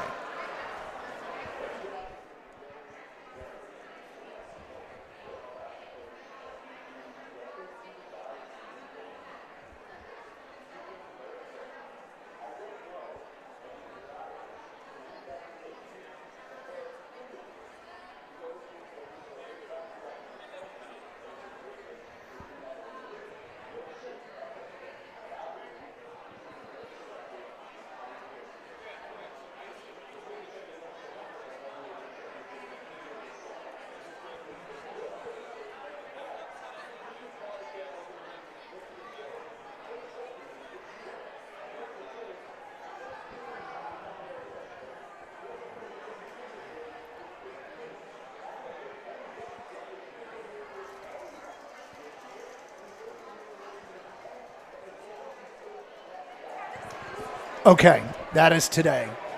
from Adam Schefter. Ben Johnson, line offense coordinator. A couple things about this. If he's going to be very selective, as he should be, he's not going to Cleveland. He's not going to Chicago. Well, he might. You say to Chicago, but Chicago's got a lot to work with. I think when he brought up in division, Chicago's got more to work with. It's more likely than Cleveland. But what Schefter said there, if he even wants to leave, is something I heard from the inside last year, is that Ben Johnson is in no rush and may just be a coordinator lifer because he knows how good he has it here and now. He's happy. He can and should be the highest paid offensive coordinator in the NFL. Make it okay to stay is what is my message to the Ford family. Yeah, I mean, the one thing that's true is that if there are 8 openings or there's 6 openings at the end of the season, the one thing I'm sure is that he's on every team's list. Because how would you not be on the list? But because he has been dismissive of interviews in the past, saying that I don't want that job, or I'm happy where I'm at, and turning people down, I still think he's got to be on the list. It's like when Lions fans wanted the Lions to inquire about Max Crosby. Well, you got to make the phone call. I mean, if you're Carolina, I know that you've been rebuked before, but I'm still making the call. Hey, Ben, you want to come here? No? Okay. Well, at least I can say I tried. Mm-hmm. I saw a story the other day that said that the Carolina should go after a combo of Ben Johnson as the head coach and then go for Dorsey as their general manager, who's working with the Lions front office. Yeah. And that was interesting to me, but it comes down to, what does Ben Johnson want? If he's not ready to leave, I agree with Schefter. He's going to leave for the best scenario for him, the best case scenario, and because he's the hottest commodity on the market. I mean, nobody's hotter than Ben Johnson, right? No. I mean, there are head coaches that are at established jobs that may not be as hot as Ben Johnson's name is right now. So it's up to him. It's really interesting to see what he wants to do. And then obviously the other part of it is, yeah, we all agree. Sheila Hamp get on the phone and talk to his agent and say, well, name your price to stay here as offensive coordinator because we want to keep this thing rolling. He's not the only guy you worry about, though. Ben Johnson's at the top of everybody's list. You know who else is going to be at the top of people's list is Aaron Glenn. Aaron Glenn. He's gotten interviews. And the defense that he worked with last year, to make that defense, with all the injuries they went through in the secondary, and to see that they were still really good defensively, like they were top half of the league, they improved in points per game, and then to do it again this year with more injuries, specifically to the defensive line, and to not really miss much of a beat, they're giving up 18 points a game. So earlier we were talking about how the NFL's playing in Germany this weekend and start talking about European cities and towns. Jeff writes in, the NFL definitely needs to go to Dublin. I just got back from there 10 days ago. Kindest city I have ever visited, plus a pub every 50 feet. Great food, markets, shopping. I did mention the pubs, didn't I? You can walk everywhere, safe and friendly, plus real Guinness. Cheers. Next one. I agree with Greece. Athens is only cool for the ruins and the Parthenon. Otherwise, it's a dump. But the islands are phenomenal. I recommend Paros Island for the best bang for your buck. That's from Nick in Rochester. London is fast-paced, no grass, 2-story McDonald's. Everything is squished in. Didn't love it. Paris sucks. That's from an unnamed texter. Doug, a trip to Chamonix, France. I don't know how to pronounce that. What do you think? Chamois. That's probably. Oh, there's an N in there. Is there? Yeah, well, whatever. Chamois? Trip to this place in France in 2005. Spent a week. Go there. From there, we went to Switzerland, somewhere in Switzerland. You want to give that a shot? Lanzerheide? Went there to Lanzerheide, Switzerland. From there to the World Cup ski finals to see Bodie Miller win an overall American first in decades. Fly to Geneva, 90-minute shuttle to Chamonix. There you go. Some of the spots we can go to. It's Carson Anderson. More Lions talk next hour. Mixed in with other stuff here on 97.1 The Ticket.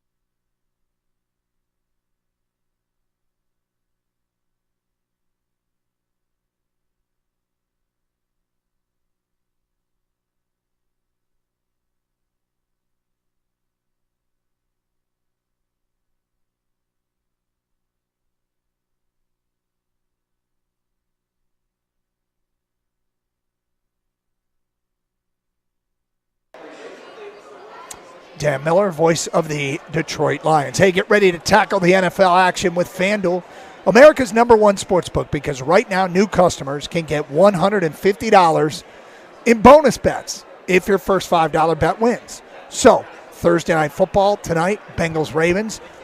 You can get alternate prop bets like Derrick Henry on his rushing yards. I think you can get as low as 25 yards. So you go 25 yards, you bet the over. Or you go like 300 yards and you bet the under.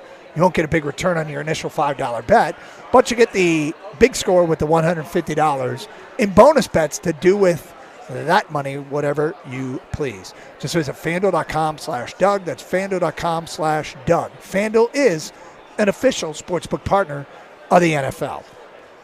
Must be 21 or over and present in Michigan. First online real money wager only. $5 first deposit required. Bonus issued as non-withdrawable bonus bets, which expire 7 days after receipt.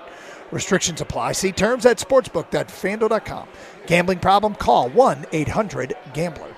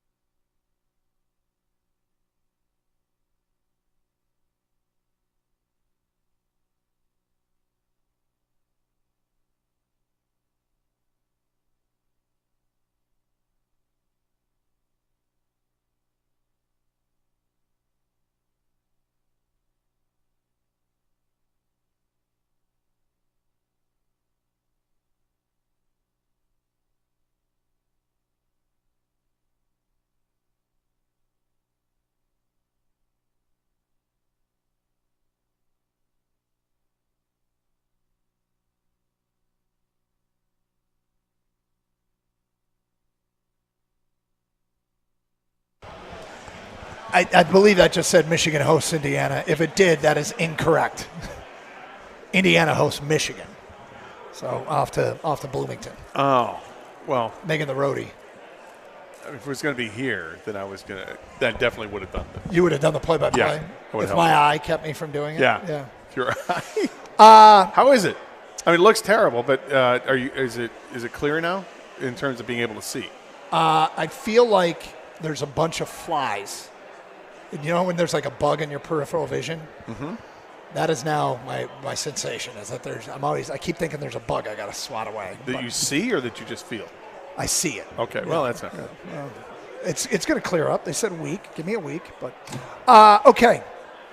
Frank Kaminsky, you remember Frank Kaminsky, the basketball player from Wisconsin? Yes. And is he now with is he with Phoenix? Or wherever he is. He tweets out the following. He's like a 6'10 guy, 6'11 Yeah, one of those yeah. big guys. Tweets out this Wait a last minute. night. A big white guy that played at Wisconsin? Yeah, remember that big guy? Remember him? He tweets out the following. I have no idea why I'm wondering this right now. Do bald people use shampoo or body wash on their heads? Like, what's the deal there? That's a solid question. It is a solid question. So we're going to take 10 texts right now from bald people only. Do you...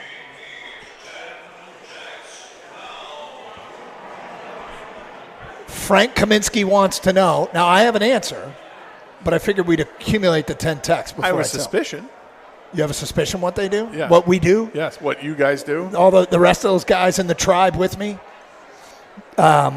So text us right now, bald guys only, 248-539-9797. Do you still use shampoo or do you use a body wash on your head? Hard-hitting questions. Yes. Well, Frank Kaminsky wants to know. Frank Kaminsky So wants a basketball player wants to know. Well, We're gonna that's help the him out. tie-in. Yep. That's the tie-in. All right, Gator, as we're getting those texts together, remember to sign your texts. Kang will sift through them. The first 10 that come in with signature that have been signed, we will read on the air. What do you make of this? Pete Prisco's prediction for Sunday Night Football. I handed it to Gator. I'd like you to read it.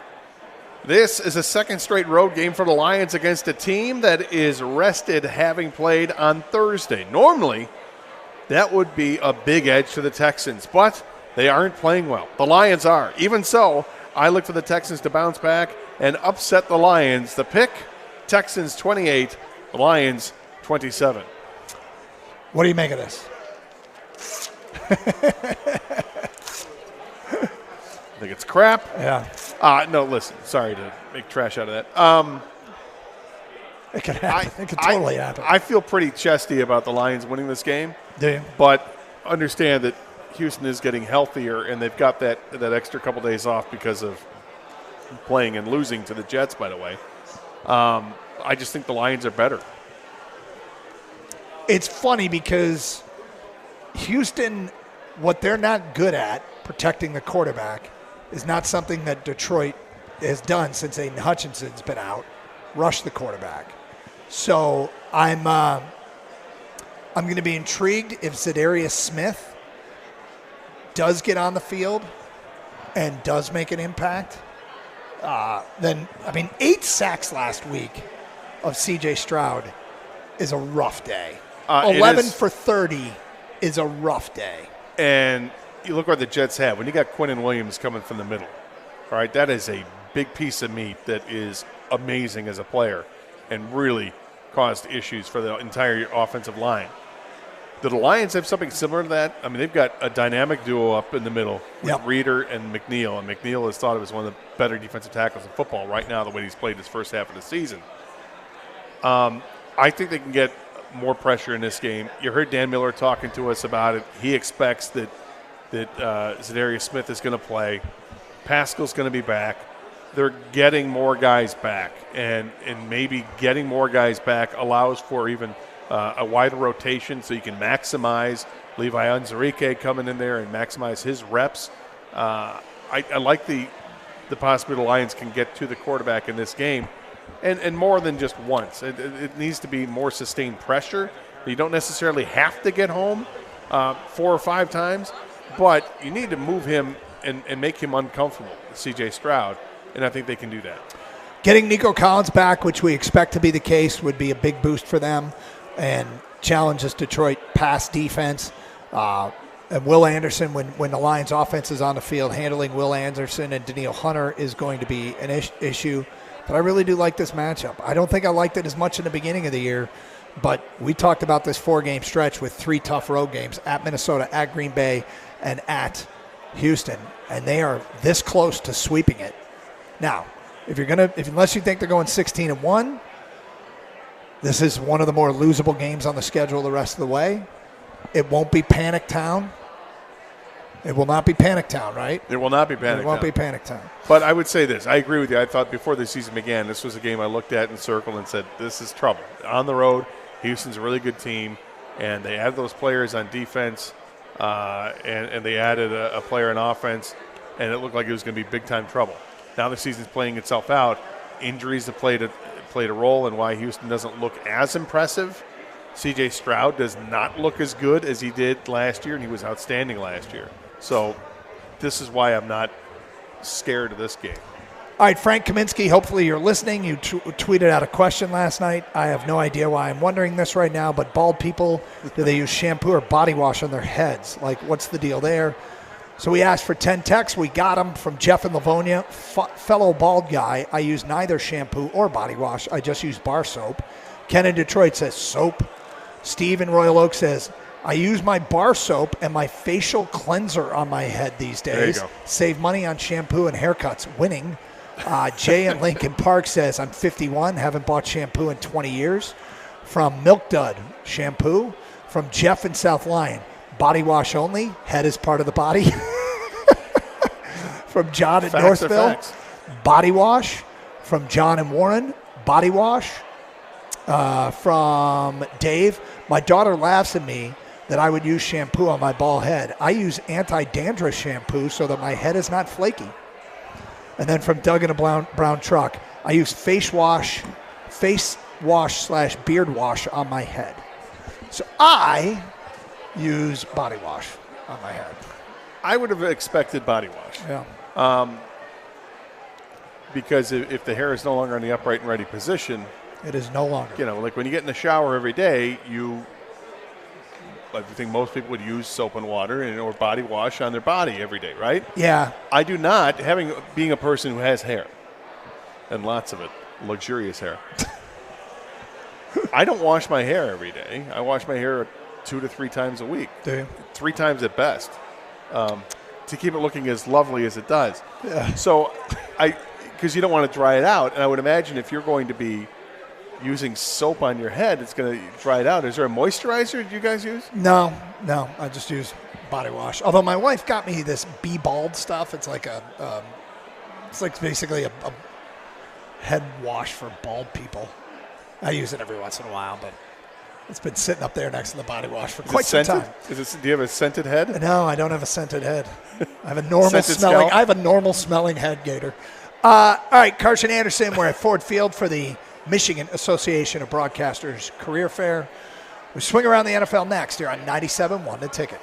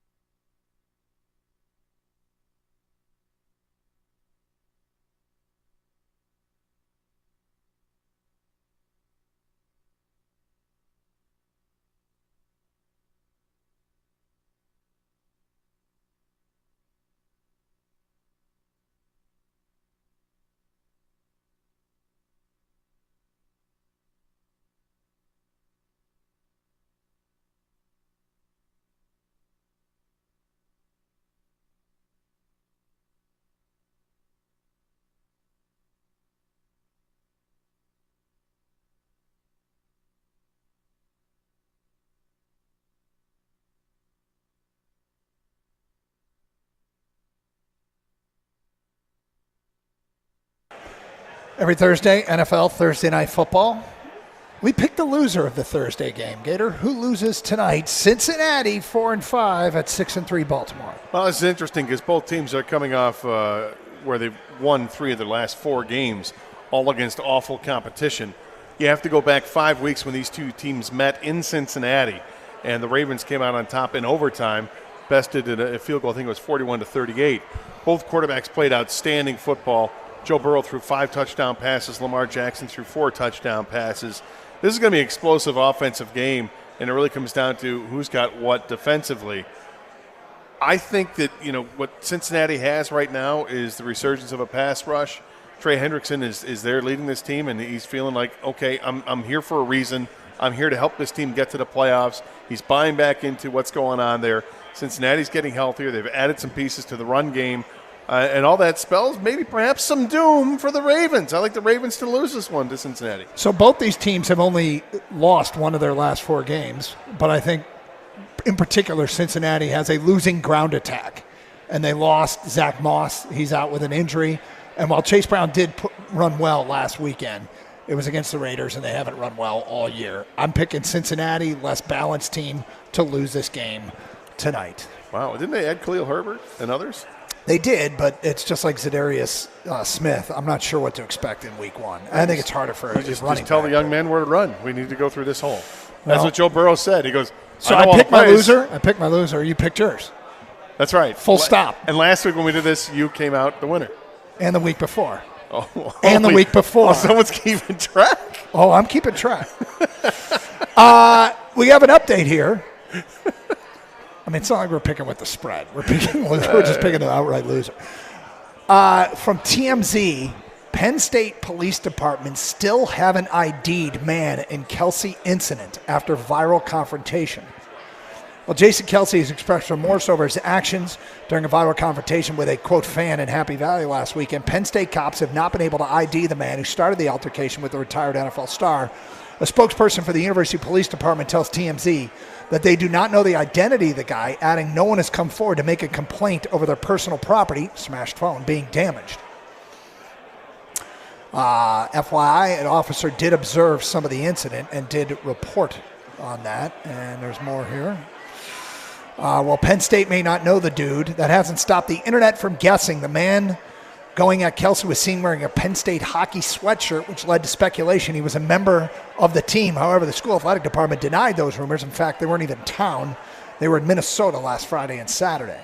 Whether the man comes forward remains a mystery, as he may just eat the cost of the phone. After all, he was acting like a jerk by almost everyone's account, and he used a homophobic slur. This is true. So he doesn't want to be identified because he knows he's going to face the scrutiny of the public if he were to. To press charges. Yeah. The police have kind of laid the foundation for him. Hey, if you want to come out and press charges, there are charges to be pressed. But until you do so, nothing's going to happen. Now, if only there were a way, if someone had only picked up the evidence of the smashed phone, if there was only a way did he ever give the phone back? Did Kelsey ever give the phone back? Yeah. I thought he did give it back to the kid. Oh, no, give it back. No, I thought he picked it up a second time. Yeah. He smashed it once and picked it up. Yeah, memory card, man. But you know what? You don't want to do it. You want to let it go? Let it go. It's a dumb incident all around. First of all, good luck staying anonymous. Yeah, well. I think it's pretty safe. The internet has never lost. Is that what Actually, it has. We never found out who Red Solo Cup Florida State fan was, did we?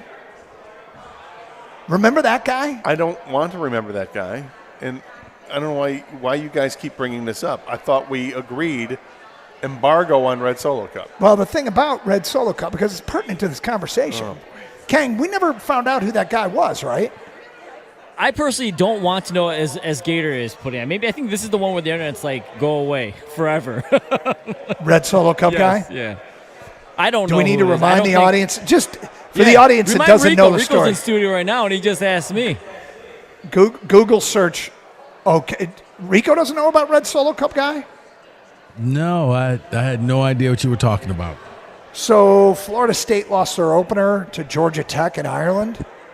And some guy went on the internet and posted him saying that Florida State would not lose to Boston College in week 2. And if they did, he would eat an entire red Solo cup filled with human waste.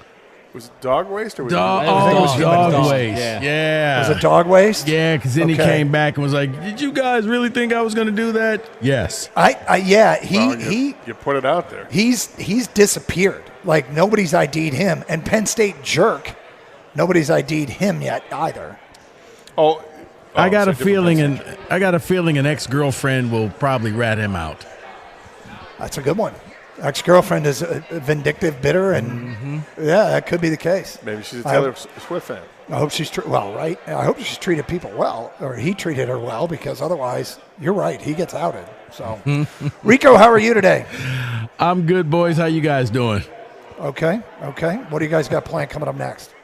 Talk a little Pistons. Losing in a heartbreaker. They almost made it 3 in a row, but they did not. And something was missing in the game. We're going to hit upon that. Plus, The Athletic came up with a report of how aggressive the Tigers are going to be in the offseason. And just kind of on a scale of 1 to 10, how much faith do you put in that report that the Tigers will be very aggressive this offseason? You know what's interesting? Scott Harris always said, when we're ready to give it gas, we're going to give it gas. And I don't know that there's any more relevant example than a team being ready to give it gas than the way they played at the end of last year. So until I have reason to believe otherwise, I think they're going to. I think they're going to try and be a player here in free agency, and I certainly hope so. And if they aren't, I will either take umbrage with him thinking they're not ready to give it gas and now's not the time, or B, just think they were full of it. Yeah, I don't expect them to spend $600 million on Juan Soto, but I do expect them to spend millions and millions of dollars on players that make sense for this team. They're also good quality players. They're going to cost north of $20 million a year. Yeah, I'm more so I just need a bat and I need another arm in the starting rotation, and I think you've done your job. You can still develop the young guys, but you've enhanced the team. Yeah. And also, we also may get into we're having a little bit of fun because everybody's on the Lions train. Like, okay, so seriously, who do they lose to next? No. Who's that team? If it's not this weekend, yeah, this might be the toughest game they have the rest of the year. At San Francisco could be tough. I don't know which direction that organization's going to go. Buffalo's coming in here, but I hear you, man. It's weird. So we decided we'll have a little fun with that as well. Good. Have a great show. Thanks to everybody down here that came by and said hello. We do appreciate it. And thanks to everyone for listening. Stay safe, everyone, and treat each other with respect. 97.1 The Ticket.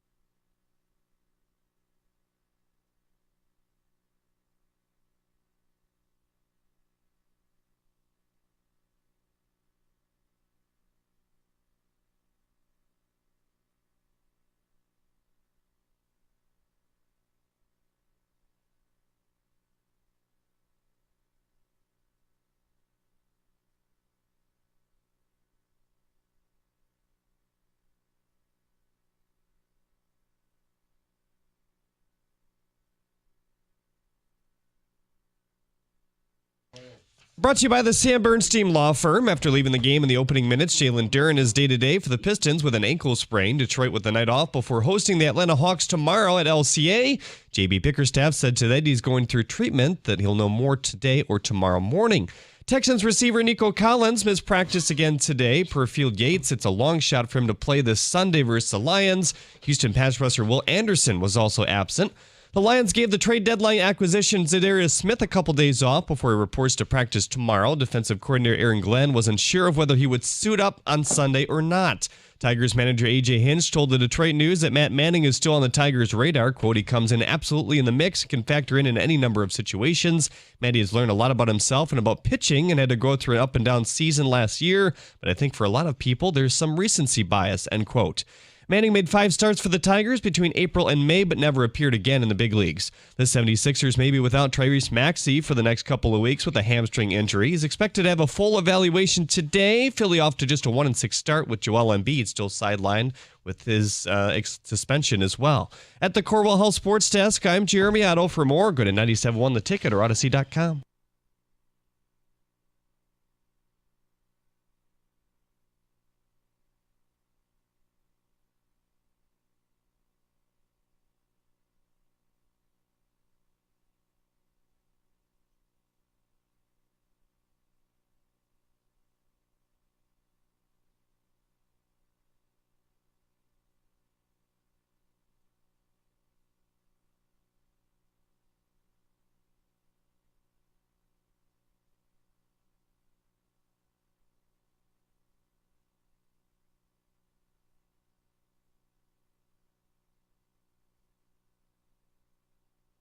Hi, everybody. Welcome in. This is very exciting. We actually have a lot of good stuff today. Lions a couple different ways. Got a Tigers thing for you. Rico apparently is getting Jeremy Otto a job, which is very exciting. But I do want to... What? It's big news. Jeremy's going to be the new voice of the Spartans. Can you just... No?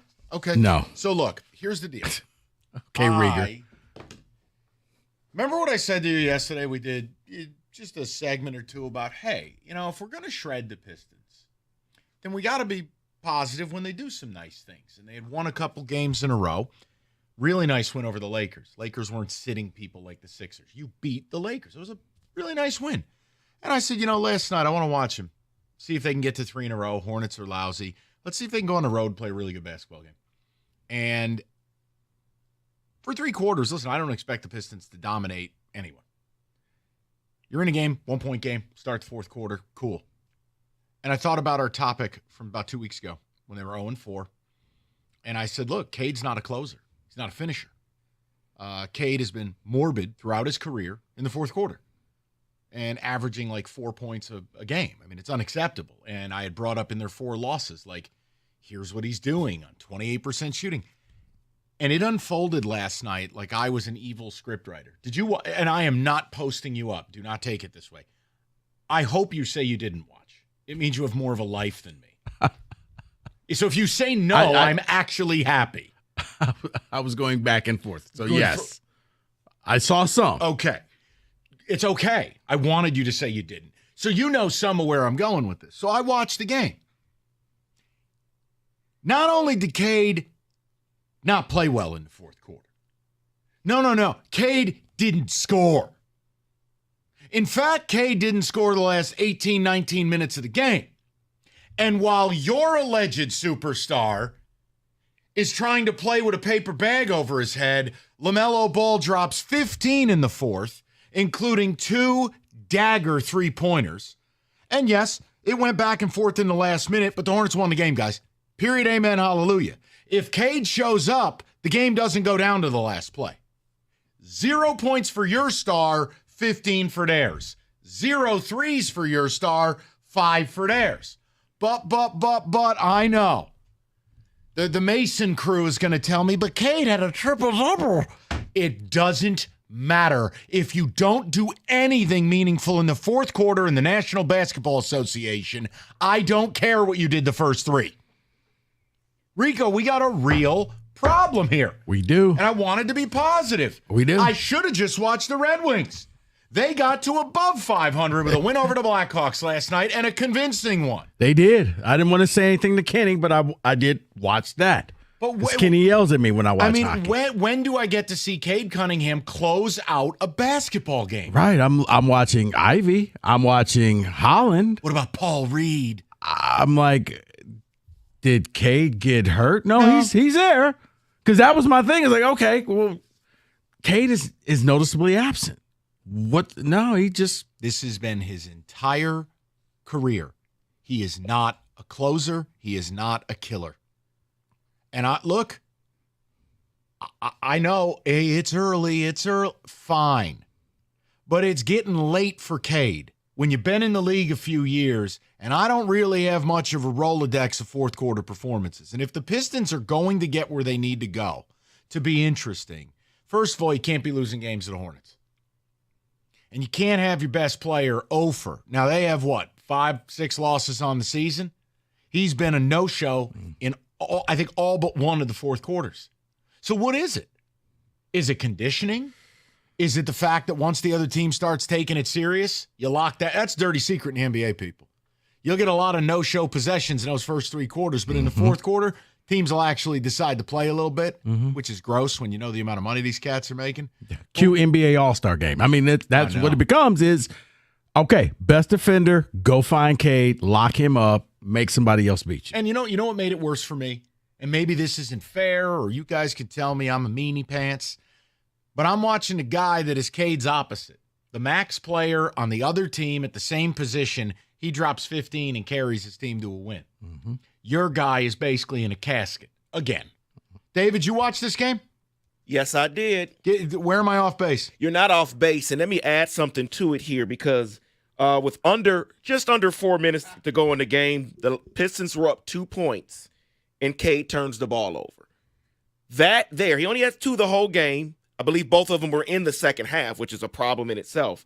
But when you're up 2 and you're supposed to be the guy, and the turnover was horrible, by the way. I don't want to dive deep, but it was a bad turnover, and then everything just went downhill from there because of what you're doing. You're not adding, you're not scoring, you're not assisting. Nothing was being added by Cade in the fourth quarter.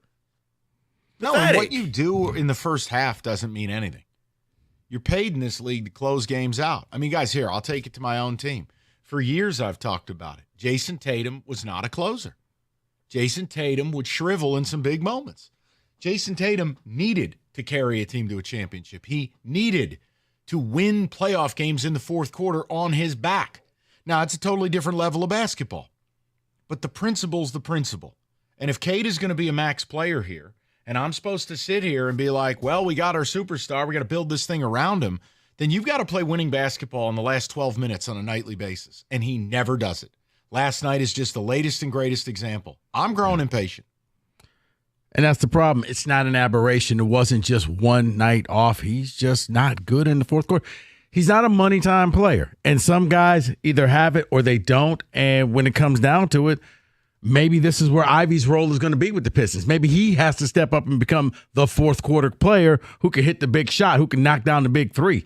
Because if you keep waiting on Cade, you can keep waiting. Here's Cade in the fourth quarter of this season, just for fun, averaging a robust 3.9 points a game on 32% shooting. And he has not made a three in the fourth quarter. Oh, by the way, in 2024, your lead scorer can't go 0 from three-point land while the other guy knocks down 5 of them. You're a minus 15 man-on-man.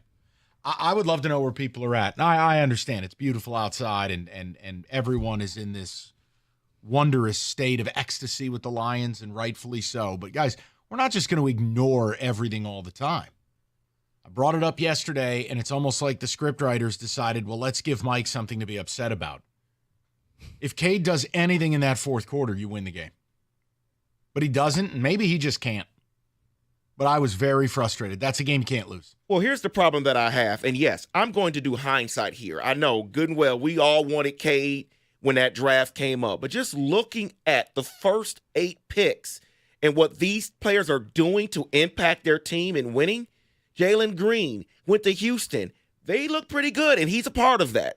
Evan Mobley took his team to the playoffs. He's a big part of that.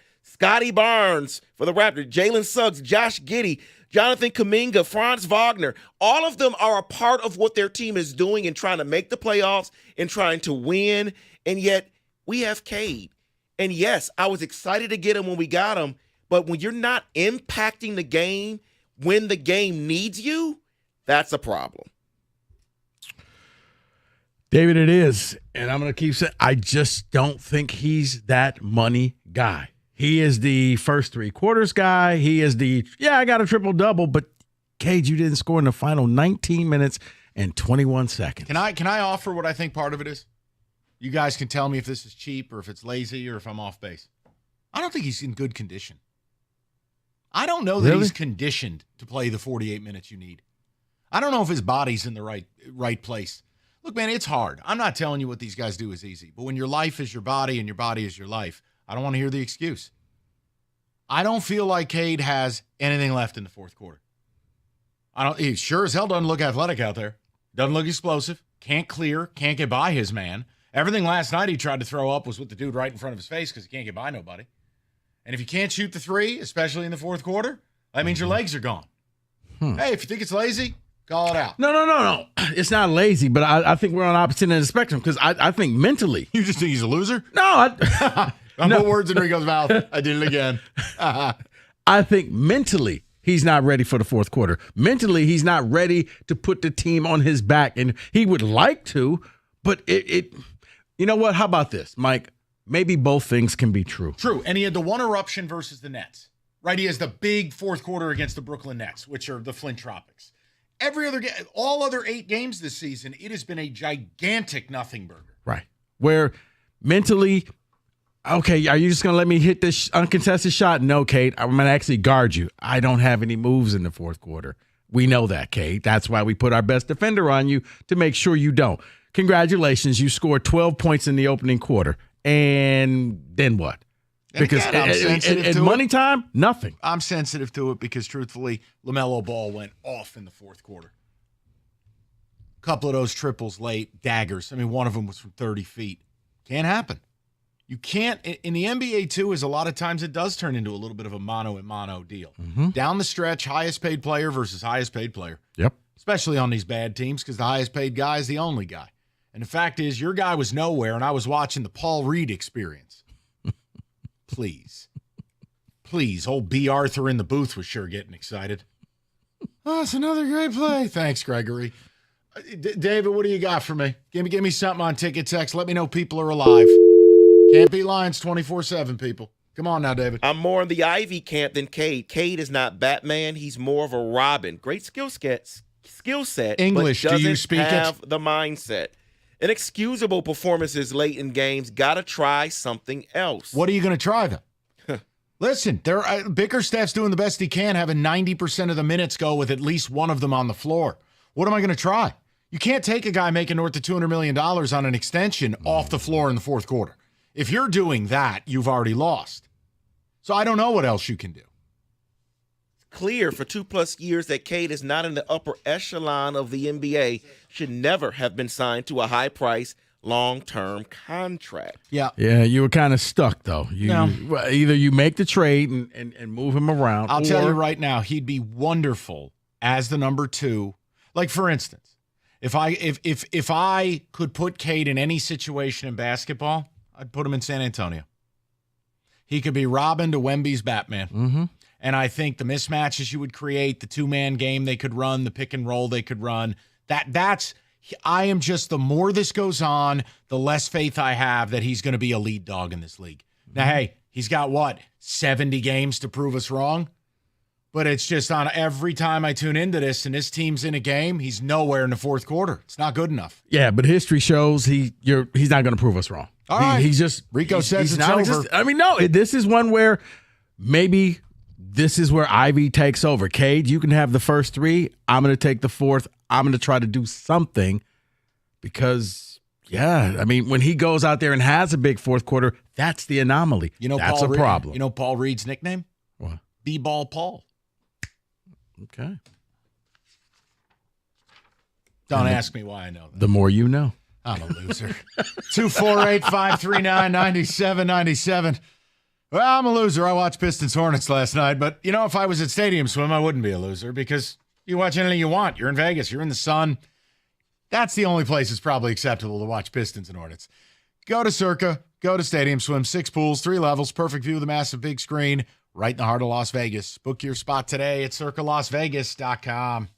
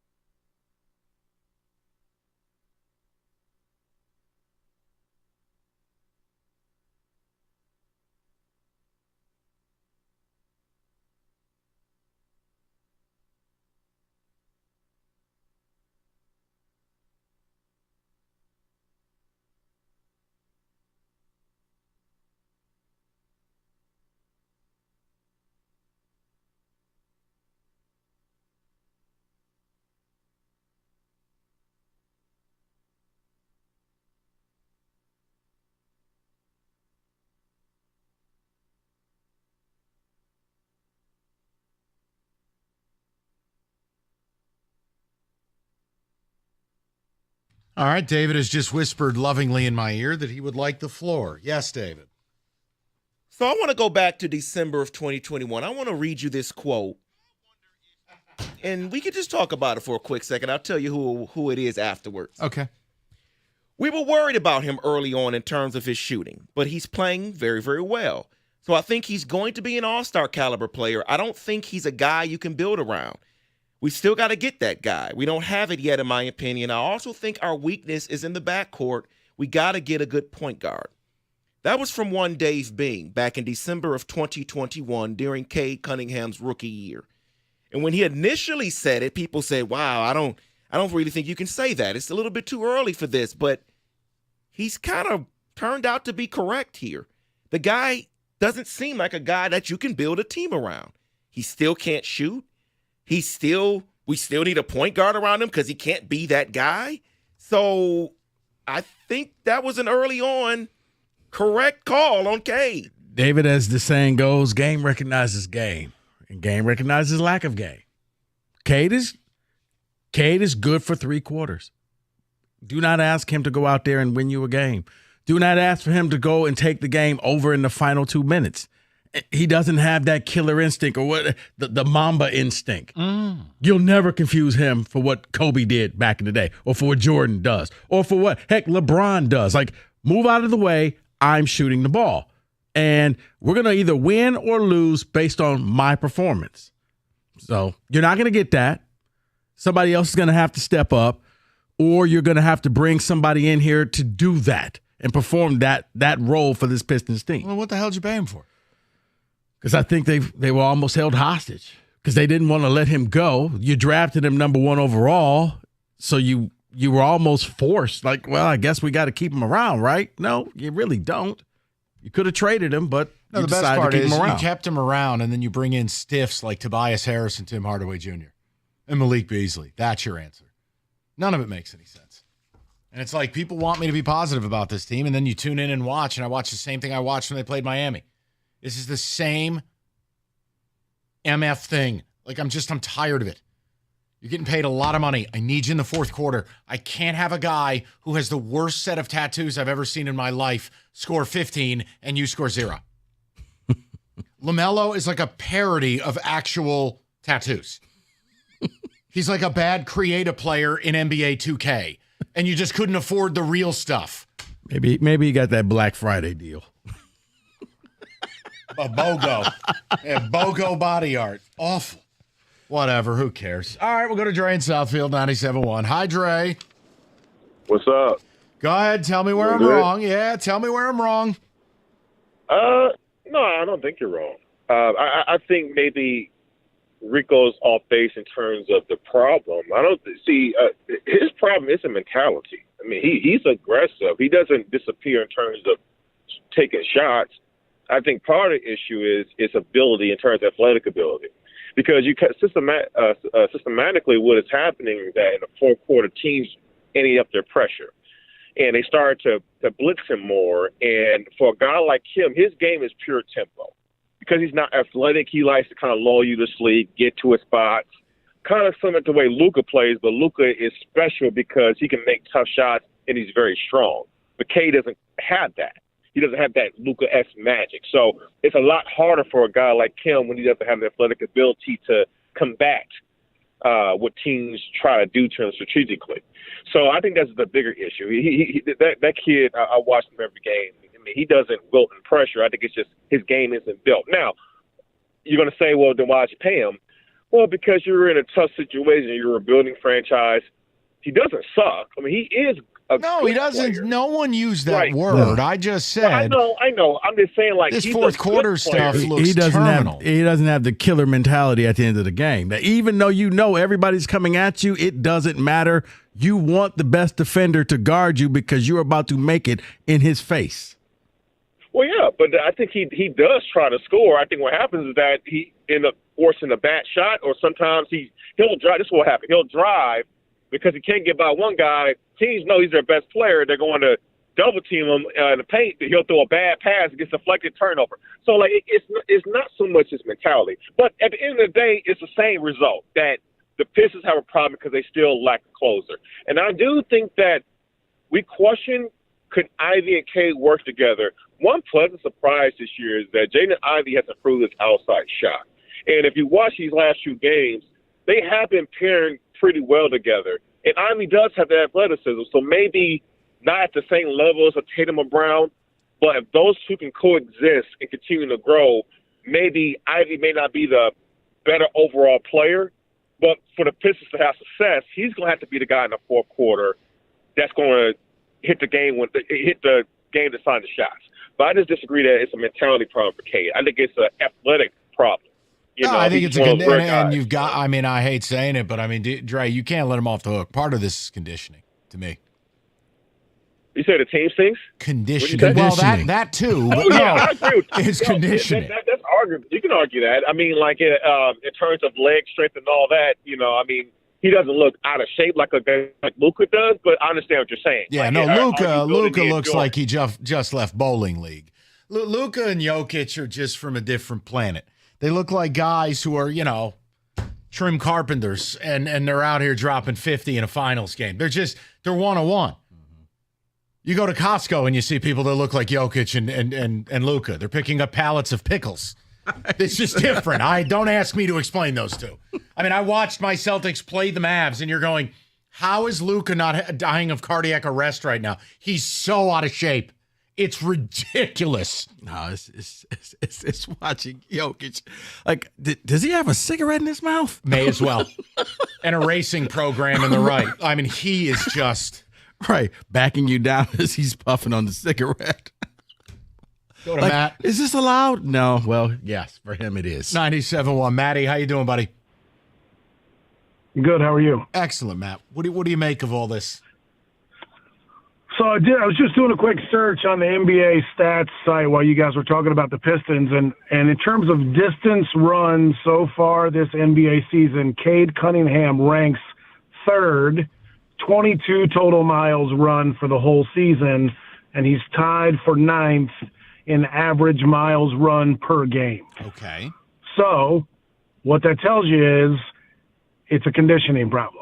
Okay. If he's going to be on the court for that many minutes and have to run that much, he has to be able to maintain that for longer. So it is 100% conditioning, in my opinion, and according to the stats. That's very interesting. Matt, I hadn't heard it put in that context. But yeah, and I mean, Matt, look, and I know it's probably a bit unfair, but when the other team's version of Cade lights up the fourth, it makes it that much harder to take.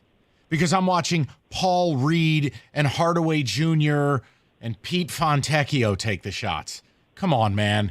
That's where Cade has got to be able to deliver 3 or 4 buckets or multiple trips to the free throw line. Right, 100%. And like the last caller said, his legs might be dead by the end of the game because, he's already run a bunch, but he's not prepared to kick it into high gear, right? Marathon runners, they don't just completely come to a halt in the last 2 miles. They're conditioned to be able to push through. I think, and Matt, I appreciate it. Rico, I think my frustration is I want to get to a point where I feel like, okay, we have our star. Now we can move forward. Now what do I need to do to bring out the best and build a team? I can't say that we have. I think Cade is fine, but my one rule. See, this is the problem. I'm old school and people are going to go all mad at me. I don't want to make anybody mad. Guys who put up big numbers on armpit teams, I don't respect it. So Cade putting up 27 and 7. Guys, every team in the league, when they go play a basketball game, generally speaking, he's going to score 100 points. You can lose by 50, still scoring 100, right? Mm-hmm. I mean, it's 100 points. Somebody's got to score. Somebody's got to pass the ball somewhere. Like if you play enough minutes, you will just accrue statistics. No, as the old saying goes, somebody had to be the high scorer on the Clippers. So like the value of Cade's triple-double versus the value of what Trae Young did at MSG, waving to Knicks fans saying, hey, hope you catch the train home, bleepballs. Those are 2 different things. Mm-hmm. And I know that's like a very grumpy 1980s opinion, but it does matter to me. These guys on bad teams, you can't act like the numbers are the same. No, you want your star to be the guy that hits the big shot. You want your guy to be talked about in the ways that you talk about other people in other cities. And it's like, yeah, even if he misses, like, man, did you see Cade went out there? You would feel better about the loss if they lost by 1, but Cade went out there and gave, 12 points in the fourth quarter, and you know what? They got a lucky rebound and put it back in. He's good, but I need him good in the fourth. No one's knocking a triple-double or knocking the way the guy plays, but it's like in the fourth quarter, every time I tune in, he's nowhere. That's the crux of this matter. Don't call in being like, what do you want? Here's a triple-double. When you do nothing the last 19 minutes of the game, I'm sorry. And then I got to watch the walking art mural, LaMelo Ball, light us on fire. It's ridiculous. 248-539-9797. And don't worry, we'll get to your Lions. Just for God's sakes, we had to do something other than them for a segment or two today.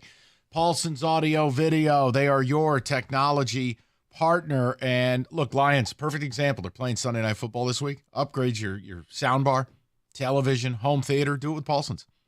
They have got everything in their showroom. And you're getting Black Friday pricing all month long at Paulson's. You buy today, enjoy the savings all month long, and you didn't have to camp out like a loser in 2004. It's Paulson's Audio Video. Go to paulsonsav.com. It's Paulson's, your technology partner.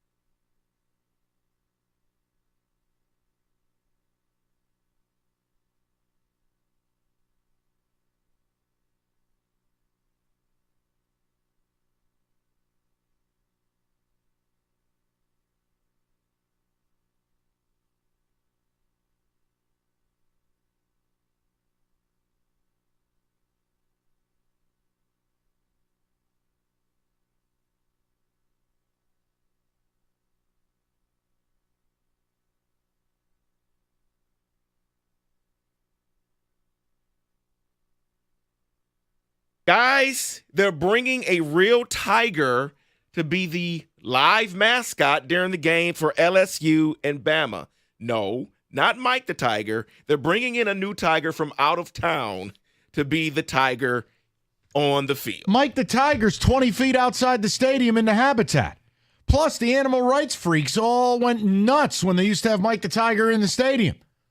How are they getting away with this? Won't there be protests? Well, apparently I think this is how they can get away with it. The reason why they didn't want Mike the Tiger is because he's not used to that atmosphere. An out-of-town tiger is from like a circus or something that is used to that because atmosphere. Circus tigers have never done anything bad ever in their life. Up next, we talk to Siegfried or Roy. I forgot who got eaten. The point is... We got Mike's cousins going to show up. Oh, like Mike the Tiger is chilling. That habitat's a full-blown jungle. It's beautiful. It's right outside the team store.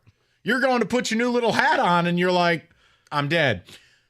Where are they getting this out-of-town tiger? It is from a wildlife refuge, says Governor Jeff Landry. Okay, now, here's my thing. How are they getting away with it without? Won't there be like an animal rights brigade out there? No. Pauses on Lend. It's not pause. No, it's a real tiger. Can you imagine if they hype this up and here comes like Mini Hooper instead? Like the people are going to, dude, that place is going to be, no pun intended, that's going to be the It's zoo. just Costa's cat painted like a tiger. Yeah. And it's got a little trinket that says cookies on it. It's like those pandas in that zoo that were just dogs painted like pandas. Oh, yes. I can't wait for that game Saturday night. I am very excited about that. Saturday night in Death Valley, Bama coming to town. Those are the last vestiges of college football we get. David. Maybe the last time you see fans at LSU. No, the Mike the Tiger thing, they used to have like a caboose.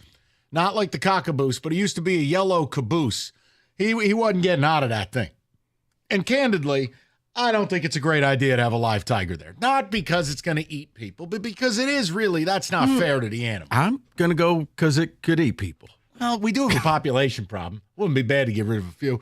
The point is, I just don't think you want to see that on live TV. I would. It'd be amazing. Bring me back to college football. Down to the 2010. Oh, my God. You're telling me it wouldn't be an incredible sports center with Kalen DeBoer being eaten by a tiger? It would not, Mike. We don't have a lot left in college football. We got to spice things up a little bit. What if the Tigers scored a touchdown? So we're just going to go straight Hunger Games now. Just I don't care. Sports ruined. It doesn't matter to me. You know what? How about this? Get some sleep. Stop watching the Pistons. Okay? You need some sleep, my friend. Let me read this to you. This shows you the desperation of Detroit Tiger fans. Thanks, David. When you said they're bringing in a real tiger, I thought Detroit Tigers made a big move with the big name. Oh, wow. No, oh, I see. No, you know what? The fans do have a right to be upset at us. That's a problem. They are desperate, aren't they? No, I think Tigers won again. Tiger fans are hungry. They want to celebrate, and they want their team to act like a real ball club. We'll get to them a little bit later today. I think there's an interesting comment out of The Athletic regarding your Tigers. Right now, we'll go to Mark, 97.1. Mark, how you doing, buddy? How we doing, Mark? I mean, Mike. What's up, buddy? I'm Mark. Yes, you are. Most certainly. I called in. I just wanted to speak about Cade. I kind of understand y'all points of view on him, but I do think we're being a little tough on him. I love him. I watch all his games. And I think his impact on the game, especially in the fourth quarter, it goes way beyond just scoring. Last night, he had at least, I think he had 4 assists in the fourth quarter. The game before that with the Lakers, he had like 8 points, 5 assists in the fourth quarter. But I think when we talk about him slowing down in the fourth quarter, I believe it's because his effort on the defensive end. He is a good defender to borderline very good defender. And he plays 1 through 3 as far as the positions that he guard. And sometimes he end up finding himself guarding a 4 like LeBron. Or he went one-on-one against LeBron. Absolutely. But so I do. I just think that we kind of got to allow him to. I think he is going to turn into a superstar. But if you think about any of the other stars in the league, from the Steph Currys to the other than Jason Tatum, because we know the situation he came into because of that Celtics Nets trade. Everybody else, LeBron, everybody, Steph. It was like 6 years before Steph Curry became Steph Curry. Joel Embiid. it's very few players that truly just come in and year 2 they kick the ball rolling and we a playoff team. Yeah, Cade, and I feel like he literally has the whole team in his hands. I think part of it, you're right, is it feels like Cade has been here forever. But you're right, he missed an entire season and a chunk of another. You do get to a point, though, you're 23 years old. And in the NBA, that's approaching its go time. Mm-hmm. And you have signed him to this extension. And ultimately, Mark, here's the thing. My concern level just goes up is that if this team doesn't start to win games, there is going to come a point sooner rather than later. Cade's got that extension in his back pocket, and his reps are going to go, we're out of here. And in the NBA, unlike any other league, players have that power. And you'll go, well, how are they going to trade a guy with 4 years left on an extension that hasn't kicked in? I don't know. They'll find a way. It happens. David, ticket text, and we'll move on. I know we got to talk a little football here. Very frustrating with Cade when he started the game 6 for 8 and then finishes 3 for 15. That is pathetic. Find it curious to bash Cade without mentioning that he has back-to-back triple doubles. I did mention it, you drooling idiot. Can we please? Please? The loss for the Pistons is especially frustrating since this is a measuring stick game, a game against a team in a similar situation as we are, and we showed that. I just can't understand. I say things and I repeat them for effect because I'm good at my job, and people still can't find a way to hear it. It's just, I want to take a baseball bat to something or someone.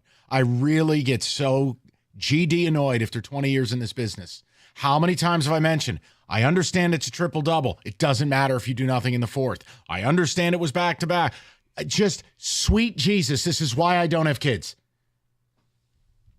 I don't need them. I got 4.5 million of them. Oh, I'm like, okay, all right, I got you. No, the listeners are the kids. I got you. Don't touch that. They touched it. He's a fake superstar, one of the worst number 1 picks of all time. That's also not fair. Oh, my God. Why is this happening, Kenny? Oh, wait, you can't talk today. Your voice is a disaster. Go ahead, David. Time for Cade to go. No. Okay, you know what? Here's Rico. Do something. I don't even care. David, you're cut off. No more ticket text.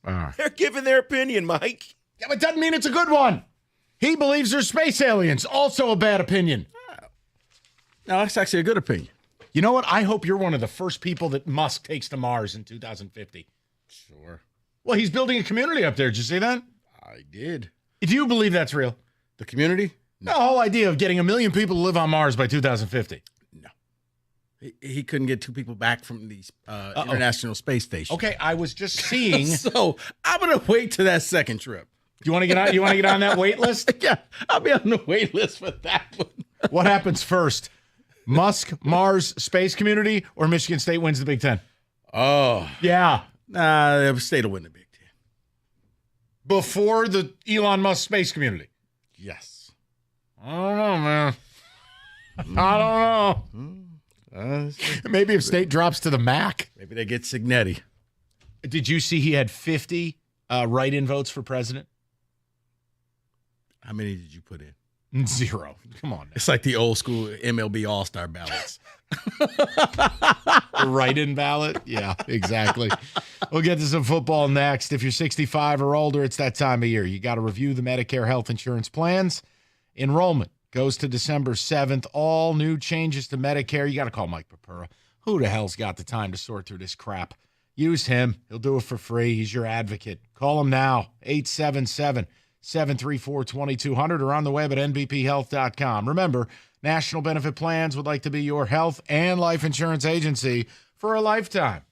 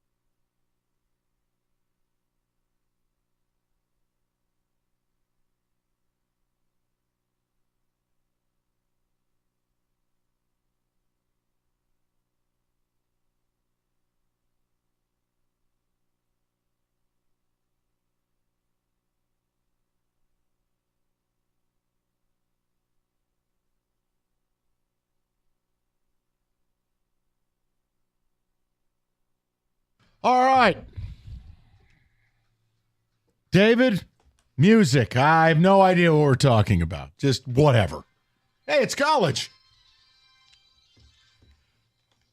Yeah, it's college football with a twist. Okay. So I'm going to do the 2024 NFL redraft here. What? Yes. Then how's it college? Because we're talking about the college players that came out this year that are rookies currently right now in the NFL. All right, it sounds fugazi, but I'm in. Let's go. So, number 1 overall. We all know Caleb Williams went number 1 overall. The redraft would have Jaden Daniels. Yeah, Caleb is not, he's up and down. And there's also a problem here. I don't know what it is with him and DJ Moore. It's not making sense. DJ Moore's a really good player. Caleb's an allegedly really good player. You think a rookie would lean on his number 1 receiver? Mm-hmm. I got nothing. Jaden Daniels, number 1 pick. Agree? Agree. Oh, yeah. So they flip-flop here. So number 2, Commanders would take Caleb Williams in the redraft. I guess. You know what? I keep hearing how good Caleb is going to be, but he's yet to show it consistently. He'll have a game, and then everybody's going to say, see, there he is. He's here, until he's not. Yeah. Whereas Jaden, I've seen it enough to say, yep, you know what? He's going to be a legitimate NFL quarterback. I don't know if he's going to be a Hall of Famer, but he'll be around for some years. The Commanders will not let this kid go. I think this next one, number 3 overall, surprises me because they take Drake May again in the redraft. May hasn't been bad at all, David. In fact, he's put the team on his back. And last week they had the football with a chance to go and win the game in overtime. He safety kind of baited him. He threw a ball 50 yards down the field, but Drake May's been fine. I just think they wanted to, and they wanted to protect him early. They don't have the talent of the Commanders or the Bears. I think Drake May be a rock solid pick again. Number 4, the Arizona Cardinals still select a wide receiver, just not Marvin Harrison Jr. They take Malik Neighbors. Ha. Okay. Maybe flip a coin. No, I will say this. I love Marv, and I think he'll be a really good player, but the it factor isn't there yet. And I know, there might be something with Kyler there. Malik Neighbors, from the minute he descended into hell, MetLife Stadium, he jumped off your TV screen. Yeah. I actually think that's a plausible redraft. It would work because I think Neighbors has the type of personality. Like I said, Harrison's personality and Kyler Murray's personality don't mesh where they're going to go out there and say, let's be great together. They're the same type, and you're seeing it on the field where, heck, I don't even think Kyler knew he was on the team for the first 3 games. They're like, are you going to throw him the ball or no? Uh-oh. So at number 6, the New York Giants, since Malik Neighbors is gone in the redraft, they take Brock Bowers. Yeah. It doesn't matter. We blow. Sure. Bowers leads all tight ends in receptions and yards, and he's fabulous. He's everything we talked about, and I still have I don't know why he fell. I don't know what happened. Maybe they got to look at the receding hairline. I don't know. Bowers is fantastic. No, I think it was tight end is looked at as a luxury. And if, you know what, we should probably take this position instead. And they went smartest man in the room instead of just taking the best available player. Get to the one I care about. Redraft Atlanta. Come on. I was going to get to that next because this one is a giant leap in this redraft. They select Jared Verse. No. Oh. Jared Verse went number 5 in the redraft to the Chargers. Okay, see, I knew he was up there. Okay. Wow, so Joe Alt was available to my Giants? Correct. Idiots. Correct. All right. Anyway, you're angry at them fictitiously. I love it. So in the redraft, the Atlanta Falcons take safety Evan Williams. He was originally drafted in the 4th round for the Packers. Oh, my God. But according to PFF, he's one of the best safeties in the league. And again, he didn't play against the Lions. Just throwing that out there. There's a theme building with that. Okay, sure. I think it's probably a little early to elevate a 4th round pick, but I'll play your game. So Michael Penix Jr. does still go in the top 10. He Really? goes to the Minnesota Vikings in the redraft. Because they don't need him, I guess. No, but... Well, because of the quarterback they currently drafted, they can't draft again because he's hurt. And I think that's why they do it in the redraft here. I'm not going to stress about it. Where does JJ go? JJ does not go again in the 1st round. Oh, you hate to see it. That's, again, because he's hurt. That's all right. He'll meditate on it. He'll get it fixed. Go ahead. I forgot about that. the meditation. Remember, I had the chalk outlines drawn in MetLife for when the Giants took him? We had like a little meditation station. I had drinks and snacks for him. The whole bit. I was ready. Anything beats Daniel Jones. Go ahead. So Bo Nix stays the same at number 12. Am I wrong to say that we were all wrong about Bo? Yes. He's pretty okay. Somebody had him for Rookie of the Year. Oh, you did? Yes, I did.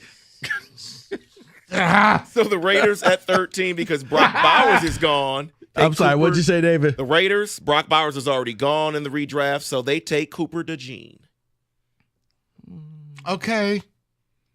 I mean, he's been good in the slot. That's fine. I don't care. It's the Raiders. Fold the organization. Go ahead. So let's go to the Lions here at number 24. Okay. Yes, Terrion Arnold is still available. He did not go ahead here in the redraft. And they do not select him again at number 24. Why? They have the Lions taking Byron Murphy II. Oh, defensive line. Yeah, but Terrion's been good. He's fine. But if you can redraft and you look at their position of need, you got a young defensive lineman that you can control for the next 4 or 5 years. Man. I get the method to the madness. Okay. I don't agree with it, but I understand. If you know what you know now, yeah, you needed a D lineman. Dallas Turner goes 25th to the Packers. I'm just mentioning a division opponent here. Yeah. A defensive end there. They took Van Ness last year, right? They took. Or was that the year prior? Their original pick for the Packers was Jordan Morgan. Yeah, so Van Ness was 2 years ago. Yeah. Sorry. Yeah. Chop Robinson goes number 27 to the Arizona Cardinals. So similar pick. They took Darius Robinson is what they took. Again, just pure edge, speed. Yeah. You know, not an every down defensive lineman type guy. I was never a big Chop Robinson guy. I liked him. I know you. Believe me, I know. I had to hear about it for 3 years. You were a huge Penn State guy.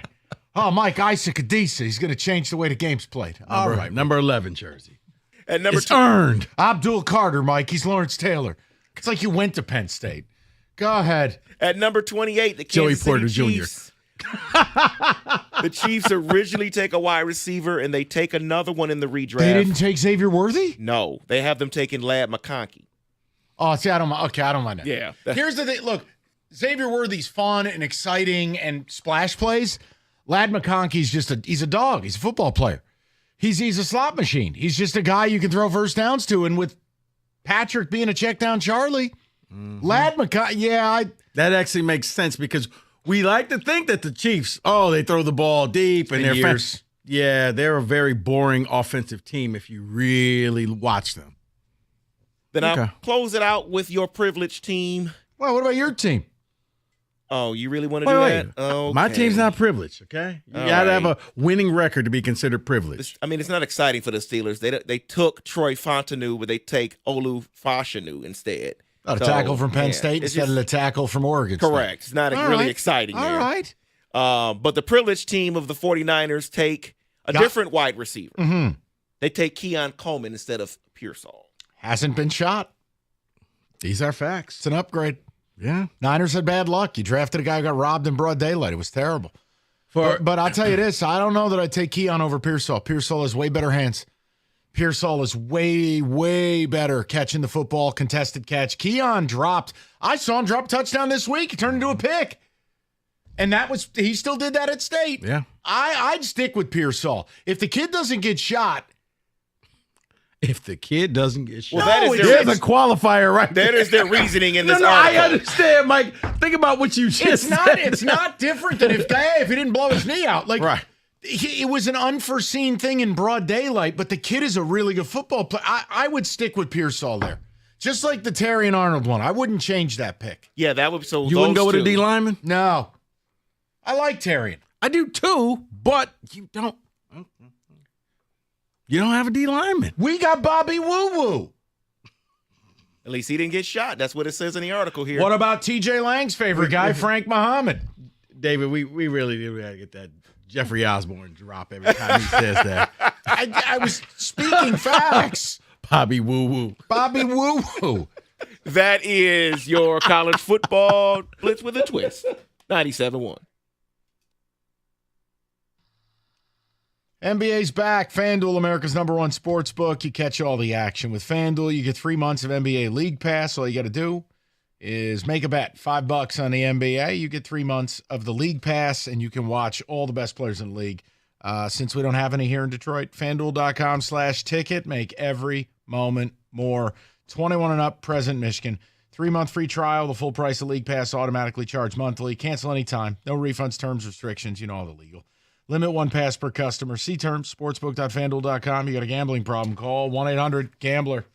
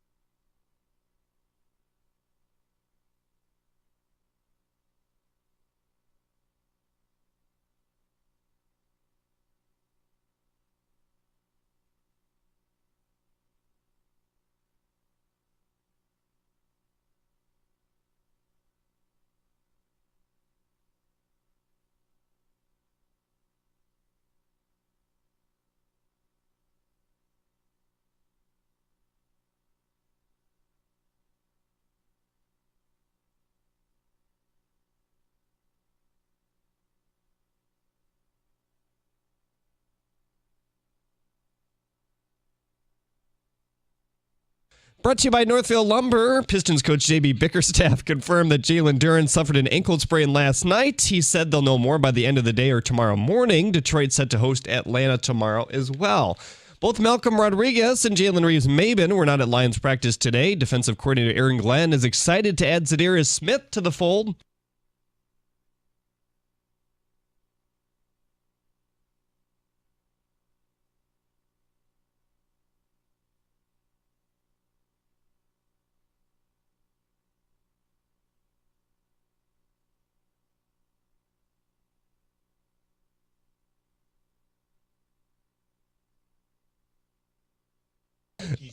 Michigan State basketball has their second game of the season tonight against Niagara. MSU defeating Monmouth in Game 1 while Niagara's only experience was a blowout over a D3 team. Niagara has a roster full of new players. Tip at 8 at the Corwell House Sports Desk. Is that a lawnmower or vacuum? What is that? I'm Jeremy Otto. For more, go to 97.1 The Ticket or Odyssey.com.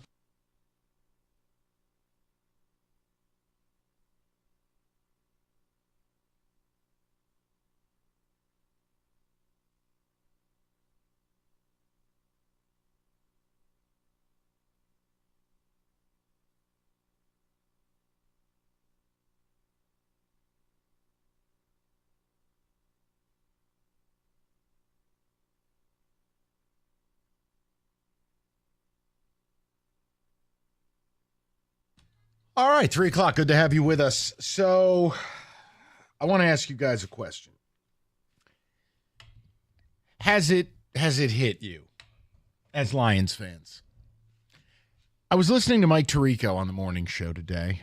Mike is a big P1 of both this show and the station, and he was talking with Cookies, and they were talking about Sunday Night Football, Lions, Texans, and talking about the game, and it starts to strike you a little bit. Now, you're not allowed to be offended at what I'm about to say. You're not. If you are, it's on you. We know the Lions are either the best team in the league or the second best team in the league. They are one of the league's elite. We've talked about it ad nauseum. The Lions are also living an incredibly charmed life, meaning seemingly every week you're playing these teams. You get the break you need. Their players die, not healthy. You're good plus lucky. And it's the best blend because that's what it takes to win a Super Bowl. No one has won a Super Bowl absent of luck. It cannot happen. It does not happen. The best team I've ever seen play football didn't win the Super Bowl because they got unlucky. It's called the 07 Patriots. They got unlucky. Was that the catch to the helmet? Bubblegum. Yeah. So here's my question. It's 60 and sunny on a Thursday. Your football team is about to go to Houston. Doesn't sound like Nico Collins is going to play. Their offensive line is in tatters. And you guys are already, arguably in my mind, the best team in the league. It doesn't matter the rules of the NFL with games you're supposed to lose or games that are supposed to be tough. You defy all of it. I mean, at Minnesota, down 10-0, doesn't matter. We'll just rip off 21 in a row, and we'll kick a game-winning field goal and get the hell up out of here. Go to Green Bay in terrible weather, doesn't matter. They're all-world centers out. We got a guard playing center, 3 bad snaps, and a quarterback on one leg and a brain-dead in INT. We got you covered. We'll blow their doors off. Now we're going to go to Houston. Forget about it. O-line's in tatters, Nico's out, and you're already going to score 30. Hell, you may put up 50. But my question is this. Has it hit you? The Lions are the best team in football. They're on Sunday Night Football, and it's not out of pity. It's not because of the other team. It's because of you. Mike Tirico saying people come up to him from other teams, and they associate Tirico correctly, because he lives in the metro area, your Lions, or man, they're good, or oh my God, what's going on up there in Detroit? Has it finally sunk in with you guys? Like you're the team that gets to be the villains because you're awesome. Flip off the crowd? Who cares? We're great. Run trick plays and rub people's face in doo-doo? Who cares? We can. We're awesome. Talk bleep? Doesn't matter. We back it up. Your coach is in TV commercials. He's the envy of the league. Guys, right, my entire life, this team's been a punchline. They've been talked about for all the wrong reasons. Has it sunk in, or are you afraid someone's going to pull the trap door and you're going to go Kelsey Grammer off stage speaking? Kenny knows. I've shown him that clip. It's the funniest damn thing. Have you seen it? Mm-hmm. Kelsey Grammer delivering a speech. He doesn't realize he's at the edge of the stage. Ah, dead. I want to know from Lion fans, because tomorrow it's more of a game conversation. Look at it. We're living a dream here, but are you enjoying it? Or are you still operating like Michael Myers is coming to stab you to death? Well, think about this. When you watch national broadcast and they're arguing, who's the better team?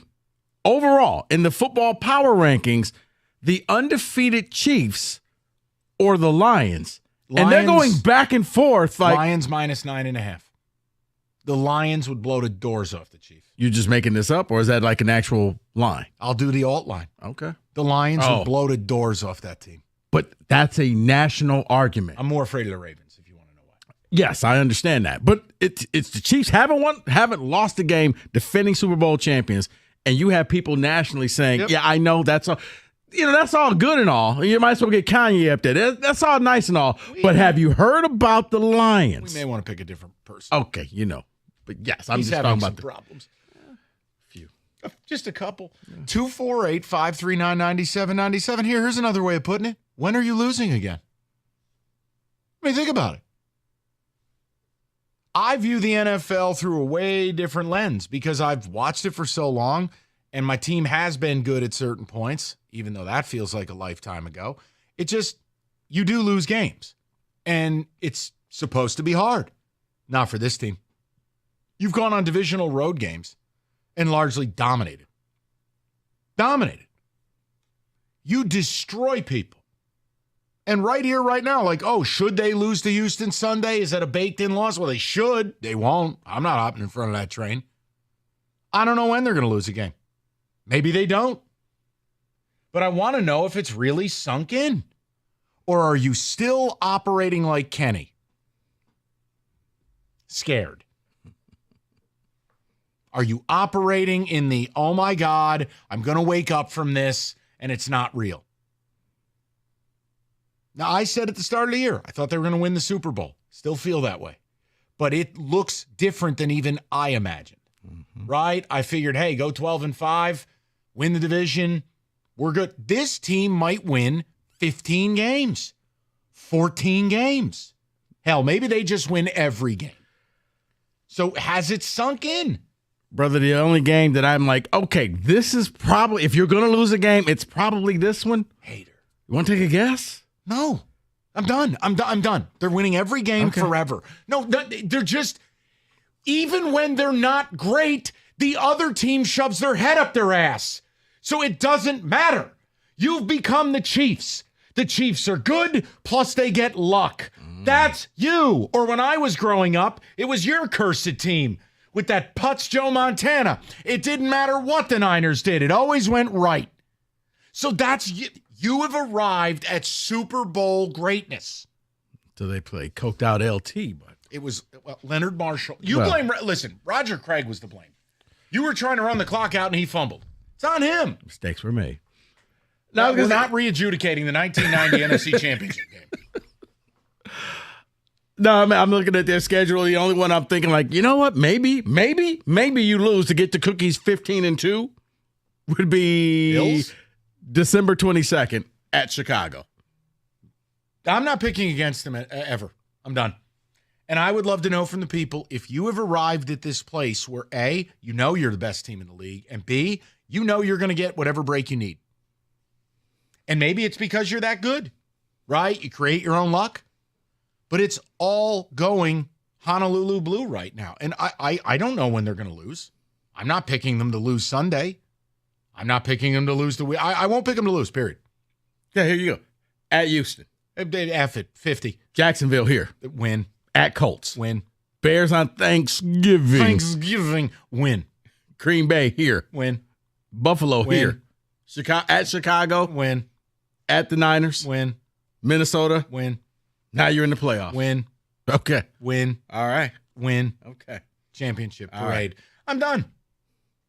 Because I've just seen what I need to see. When you go to Green Bay and do what you did to them in terrible weather, even with Goff wearing hamburger helper gloves, we're done here. I mean, at one point, the Green Bay Packers had more bad snaps than you had penalties. Facts. That's the stuff I watched for years the Chiefs do, or the Patriots do. How many times did we watch the Patriots during Dynasty mode and you'd go, really? They're going to get that break? Oh, Brady's going to open the game and complete 13 straight passes? That's us. It's here now. It's happening. Yeah. No, you're right.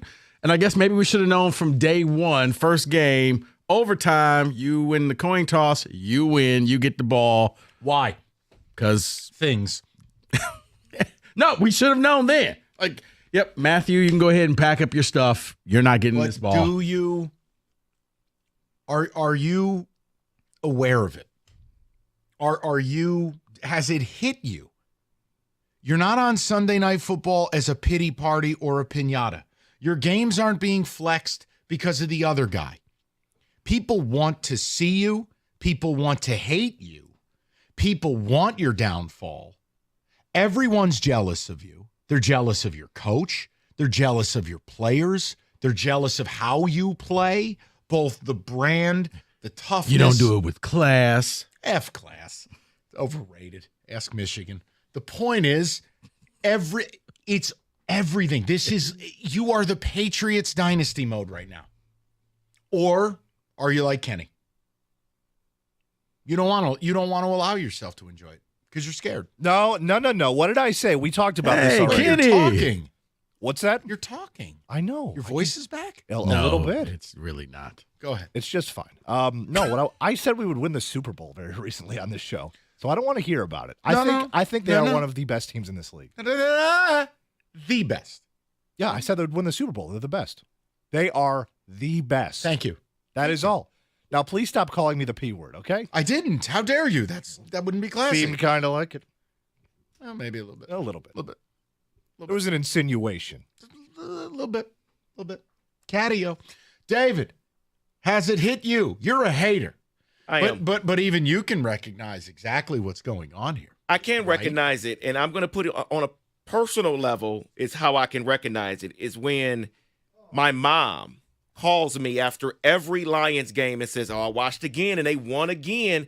That is a sign to me on a personal level that they're real and they're back, because she does not watch sports, but she's watching the Lions, and every week she wants to laugh at me and say, "Ha ha, they did it again."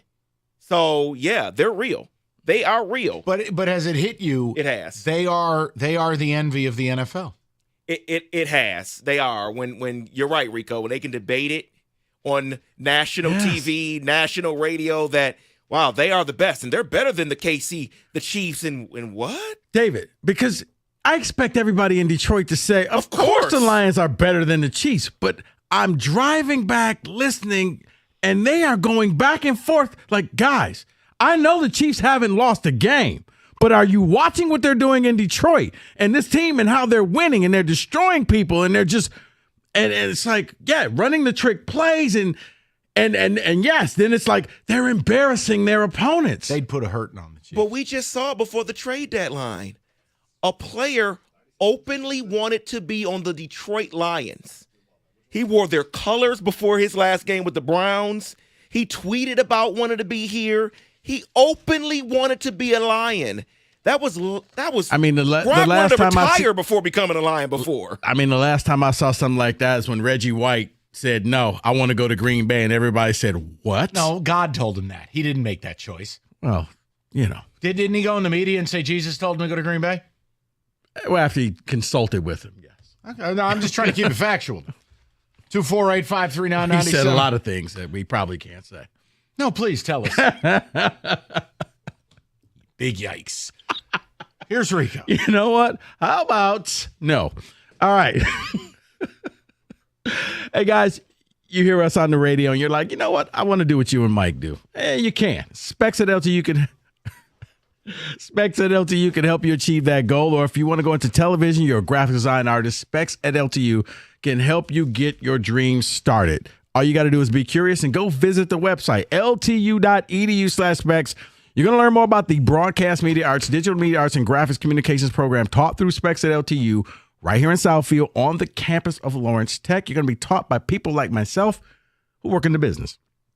Rico, what does that mean? It means you're going to learn from day one in the lab what it takes to get started. So if you want that career, it's ready. The path is there.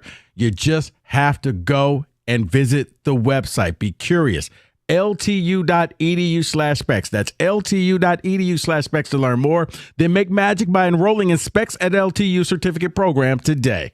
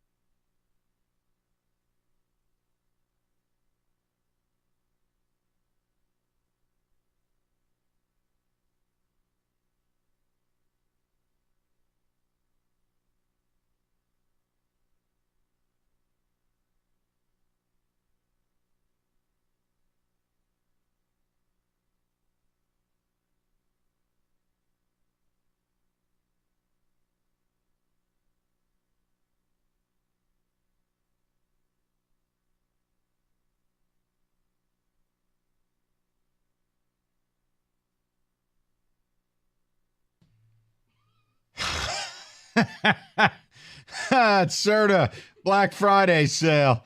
Yeah, I know. Holiday season. What a blast. Look, right now, save up to $600. All new Serta Perfect Sleeper X and Serta iComfort mattresses, all marked down. Get the savings now. You don't have to wait for Black Friday. It's Serta.com to find a retailer near you. That's Serta.com.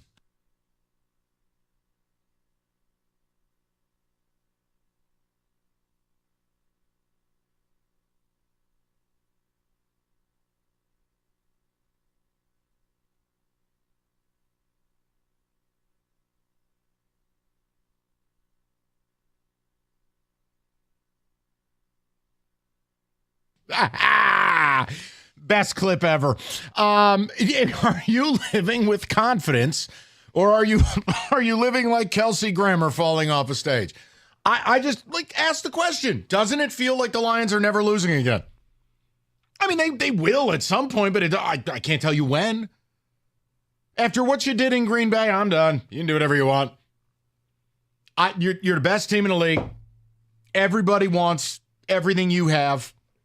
You don't just win, you do it in style. You got stars, you got a star coach, you got a star coordinator. It's just, has it hit you? You've arrived here. Guys, you are 3.5-point road favorites on national TV primetime against a playoff team. That's where we've arrived at. Or are you Kelsey Grammer on stage? You are worried, it's dark, I don't know where the edge is, and this is about to go poorly. I mean, it really makes you wonder, what in the world did the Bucs do that night or that afternoon to beat you? It was all about the Lions. It had nothing to do with the Bucs. Remember, you outgained them 500 yards to 2. That's true. Can I get the Kelsey Grammer one more time just for bleeps and giggles?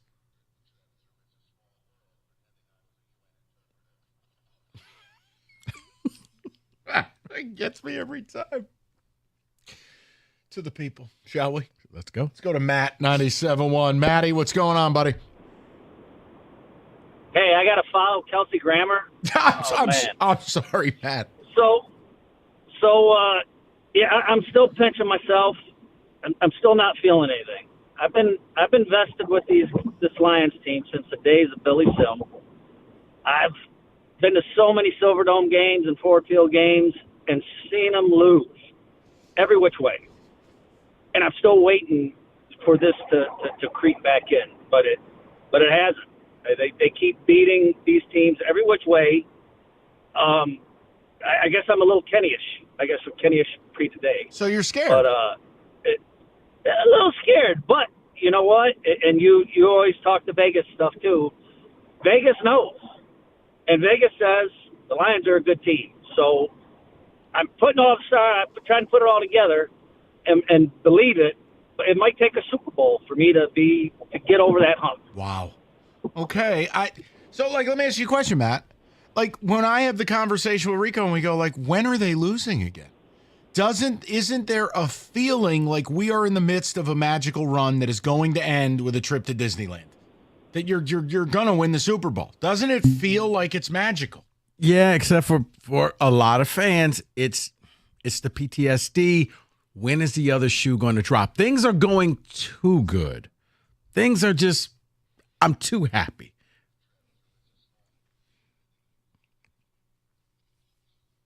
Yes. That's how a lot of Lions fans feel. The second we get too cocky, we're going to walk in and the Colts are just going to steamroll us. At Indy. Right.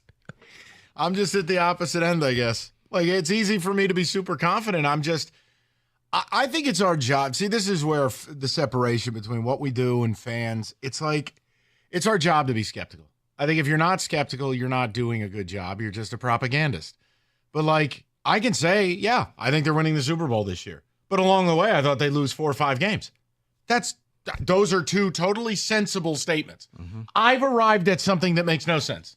I'm never picking against them ever again. Because I don't know that they'll lose a singular game. That's funny because after the Green Bay, I'm like, you know what? I picked the Packers. I'm not doing this anymore. No.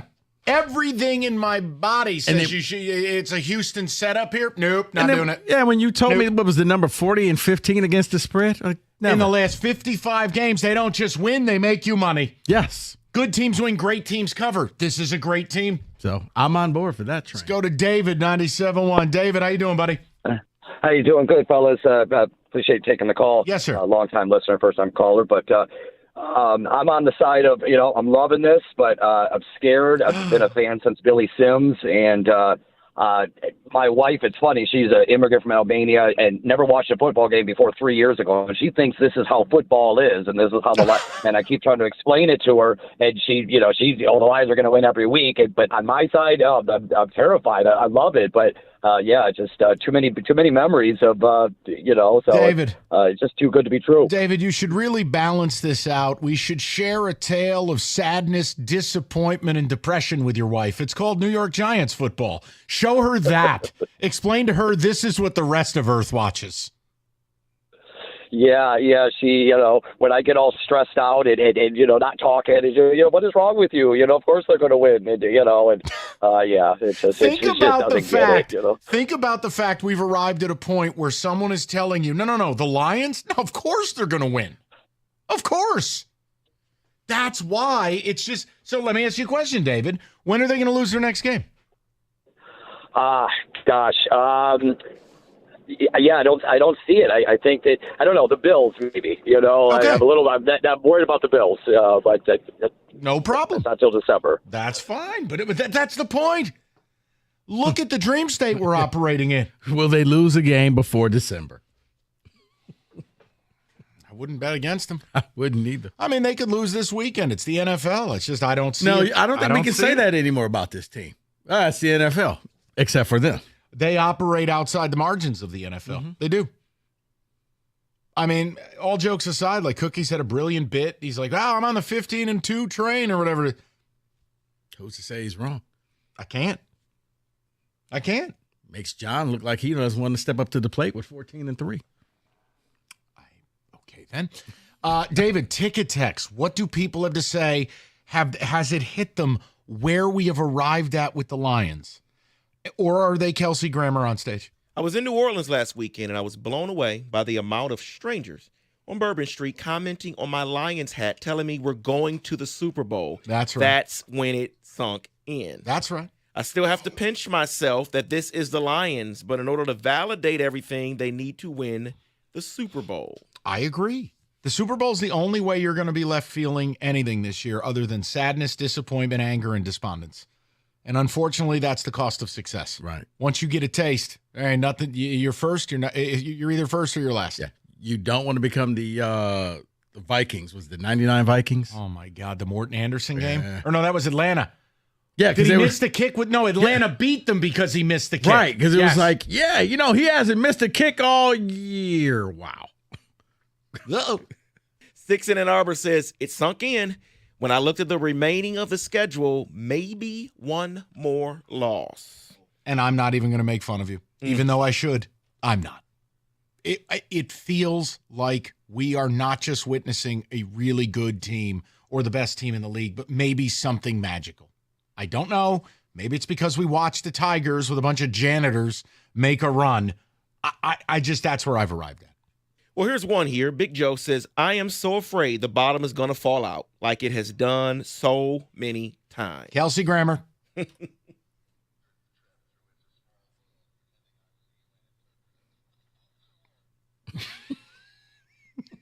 Gets me every time. I'm sold. We are the league. Come and try us. It's the truth. Oh, wow. You're wearing sweatshirts, telling people their mama's a hoe. You're flipping crowds off. You're throwing touchdowns to offensive linemen. I mean, come on. Running trick plays, dropping 50 bombs on people. Mm-hmm. Come on. Offensive lineman's playing receiver, for God's sake. Two teams go to the middle of the field. I did a great job. Your mom's a streetwalker. That's what we're doing. I was at the Green Bay game, and there was never a shred of doubt in my mind we were winning. The Lions are that team. They are incredibly locked in. Yes, it's happening. Yep. It's from Kyle. Like, I love it. Teams are breaking their special uniforms out because you're their big game. Houston. debuting new helmets and uniform that they're getting ready to get buried in. That's how it works, right? No. And every week you play, somebody out there, you're just, Tampa Bay's down 7 tackles. They've got Rico at left tackle. Sure. Green Bay's down their center, their best safety, all this stuff. Okay, no problem. Seattle's defense missed the flight. They were down 6 of their top 7 guys in the front 7. Okay, no problem. Dallas, every good player they have dead. And it doesn't matter because you're bombing people. It isn't like you're winning just because of it. You're good and gifted. It's the Patriot combination. You've earned this. Don't you feel like you're being paid back for 70 years of launching yourself nuts first into a wood chipper? But see, I think that's why some people can't go that route. It's Chelsea Graham. Yeah, it's Graham. Yep. Because of the 70 years. Honestly, doesn't that sound like Kenny trying to get into his apartment after the bar? Here's the point I'm making. Just read something. Try a pizza. You can't throw a flag. We're advertising your pizza at Hungry Howie's, the chicken and waffle pizza. Now, this is an affront to Italian people, so leave me out of this. But if you're like Kenny, you're 15 beers deep, you can go get a chicken and waffle pizza. Who knew? Chicken tender bites, waffle bits, maple syrup instead of sauce, because that would be ridiculous to have tomato sauce in this thing. But bottom line, it's a limited time only. This is a Kenny Cott special. Little 3-foot bong rip and an 8-cut slice for Kenny. There you go, buddy. Treat yourself. Large chicken and waffle pizza tonight, $15.99 only at Hungry Howie's.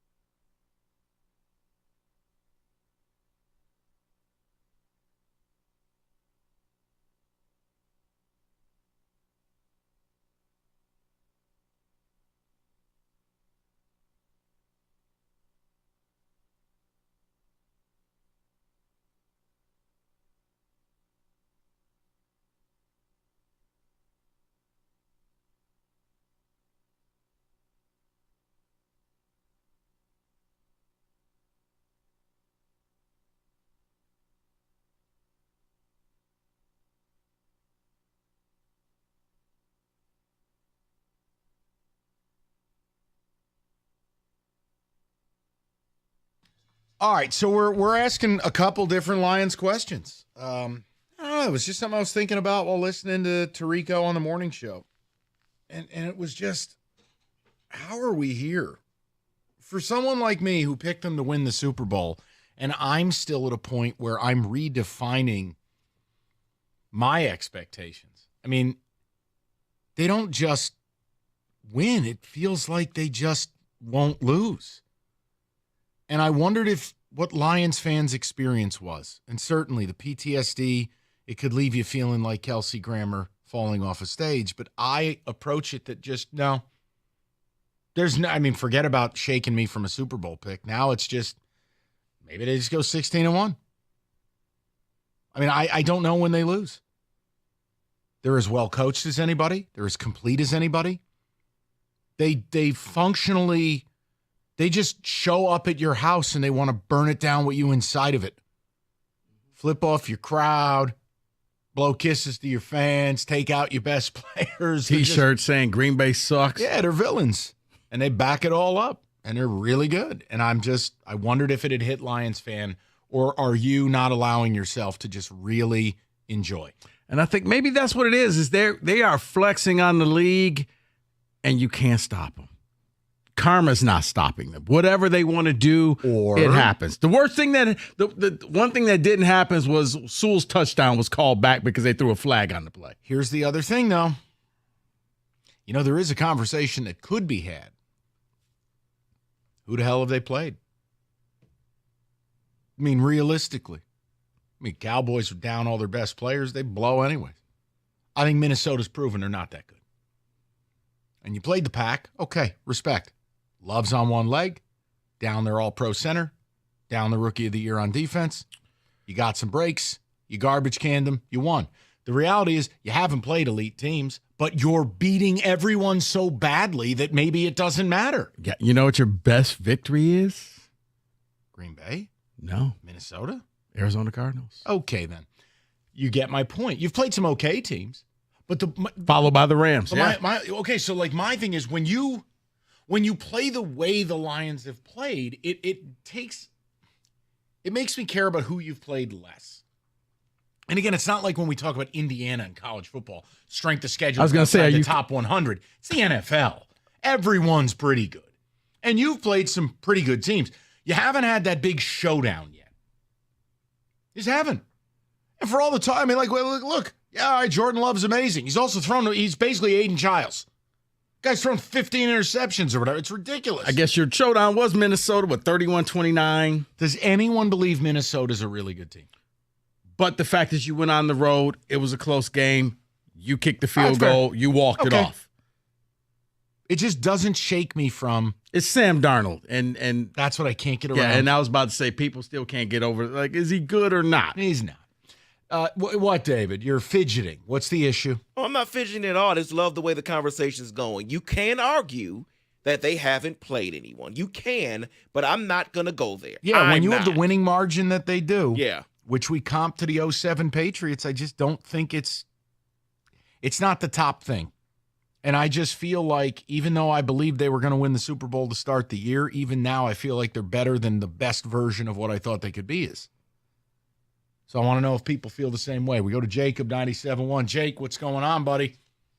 What up? Real quick to that, I would say in the NFC, besides maybe Philadelphia, who really is an elite team? Well, Jacob, doesn't that fit the storybook? Right? Like it does. Hey, it's our year. It's kind of a soft NFC. You'll be a touchdown favorite in every game you play if it's not Philly. You're right. It's turning into the Rams who you beat opening weekend. Oh, boy. I'll tell you what I feel like, gentlemen, is I am dating by far the hottest girl in the bar. Okay. She actually really likes me, and I have no idea why.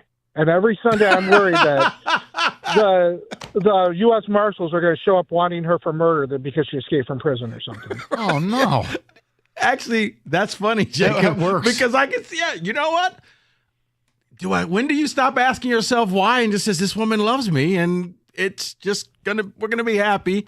But you're right. Every day you're thinking, okay, what did you really do? Is this a bet? Am I on a TV show? Am I being punked? Yeah, I get it. And I love your guys' show. Mondays used to suck. for years. I would pray for something like the tunnel or Devin Bush to happen, just because it would be something else to talk about on Mondays besides another Lions loss. And I felt bad for you guys having to come in every Monday. Well, I mean, it gets old, Jacob. It does. But here's the other side of it. When a team is this good, right, and this stress-free, it does take away anything to talk about. It's like, hey, how was your weekend? Great, I hit the lottery again. I mean, you're like, okay. So what are you going to wear to the Super Bowl parade? Right. I mean, Jacob, it does feel like if it continues like this another 3-4 weeks, we should all just start getting fitted for Hall of Fame jackets. It's something I've only seen the Patriots or Chiefs do something like this. Well, I said something to one of my friends. I'm like, if Goff continues on this tear for a couple more years, I don't think it's crazy to say he could be a Hall of Famer. If he wins a Super Bowl and went to 2 of them, wins a Super Bowl and produces 4 to 5 seasons of being one of the best QBs in the NFC, yeah, you're going to the Hall of Fame. I mean, look, Kirk Cousins is going to be a Hall of Famer. I hate to break it to you. He'll go to the Hall of Fame. Will the fire pit make it? Yes. But Jacob, look at counting stats. All right, maybe Cousins doesn't go. Stafford's Hall of Famer, right? Yeah. Okay. Like Warren Moon didn't win anything. Counting stats. Bruh. Marino didn't win anything. Counting stats. Eli sucked, but he won 2 Super Bowls. If Goff wins a Super Bowl and has 3-4 more years of being really good, you could make the case. Eli was a 500 quarterback. If he keeps the completion rate like this, he's just the modern-day Drew Brees. Well, with a Super Bowl. If he's completing 80% of his. And that's what I'm saying. He's about to eclipse Drew Brees, who is at 75% completion rate. 74.3, but you know what I mean. See, the Goff thing, I'm Kelsey Grammer. I think Goff is really good, but come on with the Goff thing of 80% completion rates and 140 QBRs. I do feel a little more Kelsey Grammer there. I mean,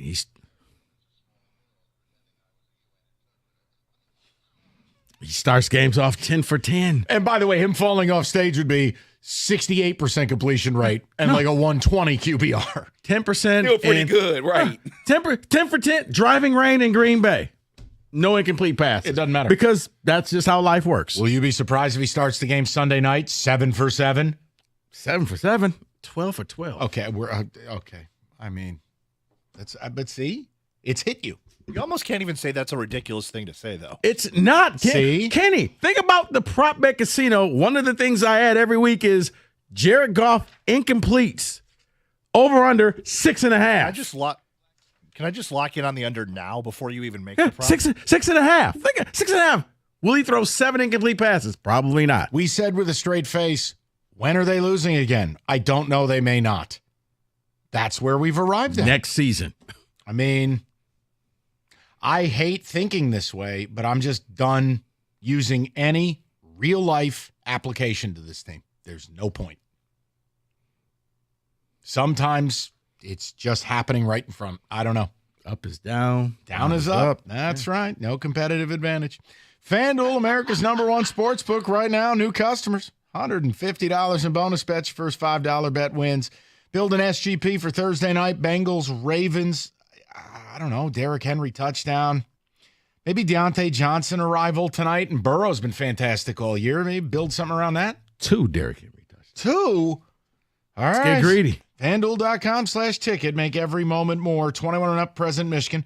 First online real money wager only. $5 first deposit required. Bonus issued. Now withdrawable bonus bets that expire 7 days after receipt. Restrictions apply. See terms. Sportsbook.fanduel.com. You got a gambling problem? Call 1-800-GAMBLER.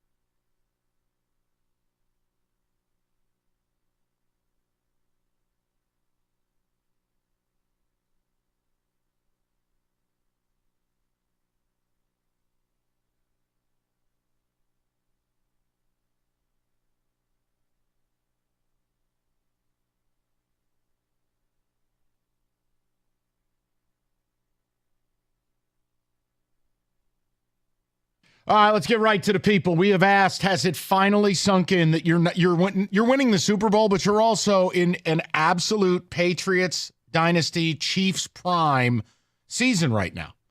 I don't know when you're losing again. Or are you Kelsey Grammer and you feel like the edge of the stage is right there and you're about to go down?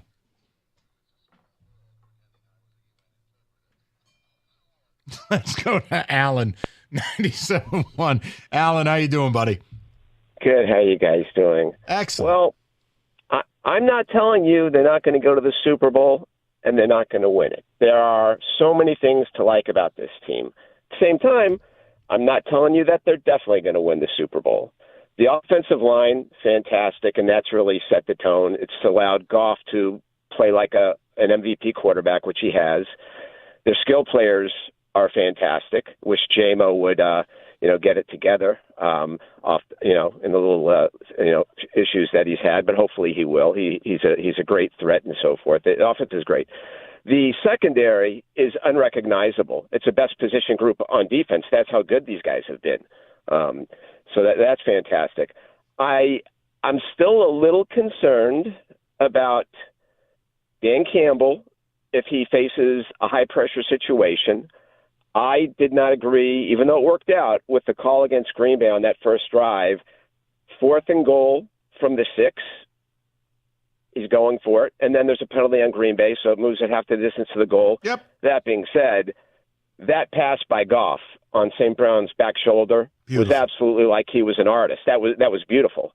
But I think that's pretty risky. So to your point about have they really been tested yet? They've gotten some breaks. Some of the other teams aren't, performing at a peak level. 49ers have been hurt.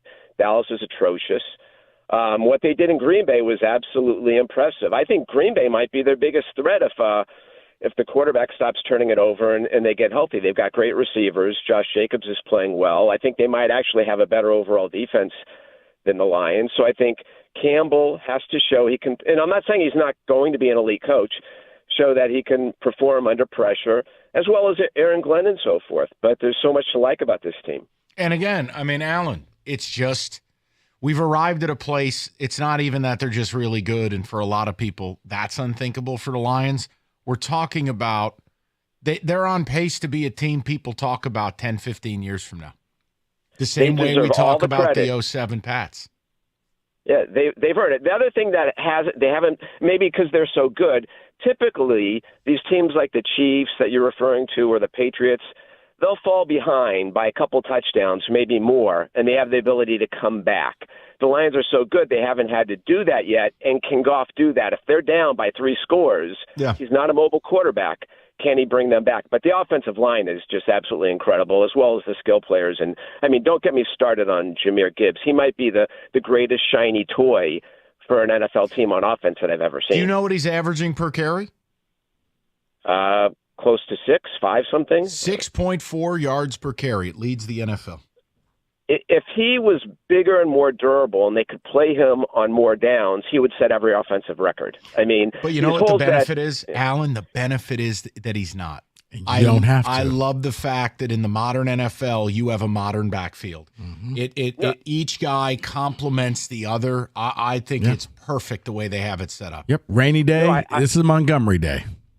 I agree. I like the way they're using him. I like the way they're using them both. Plus, it means they'll both be fresh for the playoffs.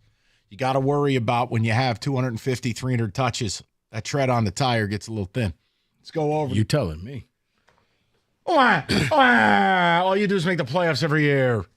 Nobody wants to hear from you. All you do is draft high every year. What do we get? I get Stugotz. I get Kelsey Grammer. Here's my draft night, an audio clip. Evan Neal. Malik Neighbors. Kayvon Thibodeau. Tibbs is good. Dude. Neighbors is good. You're building something. I'll trade him to you right now. You want him? Sure. Great. First round picks. Like 3 of them. Wide receivers don't affect winning. They don't.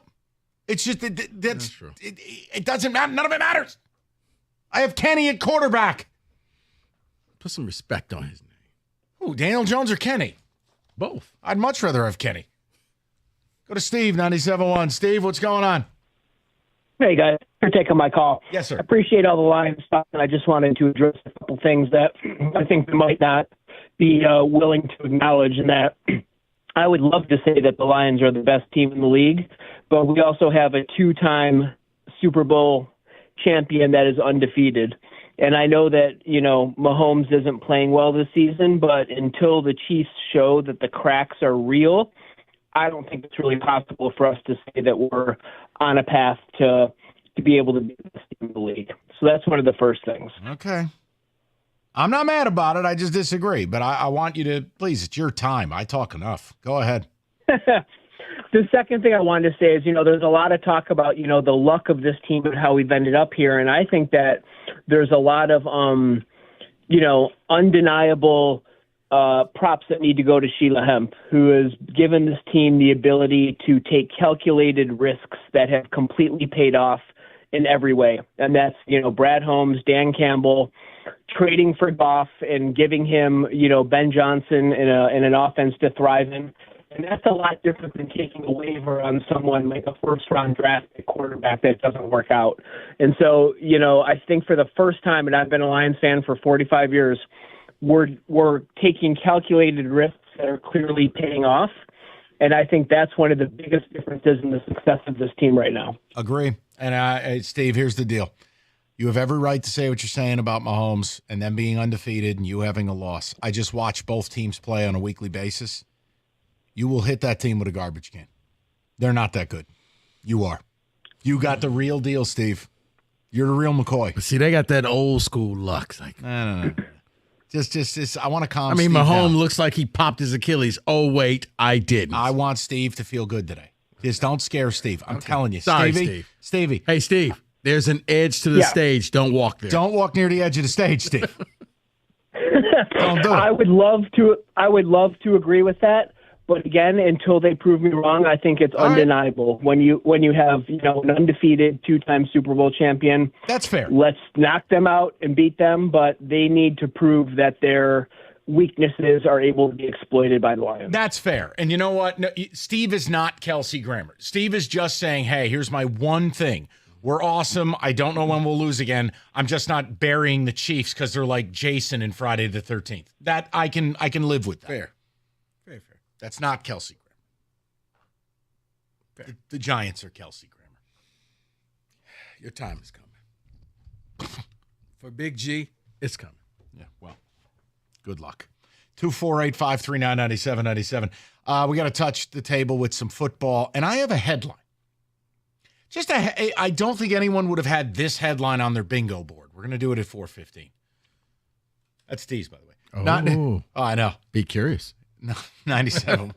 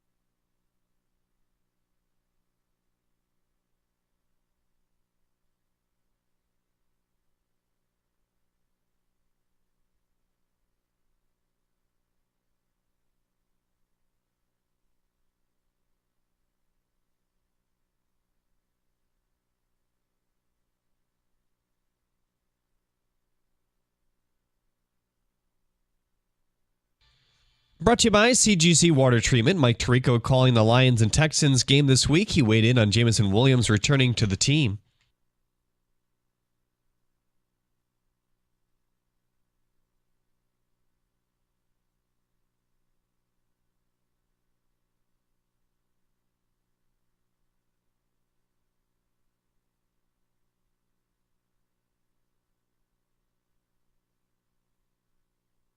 After their 4-1 win over the Blackhawks last night, the Red Wings are off until tomorrow when they face Toronto on the road. Alex Lyon will be their starting goaltender per Derek Lalonde. The Bullsworth Trophy honors college football's best who started their career as a walk-on. MSU kicker Jonathan Kim has been named a nominee. Kim has made 17 of 19 field goals so far this year, while also drilling 3 of 50 or more. Pistons coach J.B. Bickerstaff confirmed that Jalen Duren in fact sprained his ankle early in yesterday's loss to the Hornets. They expect to know more about his availability tonight or tomorrow morning. The Bengals face the Ravens on Thursday Night Football today. Newly acquired running back Khalil Herbert is expected to play for Cincinnati. On the other side, Tre'Davious White not expected to go for Baltimore. At the Corwell Health Sports Desk, I'm Jeremy Otto. For more, go to 97.1 The Ticket or Odyssey.com.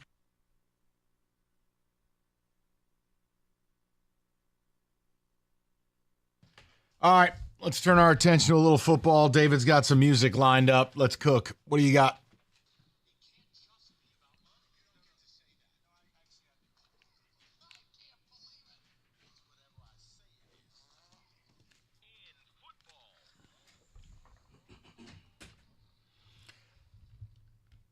Well, Michael. Oh, God, you again. Okay, what? Or you know what? Hey, I'm out of here. Mike's going to take you to 6. Yeah. What do you got? What do you need? Mike, it is the quarterback rankings for last week. Week 9 quarterback rankings. It is for the best performances of the week. These are not referendums for season-long performance, people. Please do not freak out on the ticket tax. Yes, correct. Because even though you won the game, you didn't do much in Green Bay. Jared Goff will not be on this list. You're fine. All right. Let's go. A little honorable mention. Justin Herbert coming in at 12. Disagree. It was 2 blown coverages that David could have completed for touchdowns. You're out. Honorable mention. Aaron Rodgers. Thursday night. 3 touchdowns. Sadly agree. All right. At number 10, Mike Valini's favorite quarterback in the NFL. In a loss, we head out to Seattle. Geno Smith. You just won't let go of this bum. 363 yards. He had 3 touchdowns, but he also had 3 picks there it in the is. game. And it's been the theme with him all year. It's been the turnovers. So, yes, it was an overtime game. It was back and forth, but his turnovers. Exactly. Man. Which is, like I said, 10. At number 9, Sam Darnold. In a win over Indianapolis, he was 28 of 34, 290 yards, 3 touchdowns, but he also had 2 picks. Including 1 in the end zone. I hate him. I've had enough. He's got to go away. David, anything? David doesn't want to participate. He's bummed out over that. Okay. He's had it. Look at him. Look at you. At number 8. Yes. In a loss. Mm-hmm. But he was 20 of 26, 174 yards, 2 touchdowns, and he ran 1 in. He had 54 yards rushing. Ladies and gentlemen, I give you Daniel Jones. No, absolutely. Come on, dude. Are you being serious? I'm being serious. 174 yards? He also had 54 yards rushing and a touchdown, so he accounted for 3 touchdowns. I'll let David rule on this. 3 touchdowns. I'm biased. Just go if ahead. it were Jalen Hurts, I would put him in there. But he lost. So maybe he should Losing be 10. quarterbacks also have good games. Maybe That's he should true. be 10. That's all I'm saying. Geno was 10. He threw 3 picks. Daniel Jones didn't throw any picks. All right. Okay. He also didn't blink his eyes. Under 200 yards in the NFL. It's tough. I include the rushing yards as well. All right. With a touchdown. So That's why. total. Vanilla Yes. Vic. I got it. All right. Leave it alone. Mobile Jones season. All right. Move out of At town. number 6, we got Josh Allen in a victory. Yep. 25 of 39, 235, 3 touchdowns, 1 pick. And the pick wasn't his fault. It bounced off Keon Coleman's face. He's been splendid. I haven't been his biggest fan, but this level of football, he just hasn't played like this. I know. I really wish they would change that category of interception when it's not the quarterback's fault. Just call it like WRFU. Yeah. Wide receiver F up. Yeah. Tag it to the wide receiver, not the quarterback. At number 5, in a victory, Matthew Stafford over Seattle, 25 of 44, 298 yards, 2 touchdowns. It's incredible. It really is. I mean, he's still doing it. He's tough as ever. And as long as his receivers are healthy, he keeps them in the game. And it doesn't matter how often he gets hit, he gets back up. I just have a great amount of respect for what he's been able to do at this advanced age. He's played some really good football. And at number, what? Skipped one. Oh. Stafford's at 5. No, at 6, it's Kirk Cousins. Kirk Cousins, 19 of 24, 222 yards, 3 touchdowns. He's just getting it done.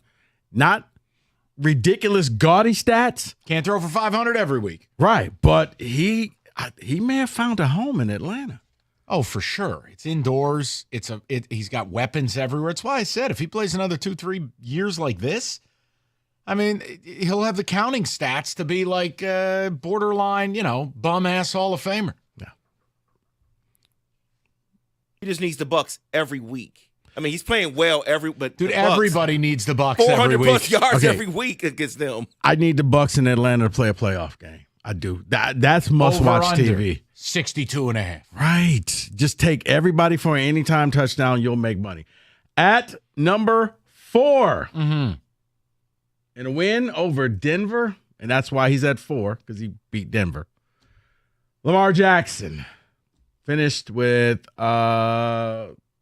16 of 19, threw for 3 touchdowns. Listen, that's still a top 10 defense. Yeah. That's a nice performance. And his numbers would have been gaudier if they didn't blow their doors off. I'm good with it. Blew him out in the first half. There was no competition.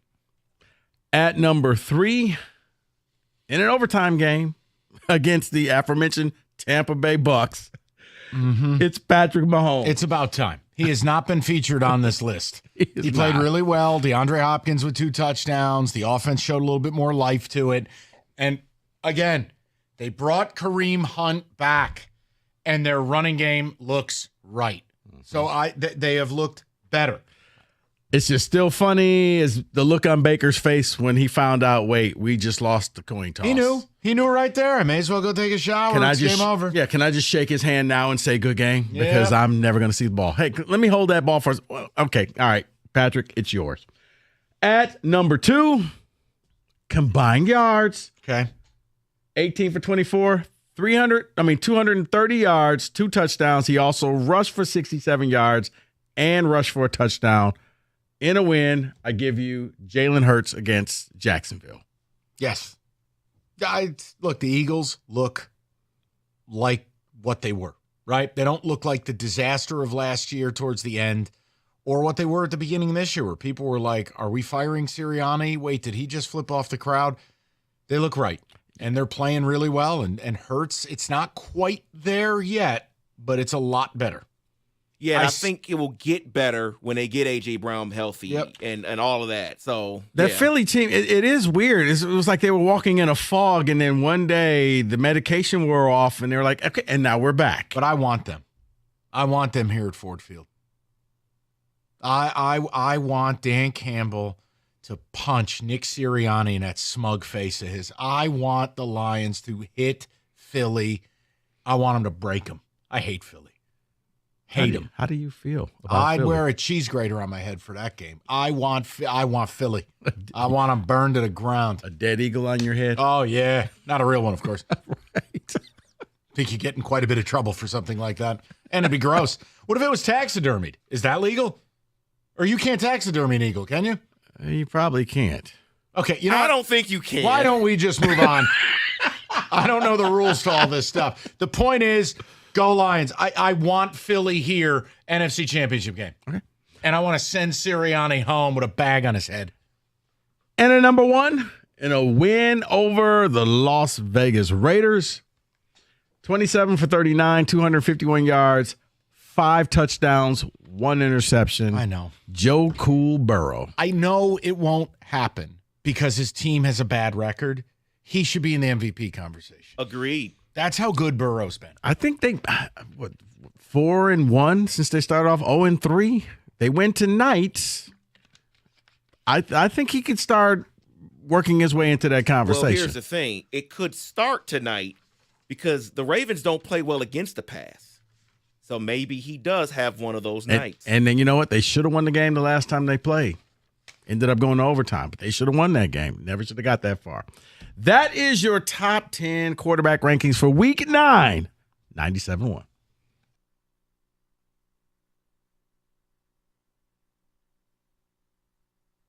Hey, I'm Rico Beard and things. No. The holiday season is upon us, and I need an internet service that will allow me to stream all the football action while I'm on the go. That is Xfinity. With Xfinity Internet, I get the speed I need at a great price. Along with the great price, Xfinity offers the fastest internet on the largest gig speed network, delivering to more homes than any other network. Enjoy all your favorite apps all in one place with the Flex 4K streaming box, all with Xfinity Internet. And when I'm taking a break from all the football action, Xfinity allows me to stream all of my favorite shows. Choose from a variety of speeds depending on your needs, including gig speeds up to 1.2 gigabits per second, and enjoy reliable internet on all your devices. So don't miss out on your favorite shows or all the scores and stats during football season. Get started today. Call 1-800-XFINITY, visit Xfinity.com, or drop into an Xfinity store today for more details. Maximum download speed of 940 megabits per second when hardwired via Ethernet. Actual speeds vary and not guaranteed, based on Xfinity's fastest available download speeds.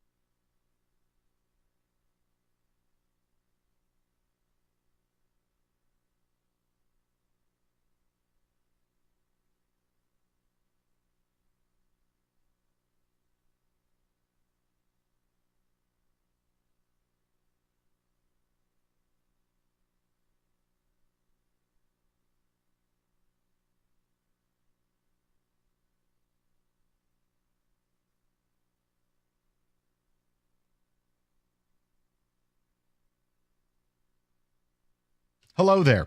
You've heard us talk about injury attorney David Femininio for a long time. Just listen to some of the results that David and his team have delivered for injured clients. $3.5 million, $5 million, $11.5 million.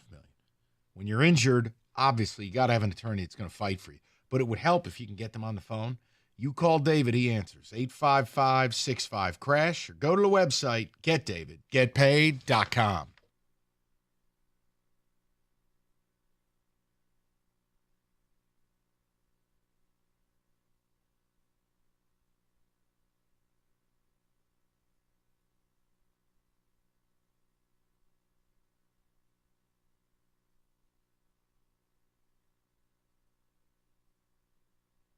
Okay, so I wanted to have some fun with you for a second. We'll return to Lions and stuff like that. But So behind the curtain of the show is like, yeah, you do your show prep before, and we have a plan, and then, bleep will hit the fan sometimes, or something carries a little longer than others. But during the show, I'm just constantly obsessed with like tidbits, different things that are happening. Because also I'm not on social media, so like newspapers or websites are like my only thing. So I just today, I don't know what happened, boys.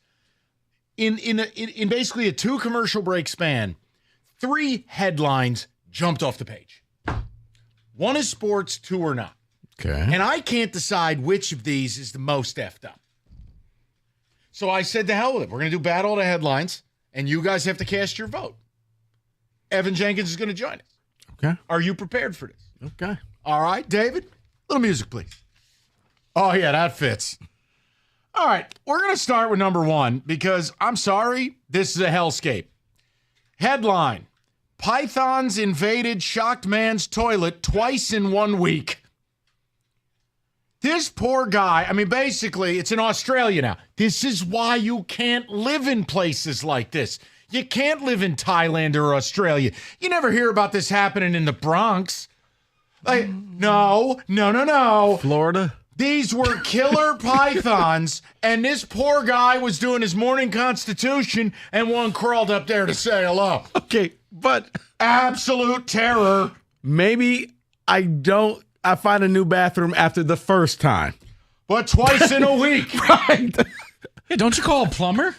Am I allowed to lock in without hearing any of the other headlines? This is a major fear of mine. Okay, Wait, you have a fear of a snake coming up out of your toilet? Not a snake necessarily, but something being in there like a spider or something like that. Nick Saban?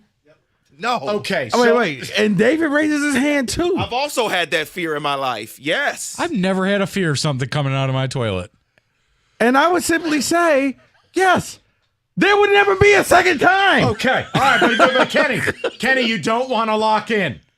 Now, let me go to sports. So I need you to reclassify. I need you to reimagine absurdity, right? This won't be a python killing a kicker before a kick, but I need you to think about all-time futility, okay? How bad is Florida State? Let me tell you the ways. First of all, no preseason top 10 team has ever lost 9 games or more the next year. One problem for Florida State. Not only are they 1-8, they're 26.5-point underdogs at Notre Dame this weekend. Is that a lot? But wait, there's more. From a futility index, here's the points scored for Florida State on a weekly basis. August 24th, they scored 21. Since then, 13, 12, 14, 16, 13, 16, 14, 11. Their team total at Notre Dame on FanDuel is 7.5 points. 7.5. So they're spotting them 1 touchdown, and that's it. You can make the extra point, no more. Ooh, what if they go for 2? And I miss it. They You don't know get what? anything more. At this point, if you're Florida State, why not? You got nothing to lose. The third headline. A job for the head coach. He's already fired. Yeah, they can't. It's like $88 million. Oh, he's getting the Florida treatment. Hate to see it. The third headline. Brace yourselves. A Central African public official has been arrested after 400 sex tapes are discovered of him with the president's sister, his own brother's wife. Oh, that's right. And a...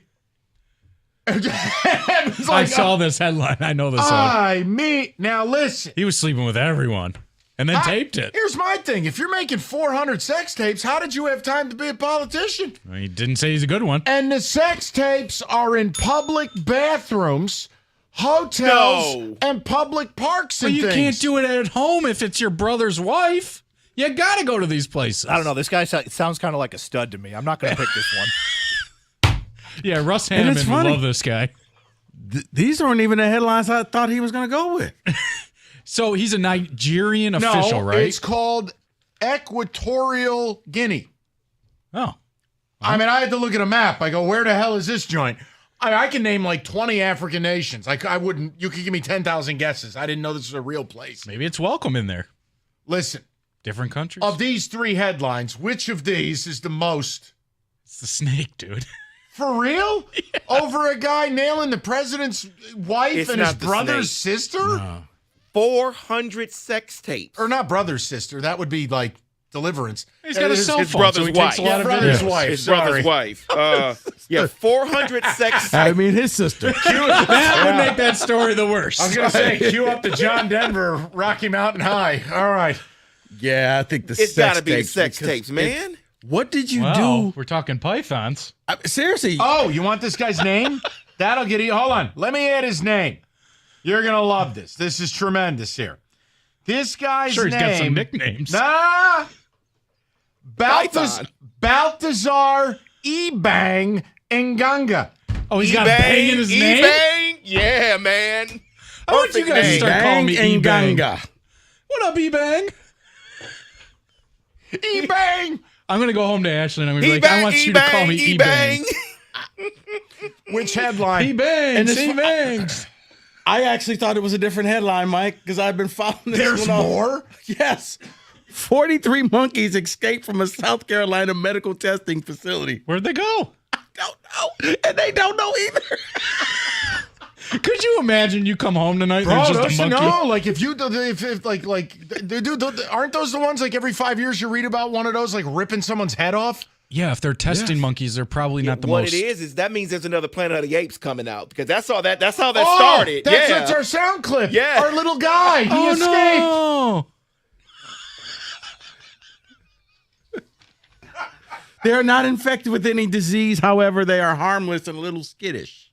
Yeah, I'm sure they are a little skittish being in a cage their whole life. I still got to go with the, you made over 400 sex tapes. I don't know. I like Rico's Jumanji story. You know, in Jumanji, when all the monkeys escape, they're all over the place. No, but seriously, I thought that's what you were going to say because I saw that earlier and I've been following, like, have they found these monkeys yet? Unbelievable. Kenny, you still going toilet nightmares? I'm going toilet pythons here. That's absolutely a fear that is unlocked in my brain. Next time this guy's going to the bathroom, we have to beat him in there and throw something in that toilet. I'll leave. I'll quit on the spot. That wouldn't even be funny. No. Yes, it would. No. That would. No. Kenny comes running out. Kenny would fall off the stage. Last time you'll see me in this building if that happens. Oh, no. I'm out. We'll be getting texts. Kenny trying to run to the door doing the penguin walk. He's Waddle with the Dolphins. David, what's your selection? It's the 400 sex tapes. You did it that much. You have 400 tapes? Well, you need memories. Yeah, President's sister, brother's wife? There's what I would focus on. And I understand the sports is not as salacious, but when you're talking about a team that went undefeated last year, not only are they 1-8. How's this guy hung up on Florida State? But hold on. You said they sucked last year. I know you're obsessed with E-Bang and lab monkeys and the rest, but just work with me. You're Florida effing State. Who are they? Not only are you 1-8, your team total is 7.5. That's unbelievable. They haven't scored 17 points outside of week 1. That is kind of crazy. It is, but I think we all just kind of wrote them off and said, you're horrible this year. You picked the wrong quarterback in the portal. Good luck with Maybe if we tie it all together, they bring Ebang in to speak to the team. He knows how to score. Or maybe. Yeah, or he'd end up sleeping with like the chancellor's wife. Well, maybe it makes movement then. You videotaped you and your brother. I also wonder the quality of video camera there. But why would you? Not that you want to do that, but why would you want proof? It's not 4K, I wouldn't think. This isn't 1850. Like, there's pictures of this guy at expensive dinners and driving expensive cars. Okay. He doesn't live on the moon. He's got to have a hard drive to back this stuff up on, too. Well, they were investigating him for fraud. That's how they found. That makes sense. That's how they found the David, videos. I would say he has a hard drive. He's defrauding someone. Think about this. He's got a couple of terabytes. Over 400 tapes. How dumb is your brother? Agreed. Seriously. Agreed. How many yoga classes is your wife going to? Oh, she's doing acting classes. I'm going to get my hair done, and then I'm going shopping. Ask Tom Brady. Wow. I am going to jiu-jitsu, Tom. Yeah, going to see my stud muffin jiu-jitsu teacher. Cutscene. Pregnant. We're divorced. What are you, like a triple black belt? I haven't seen you kick once since you started going to jiu-jitsu. Well, how about this, Tom? You can kick rocks. Well, that covers it. It's a one segment. It's not like this is a weekly thing. Yes, Kenny. What is it for you though? Are you still hung up on Florida State? He's hung up on That's Florida. crazy. No, That's the insane. one From the man who does cash the ticket. Come on. No, it would be good old E-Bang. I mean, dude, the president's wife, you're looking to get shot. Obviously not. No disrespect if we have anyone from Equatorial Guinea out here, but I wouldn't want to rock with that justice system. You'll disappear. The president's wife, your brother's wife. What is it, dude? There's a lot of fish in the sea. You got to go to a different pond. And you're a politician. You can get anyone you want. And we don't know the population there. It could be 7. Stop it. I don't think that's the case. It's not Wyoming. I'm trying to give E-Bang the benefit of the doubt. Wow.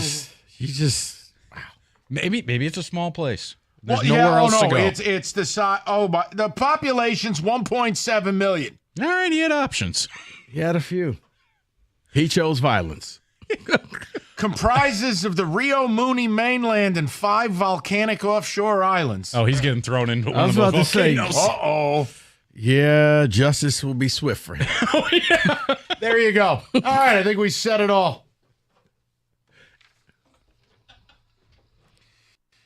All right, football season. I elevate the tailgating. Moran Buick GMC, the 24 Sierra 1500 4-wheel drive elevation edition. $999 down, $259 a month, 24 months. Also, GM employee pricing for all 25 Buick Encore GXs. The Sport all-wheel drive edition, $309 a month. 0 down, 0 first payment, 0 first security deposit. New stock arriving daily, including the Denali's. They're all back in stock. Whatever you're looking for, they got it. MoranExpress.com. It's Moran Buick GMC, where you always get that best price, period. It's on Telegraph, just north of Eureka and Taylor, or visit them at MoranExpress.com.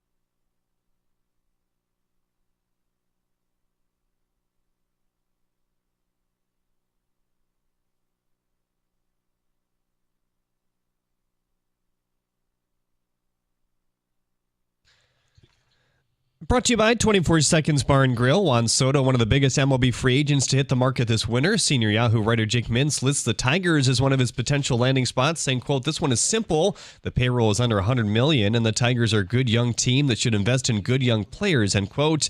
His agent Scott Boras says he will not be in a rush to sign.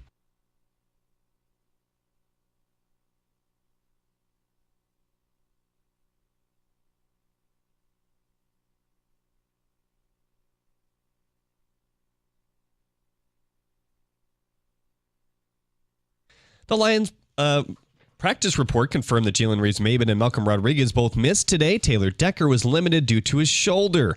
Texans receiver Nico Collins missed practice again today per Field Yates. It's a long shot for him to play this Sunday versus the Lions. Houston pass rusher Will Anderson will also be absent this week. The Lakers are sending Bronny James to the G League. At the Corbel Health Sports Desk, I'm Jeremy Otto. More at 5 or at 971theticket.com.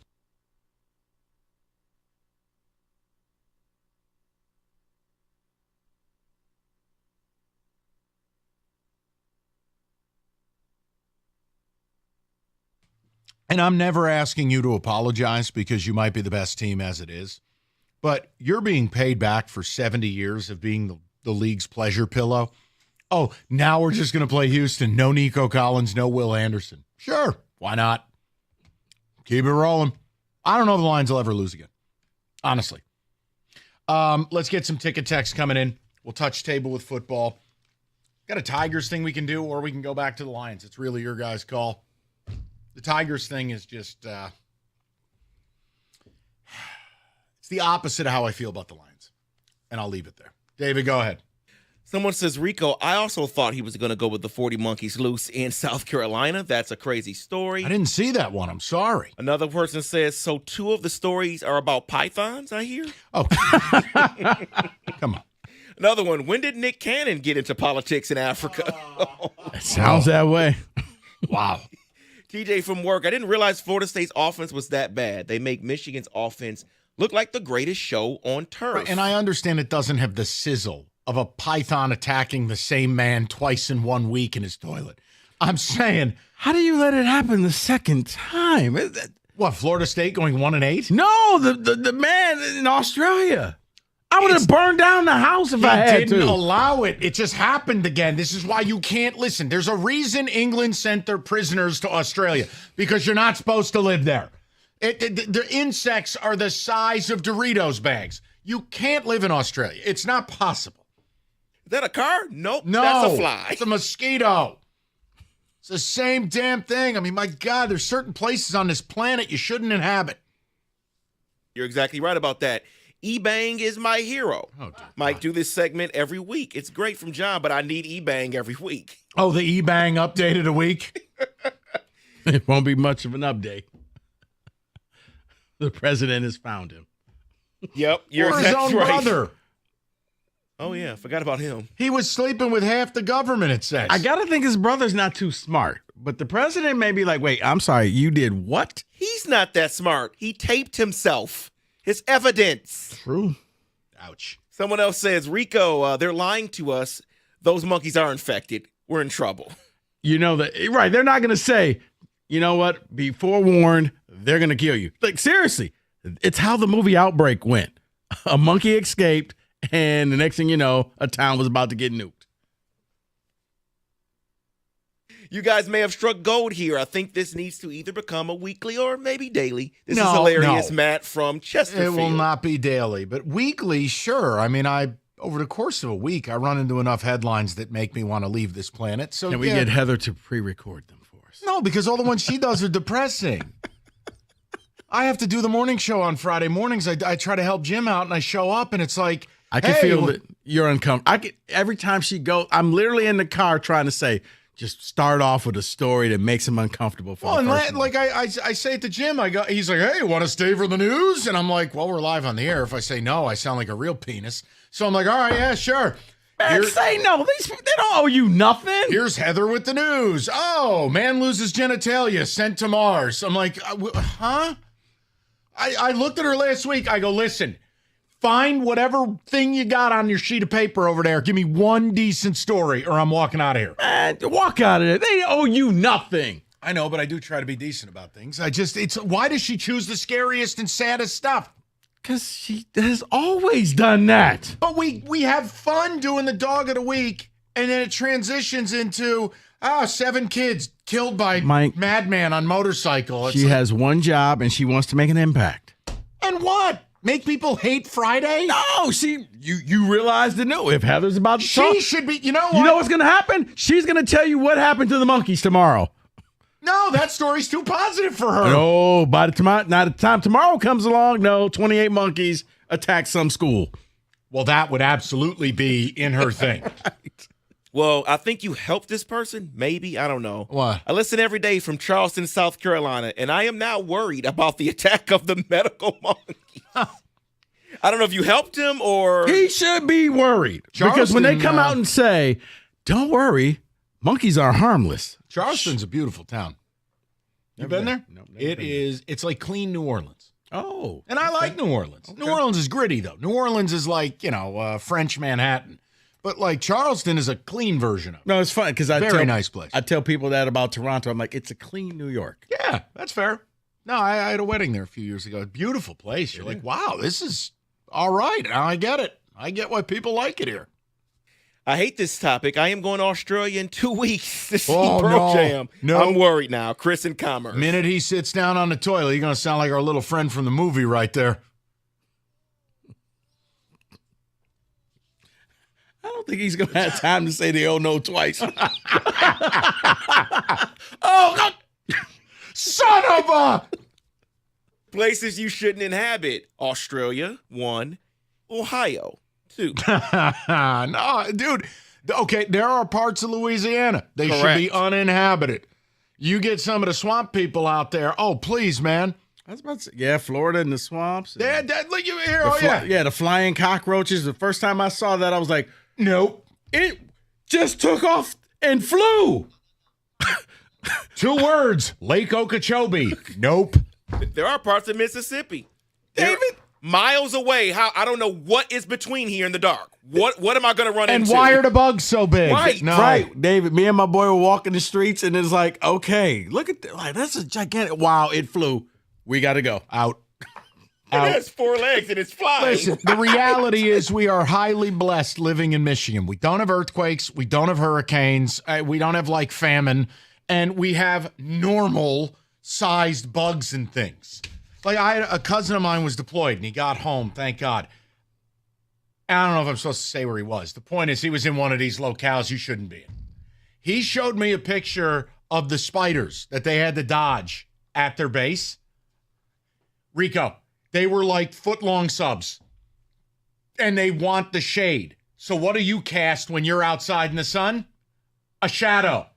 They follow the shadow. They follow you. It's awful. So basically, it's the size of a crab. I'll show you a picture. It's yes. It's the size of a crab. Except it's a spider.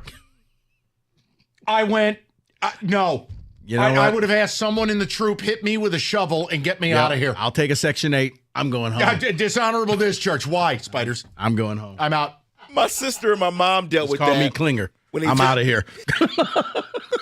They visited my grandfather's spot in Florida last year, and they almost ran home. Where's from he living in Florida? It was outside of Orlando, but they saw some stuff. They were like, "What are we doing here?" Dude, I'm telling you, man, it's just certain places uninhabitable. Yeah. Well, yeah. Glad people enjoyed the headline. No, game. you know what? You are right because, yes, when I was out in Arizona and just go to the Home Depot and they have scorpion spray. What? And they be like, oh, yeah. It's the older and I this get, is a normal thing. Like, the older I get, the more I like living here. I mean, hell, did you see a raccoon fell out of the ceiling at LaGuardia a couple weeks ago? Oh, great. Can't wait for my flight here in a couple weeks. Oh, it's getting wild out there. In Michigan, we just have gray skies. And that's okay. Gray skies and deer. That's about it. Yeah, they're a distinct problem. Okay, good. They're nice looking. Yeah, they're a pain in the ass. They're getting a little too comfortable with the roads.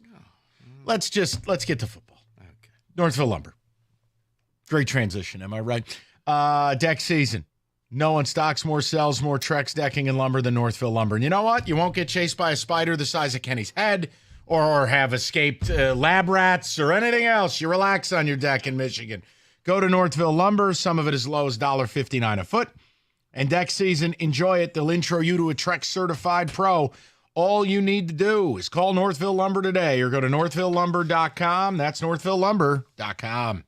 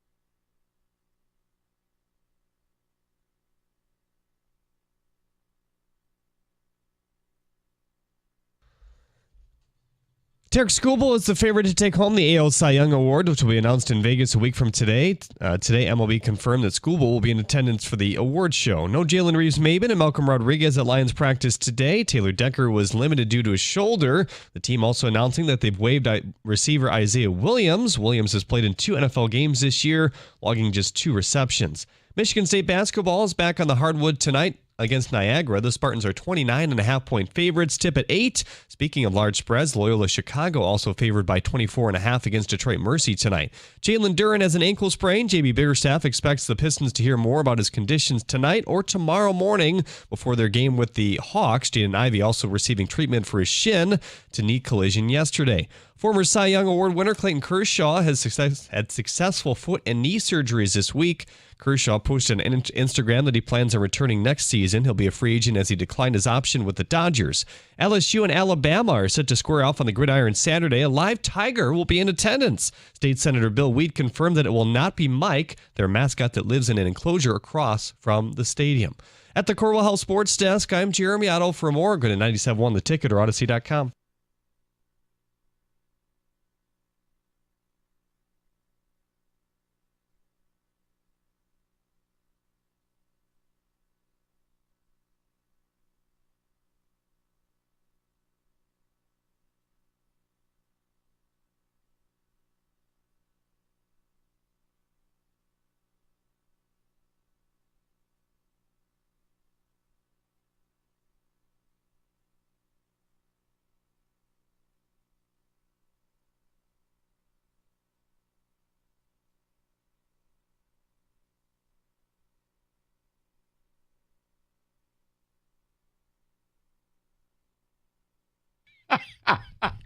Five o'clock. Good to have you. If you don't have no understanding why we've just played Kelsey Grammer falling off of a stage, we had it in relation to a Lions topic.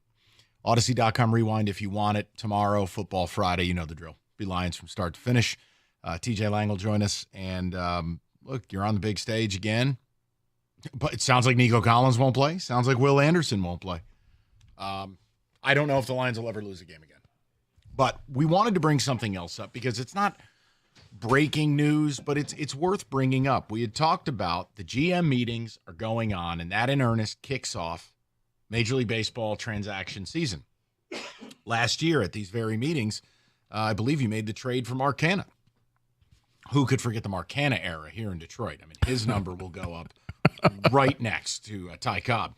But my point is, we heard what Scott Harris said yesterday. We talked about it. Didn't like the comment. And, Rico and I, you can call us whatever names you like. I don't have to like every comment from all these executives. I mean, all these people, they think they're curing cancer. Big deal. You run a team. I mean, you're not down at Carmano saving people's lives. You take billionaires' money and purchase millionaires. Ooh, but they all think that they're building space rockets. The point is, The Athletic said something today. And this is about how much believability you have in this. So, David, to the main stage that you can't fall off of because you're sitting down. Yeah, Jim Bowden decided to go through every Major League Baseball team and give their expectation of what he believes each team will do. So here's what he wrote about the Tigers. The Tigers made great progress this year and finally got a taste of a pennant chase and the postseason.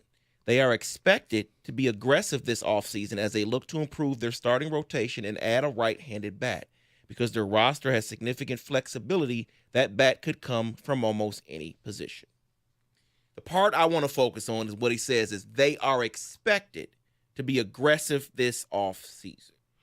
What does that mean? See, aggressive is going to mean different things to different people. For me, aggressive would be, there were 13 or 14 players who were given a qualifying offer the other day. You want to pull up that list? It's getting one of those guys. Now, that may not fit your version of aggressive, but here's my question. Scale of 1 to 5 on believability. How much belief do you have the Tigers will be, quote, very aggressive this offseason in expanding this team's payroll and talent base? Because, look, I know that's what I want. If you're asking me, scale of 1 to 5, how bad do you want it or think they need to do it? 5 out of 5. My faith in it, about a 2. Based on what Scott Harris said yesterday. Well, if every one of our young players gets better, we'll be just fine. Well, okay, that's Fantasyland. Well, we have the youngest team in baseball, and they made the playoffs and stuff. Yeah, that was nothing you planned on. It was a Disney movie. Don't care. Well, the outside production can never outdo the interior production. What? Yeah, Juan Soto, line 3. Ohtani, line 4. I don't want to hear that.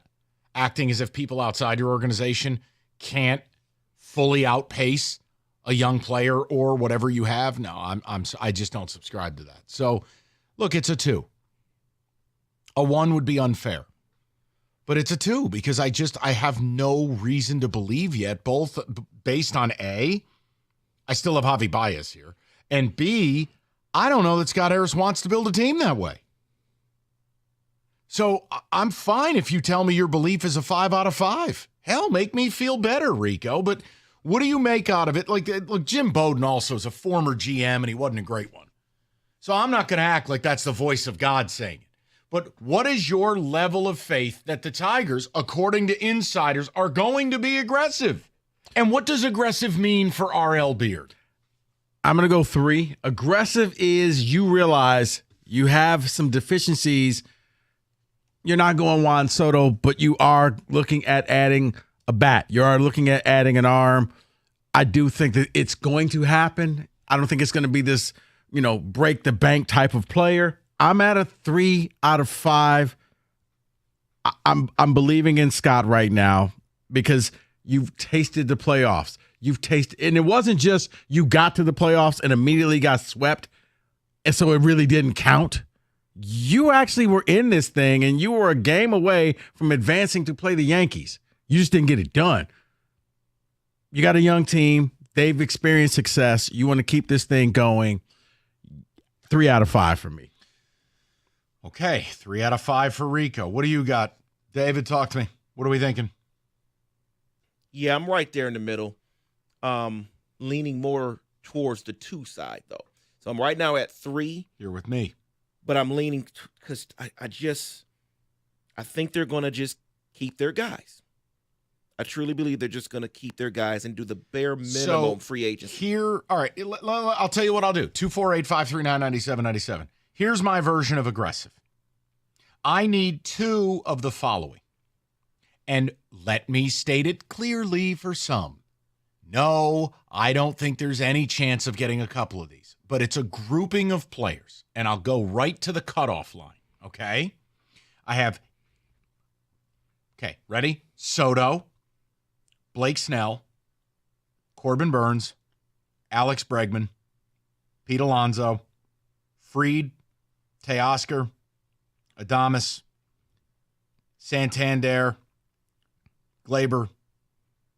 I don't want Kikuchi, but whatever. Jack Flaherty, Tanner Scott, Christian Walker, Walker Buehler, Ha-Sung Kim, and we'll go down to, that's it. I would say I just gave you 19 players. You want to throw Sean Manaea on there? You could. Not huge fan. I'd rather have Buehler. The point is, there are 19 players. I need 2 of them. That's my version of aggressive. Yeah. And I'm not making a demand that if they want 2 bats, get 2 bats. Get Tony Taters and get Alonso. Go improve your team. Yeah. Get me Christian Walker and Anthony Santander. I'm ready to tell you you're winning 95 games and we'll win the Central. Why? Because I've just added 80 home runs. Yeah. And 2 corner infielders that are, adults. Santander could play the outfield, switch hitter. Christian Walker, infielder, fine. All right, well, you don't have a third baseman. Well, we can't have it all. The point is, I got to add some stuff. Yeah.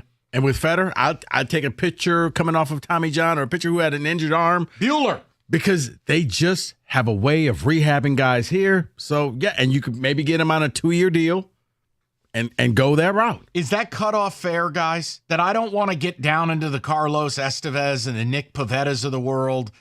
Look, are there guys below my cutoff point that I wouldn't mind? Of course. I like Nick Martinez for the Reds. You got to look at the peripherals there. No, but good. The thing is, that can't be your big splash. That can't be your Mark Canha, where you're like, hey, well, we made a move. Right, like my offseason would be the 2 bats plus Nick Martinez. Let's go. Yeah. So I just would like to know what your version of aggressive is. and what's your faith that they're going to deliver on it? 248-539-9797. Go ahead, David. What? Nothing. So your 2 is just a combination. It doesn't have to be 2 hitters. Yeah, because I'm not in a like. Listen, Scott Harris is a pretty smart guy. Believe me, he thinks he is, but he is, and he says things that make you believe that he thinks he's smart, but he is. The point I'm making is, I don't care. He may want pitching. There has to be at least 1 bat, 1 arm. But if it's not an arm, I want 2 bats. Like I'm saying, here's a grouping of free agents. The reason why I'm asking is because I'm more because of what Rico said. Go off the beaten path for pitchers, and then get me 2 real hitters from this list. So you want Bregman and Santana? Yes. Bregman and Walker? Yes. Can you imagine if you brought Christian Walker and Alex Bregman here and roll that lineup out there? Now all of a sudden, the young kids you got real protection, real insulation, lineup balance. Well, what about the versatility? What versatility? I don't need to ever see Zach McKinstry. I don't care. Oh, well, Jace Young will block him. Now, here's what I'll do. I'll trade him, and I'll go get a pitcher. Or Jace just takes the job. You get better. Because how I'm thinking is get the 2 hitters, go off the beaten path if you have to get a pitcher. Because the idea they got a history of rehabbing pitchers. Yeah, and the idea for me also is that come trade deadline, you are a buyer. And you can get a pitcher then if you need them. That's just my idea, because I just need some hitters in this lineup, man. I can't continue to have Vierling out there. I can't see that it's anymore. Face of the franchise, Matt Vierling, and why don't you put some respect on his name? I just can't do it anymore. No, I mean, you think back to, I know a lot of people forgot about the beginning of the year when you just weren't scoring runs. If you didn't score over 4 runs, you didn't win a game. Now, guess what? You won't waste a month and a half of just not being able to score. You'll have hitters here. So that's why I think that they will go out there. It will be aggressive. It won't be anybody that's going to be, $150 million or more. Oh, then forget it. I'm out. I'm not interested. That's ridiculous. I don't want to hear it no more. I mean, like some 6-year deal. I don't see that happen. Then you're not getting it. Here, hold on. Well, and I'm not yelling at you, but I get so flustered because why? What's the why in that? All right, fine. Here are the players you're not getting if you won't do at least 6 or at least 150. Well, Soto, duh, you're about $500 million short. Snell, maybe. Burns, no way. Bregman, no way. Alonso, no way. Fried, no way. Now, Teoscar would be different, but I don't want Teoscar Hernandez. I don't think Teoscar fits what you're trying to do because he's not a good defensive player. There's not versatility there. I don't think Teoscar's who you want. All right, Adames, no way. He's going to get 30 a year. Santander, maybe. Torres, you don't need him. Maybe. Eovaldi, I don't want. He's always hurt. Kikuchi, you could. Tyler O'Neill, you could. But Jack Flaherty or not. No. Jack Flaherty's going to get a 5-year deal. Right. So my whole point is, okay, well, basically, you know what you sound like? You sound like his guy, Yzerman. Oh, I don't want to do term. Oh. And then we end up just what, a 500 team? That's why I said I'm at a 3 out of 5. The definition of what we want, I don't think it's the same as what Scott Harris wants. I think he's going to go to the bargain basement. I'm going to try to find somebody that I can get maybe on a 3-year deal because. Okay, coming to a theater near you, it's Charlie Morton and Tommy Pham. Hope you're excited. 248-539-9797. Here's Rico. Hey, listen up, folks. Are you ready to add a beautiful deck to your home, or you're just sick of power washing and staining and sealing your current deck? Do what I did recently. Hire Koi Construction to design and build for you.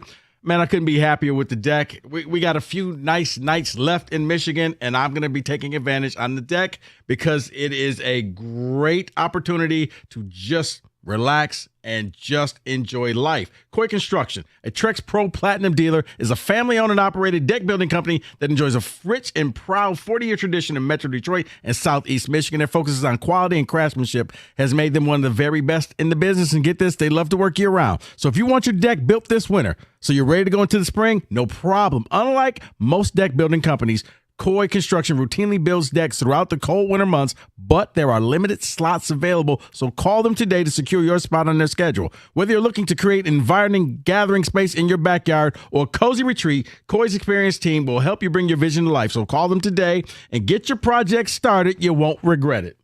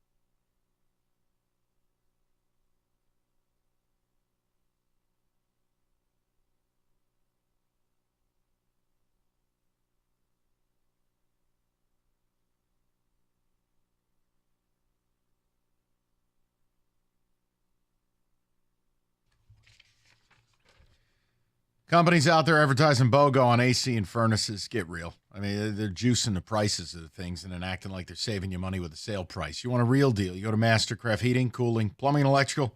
Got you covered 24/7. Locally owned, over 40 years, and they back their work with a 5-year warranty.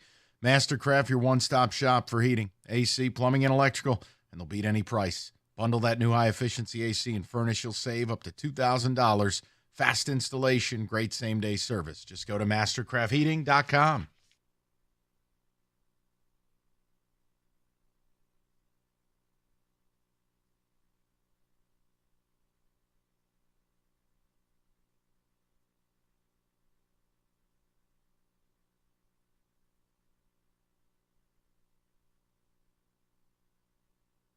All right, straight to the people.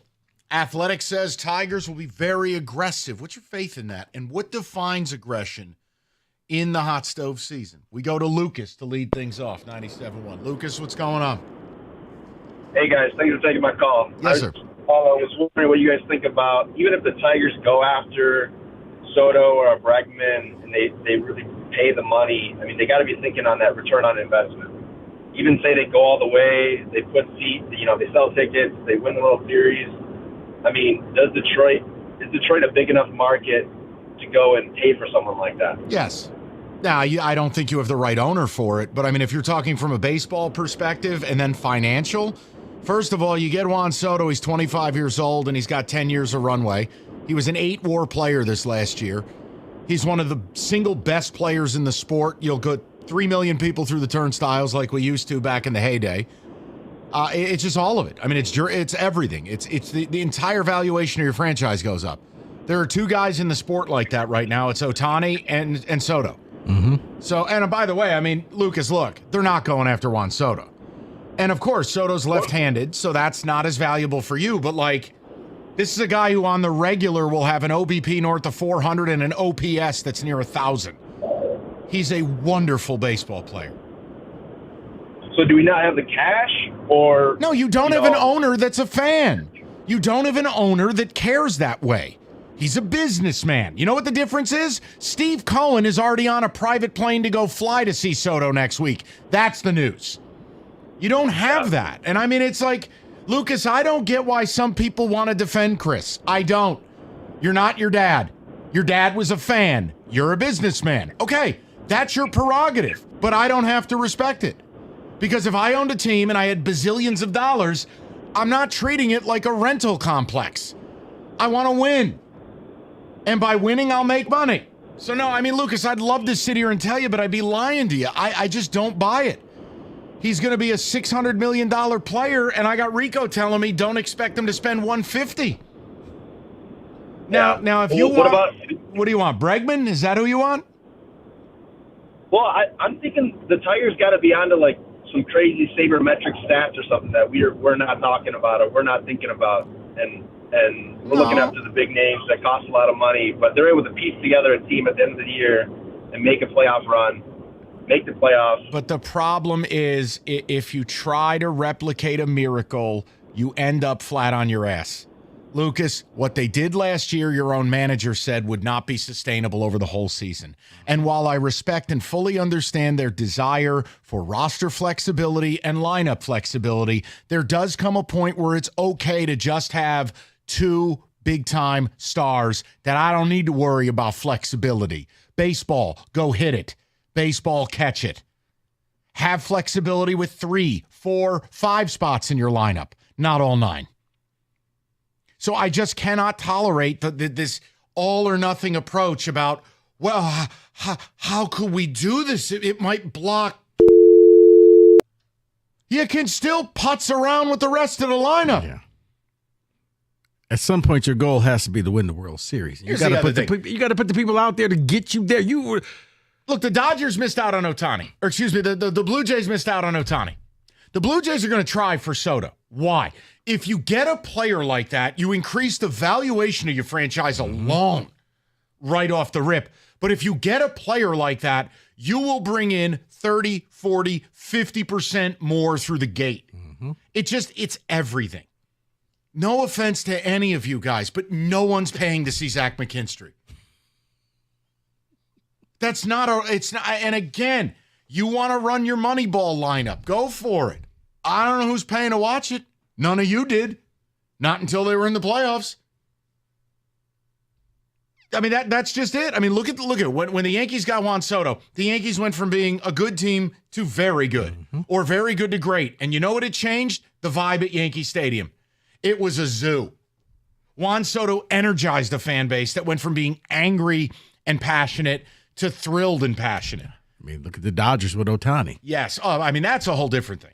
Because Ohtani is a global, he's like LeBron James. I mean, would you say that over the course of his deal, he would make you more than $1 billion?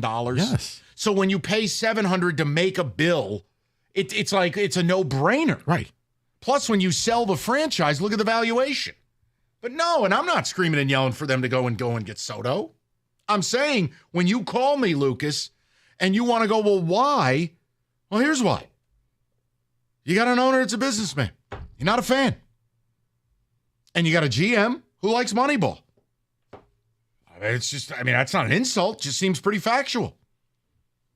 Love to be wrong. Show me a report they're going after Soto. It would last more than 6 hours for me. But I just don't see it. No. Show me one report, and I'm happy to do those shows. And I wonder if they shouldn't, but you can't be gun shy about Baez being here, paying him a ton of money, and not getting any if I got to hear about that again, well, Chris spent money one time and it didn't work. Well, then good. Don't leave your house. Like, literally, just don't go outside for fear of getting in a car accident. Like, you not every move's going to work. And also, okay, Chris spent money. He let Al Avila do it.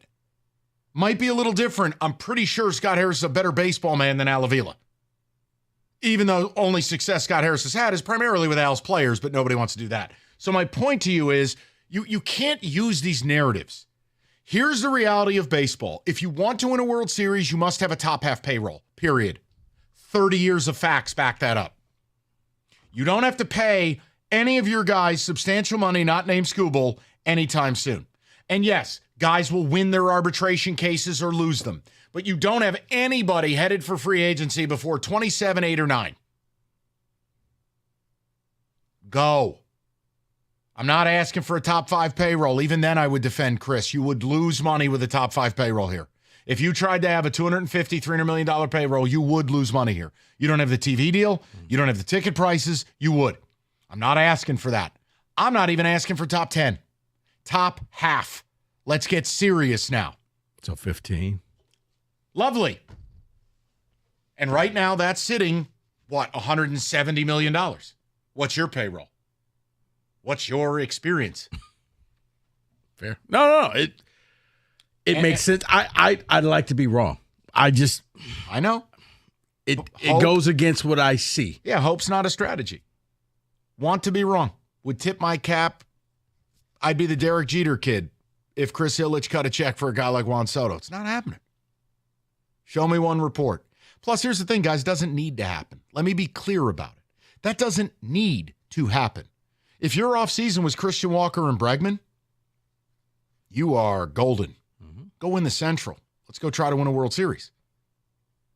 But I'm never going to say no. If a guy like Soto would take the phone call, I'd make the phone call. But I'm different. Like I don't understand owners that aren't fans. There are lots of businesses. Yeah, but it's a guaranteed business. Well, then we arrive at a different thing. But hey, man, district will be popping.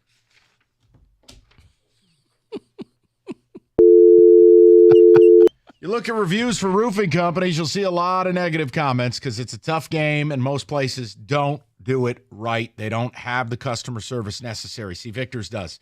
Project managers, they manage the customer. They answer your phone calls. They are accountable to you. On the actual job site, they manage the installation and they guarantee a perfect one. So with Victor's, you're getting that guarantee up front. You're getting a human being that is assigned and accountable to your project. And that's how Victor's can give you a 50-year leak-free guarantee on every roof they install. Be hard-pressed to find a roofer that offers more than 5.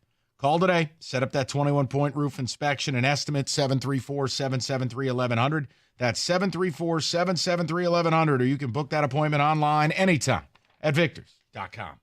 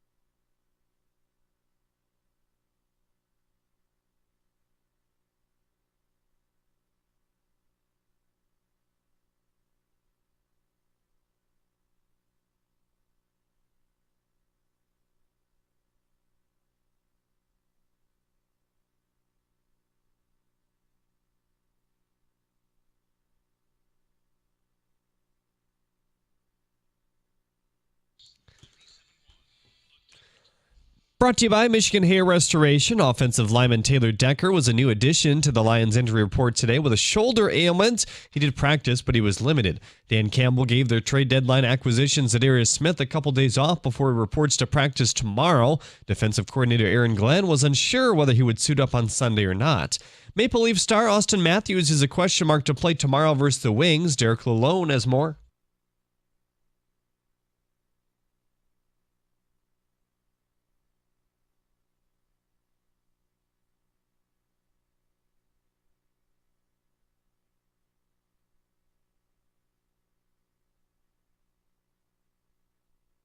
Ravens running back Keaton Mitchell has officially been activated for tonight's Thursday night football matchup with the Bengals. Before his ACL tear ended his season last December, Mitchell logged 396 yards on 47 carries. According to MLB insider Malcolm Rodriguez, the Mets have made a 7-year, $160 million offer to Willy Adames. The offer is for him to play third, but it's believed he would prefer to remain at shortstop. He's not convinced quite yet. At the Corwell House Sports Desk, I'm Jeremy Otto. More at 6 or at 971theticket.com.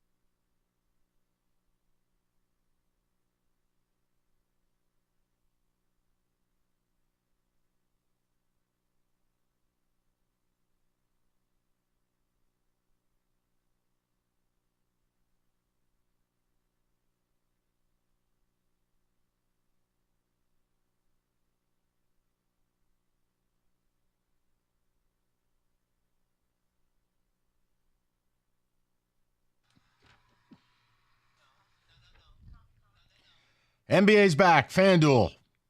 Oh, boy. America's #1 sports book. I'm doing a read. You cannot physically assault me during it. It's FanDuel. Bet $5, you get $150. You also get 3 months of NBA League Pass. Visit FanDuel.com/ticket. Make every moment more with FanDuel. 21 and up. President, Michigan. After 3-month trial, the full price of League Pass automatically charged monthly. Cancel anytime. Will you get out of here? Cancel anytime. Terms, restrictions, embargoes apply. One pass per customer. See terms. Sportsbook.fanduel.com. You got a gambling problem? Call 1-800-GAMBLER.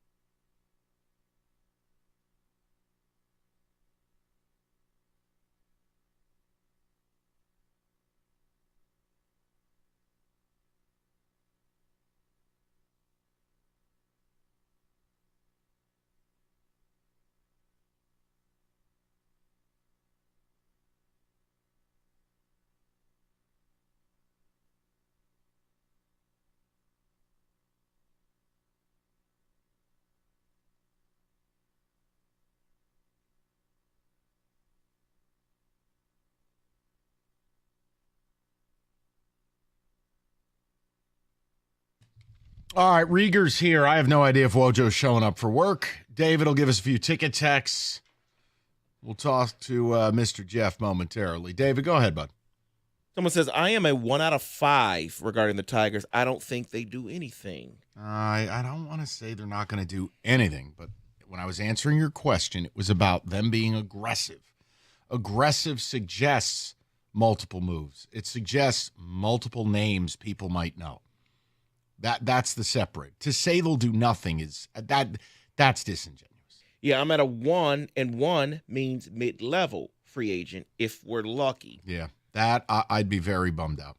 Someone else says Adamas, Walker, for the bats, and either Burns or Flaherty is aggressive to me. Jeremy and Redford. Everything I keep reading is the bidding for Willy Adames is going to be, quote, silly this offseason. You're talking potentially 7 at 200.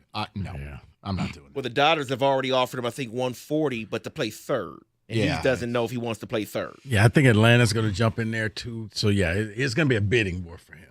I think there's better options for you. And look, Trey Sweeney's earned the right to play some short. The problem is you need a right-handed equivalent. I wouldn't do that for Adames. That's not where I'm at with it. I am dead convinced that aggressive means trade market. I also define aggressive as 2 top players, either position player or rotation arm. From Zach. I would love a trade. I think plus it would take away the ability for people to just continue harping on prospects that I don't care about. I would love it. Trade them all so I never have to listen to another show like that. Oh, but just here, wait for this guy in 2027. I don't care. I might be dead. I don't care. What's going on, boys? Hi. How you guys doing? Actually good. Hold on, Rieger. Fantastic. I love this topic, by the way. And I can only speak for myself. The level of aggressiveness, 1 through 5, I'm like in between you and Rico, like a 2.5 maybe. Yeah, I'm but a 2. I think it's pretty easy. Like, I think you hit the nail on the head. I don't care about pitching because they'll figure out the pitching. Plus, you already got a couple guys that, Reese Olson will be in the mix. Mm-hmm. That Casey Mize is not going anywhere, a couple years removed from Tommy John. Maybe he works out. Tarek Skubal's not going anywhere. What I need is 2 big-time bats. One right-handed, the other I don't care. I need 2 big-time bats. Anything less, trade or free agency, I'm going to be disappointed. 2. Utah, give me 2. I'll just take Soto. Or Yeah. Soto. Soto counts. Okay, Soto counts as 2. You guys can debate all those little ones. I'll just take Soto. Now, I wish, man. Anybody that thinks like the Tigers connected to Soto or anything. I know. I didn't sell that. No, I know, but that's just the One agent, NL Boris. executive you did. Okay, Remember that? but Boris is telling Boris gets everybody involved. Yep. And it's not that And hard listen, to get people involved. here's the other thing. I know some people want to write off Boris after one bad offseason where, no, I don't think he did a good job for his clients. No, he didn't. But he's still one of the great agents in the history of the sport, and he delivers for his clients, and plenty of big clients still have him repping him, right? So, I think he'll bounce back. I just, again, everyone uses the Snell thing. Like, dude, Snell's peripherals, not great. Needs people to chase out of the zone more than anybody. Like, he led the league in walks. Like, he had some warts to him. It wasn't like some of these other pitchers. So, Boris didn't get him $1 billion. Well, I don't know. I've seen Blake Snell pitch. I'm not doing that with this guy. do like, though. Plus, I think Blake wanted to be on the West Coast. Correct. I do like that nationally, the Tigers are being portrayed correctly, I think, as an up-and-coming young team with plenty of room to rise and I think plenty of room to spend. Scale of 1 to 5, that they're going to be aggressive. Oh. And what defines aggressive in Wojo's world? Not what we want, what we think they'll do? No. What you want? Both. Oh, well, 1 to 5, 5 the most aggressive. I'd love a 4. I'd take a 4 if you gave me a 4. Now, what will they do? I think it'll be a 1.98. Just below a 2. And what does that look like? Well, it looks better. I would say last offseason was less than that. That sounds was like 1 player. Yeah. So what does it look like? Give me a name. Well, Flaherty turned out to be pretty good. Yeah. And you traded him. No, I don't have a name. Well, obviously Bregman, but I don't know. I'm gonna inspect. I see the Tony list Taters are all out there. I've seen many, and I know Mike doesn't like this guy, but I've seen many reports already that the Tigers are linked to Teoscar Hernandez. Yeah, I have seen that as well. Right-handed bat. He's only a right fielder, though. He's only an outfielder. And the Tigers love their flexibility. And they also They got a pretty good outfield, too. I also think they're going to – I think they actually might be more active in the trade market than in the free agency market. Listen, I don't care. Because they have a glut of young guys. Good, and you know what? If we get rid of them, I can stop listening to these idiots. I agree with you. Trade them some all. of them. Well, yes. let's talk about Max Clark. What do you think about him? I'm tired of hearing about him. Because he's not relevant to the conversation now or in the near term. Although he could be a huge trade piece, but they won't trade him. The only way we're talking about sexy Max is if I know I can sign Guerrero and the Blue Jays go, we want Max as the starter to this Guerrero thing, and Guerrero said, I will play in Detroit and I'll sign a 10-year deal. I would do that. They could have Torque, too. because we don't need a first baseman. Oh, yeah, I'm sure. Yeah. Give him Baez while you're at it. Yeah, go right ahead. There you go. There you go. No, I don't think seriously, they'll take Baez. Seriously, like the He'll Baez be stopped at the stuff, border. Baez won't be on this team. I still firmly believe that, I do despite too. the I fact agree. that they started his clock and Maybe everything. they'll sell that as their spending. Could you imagine Cutting him?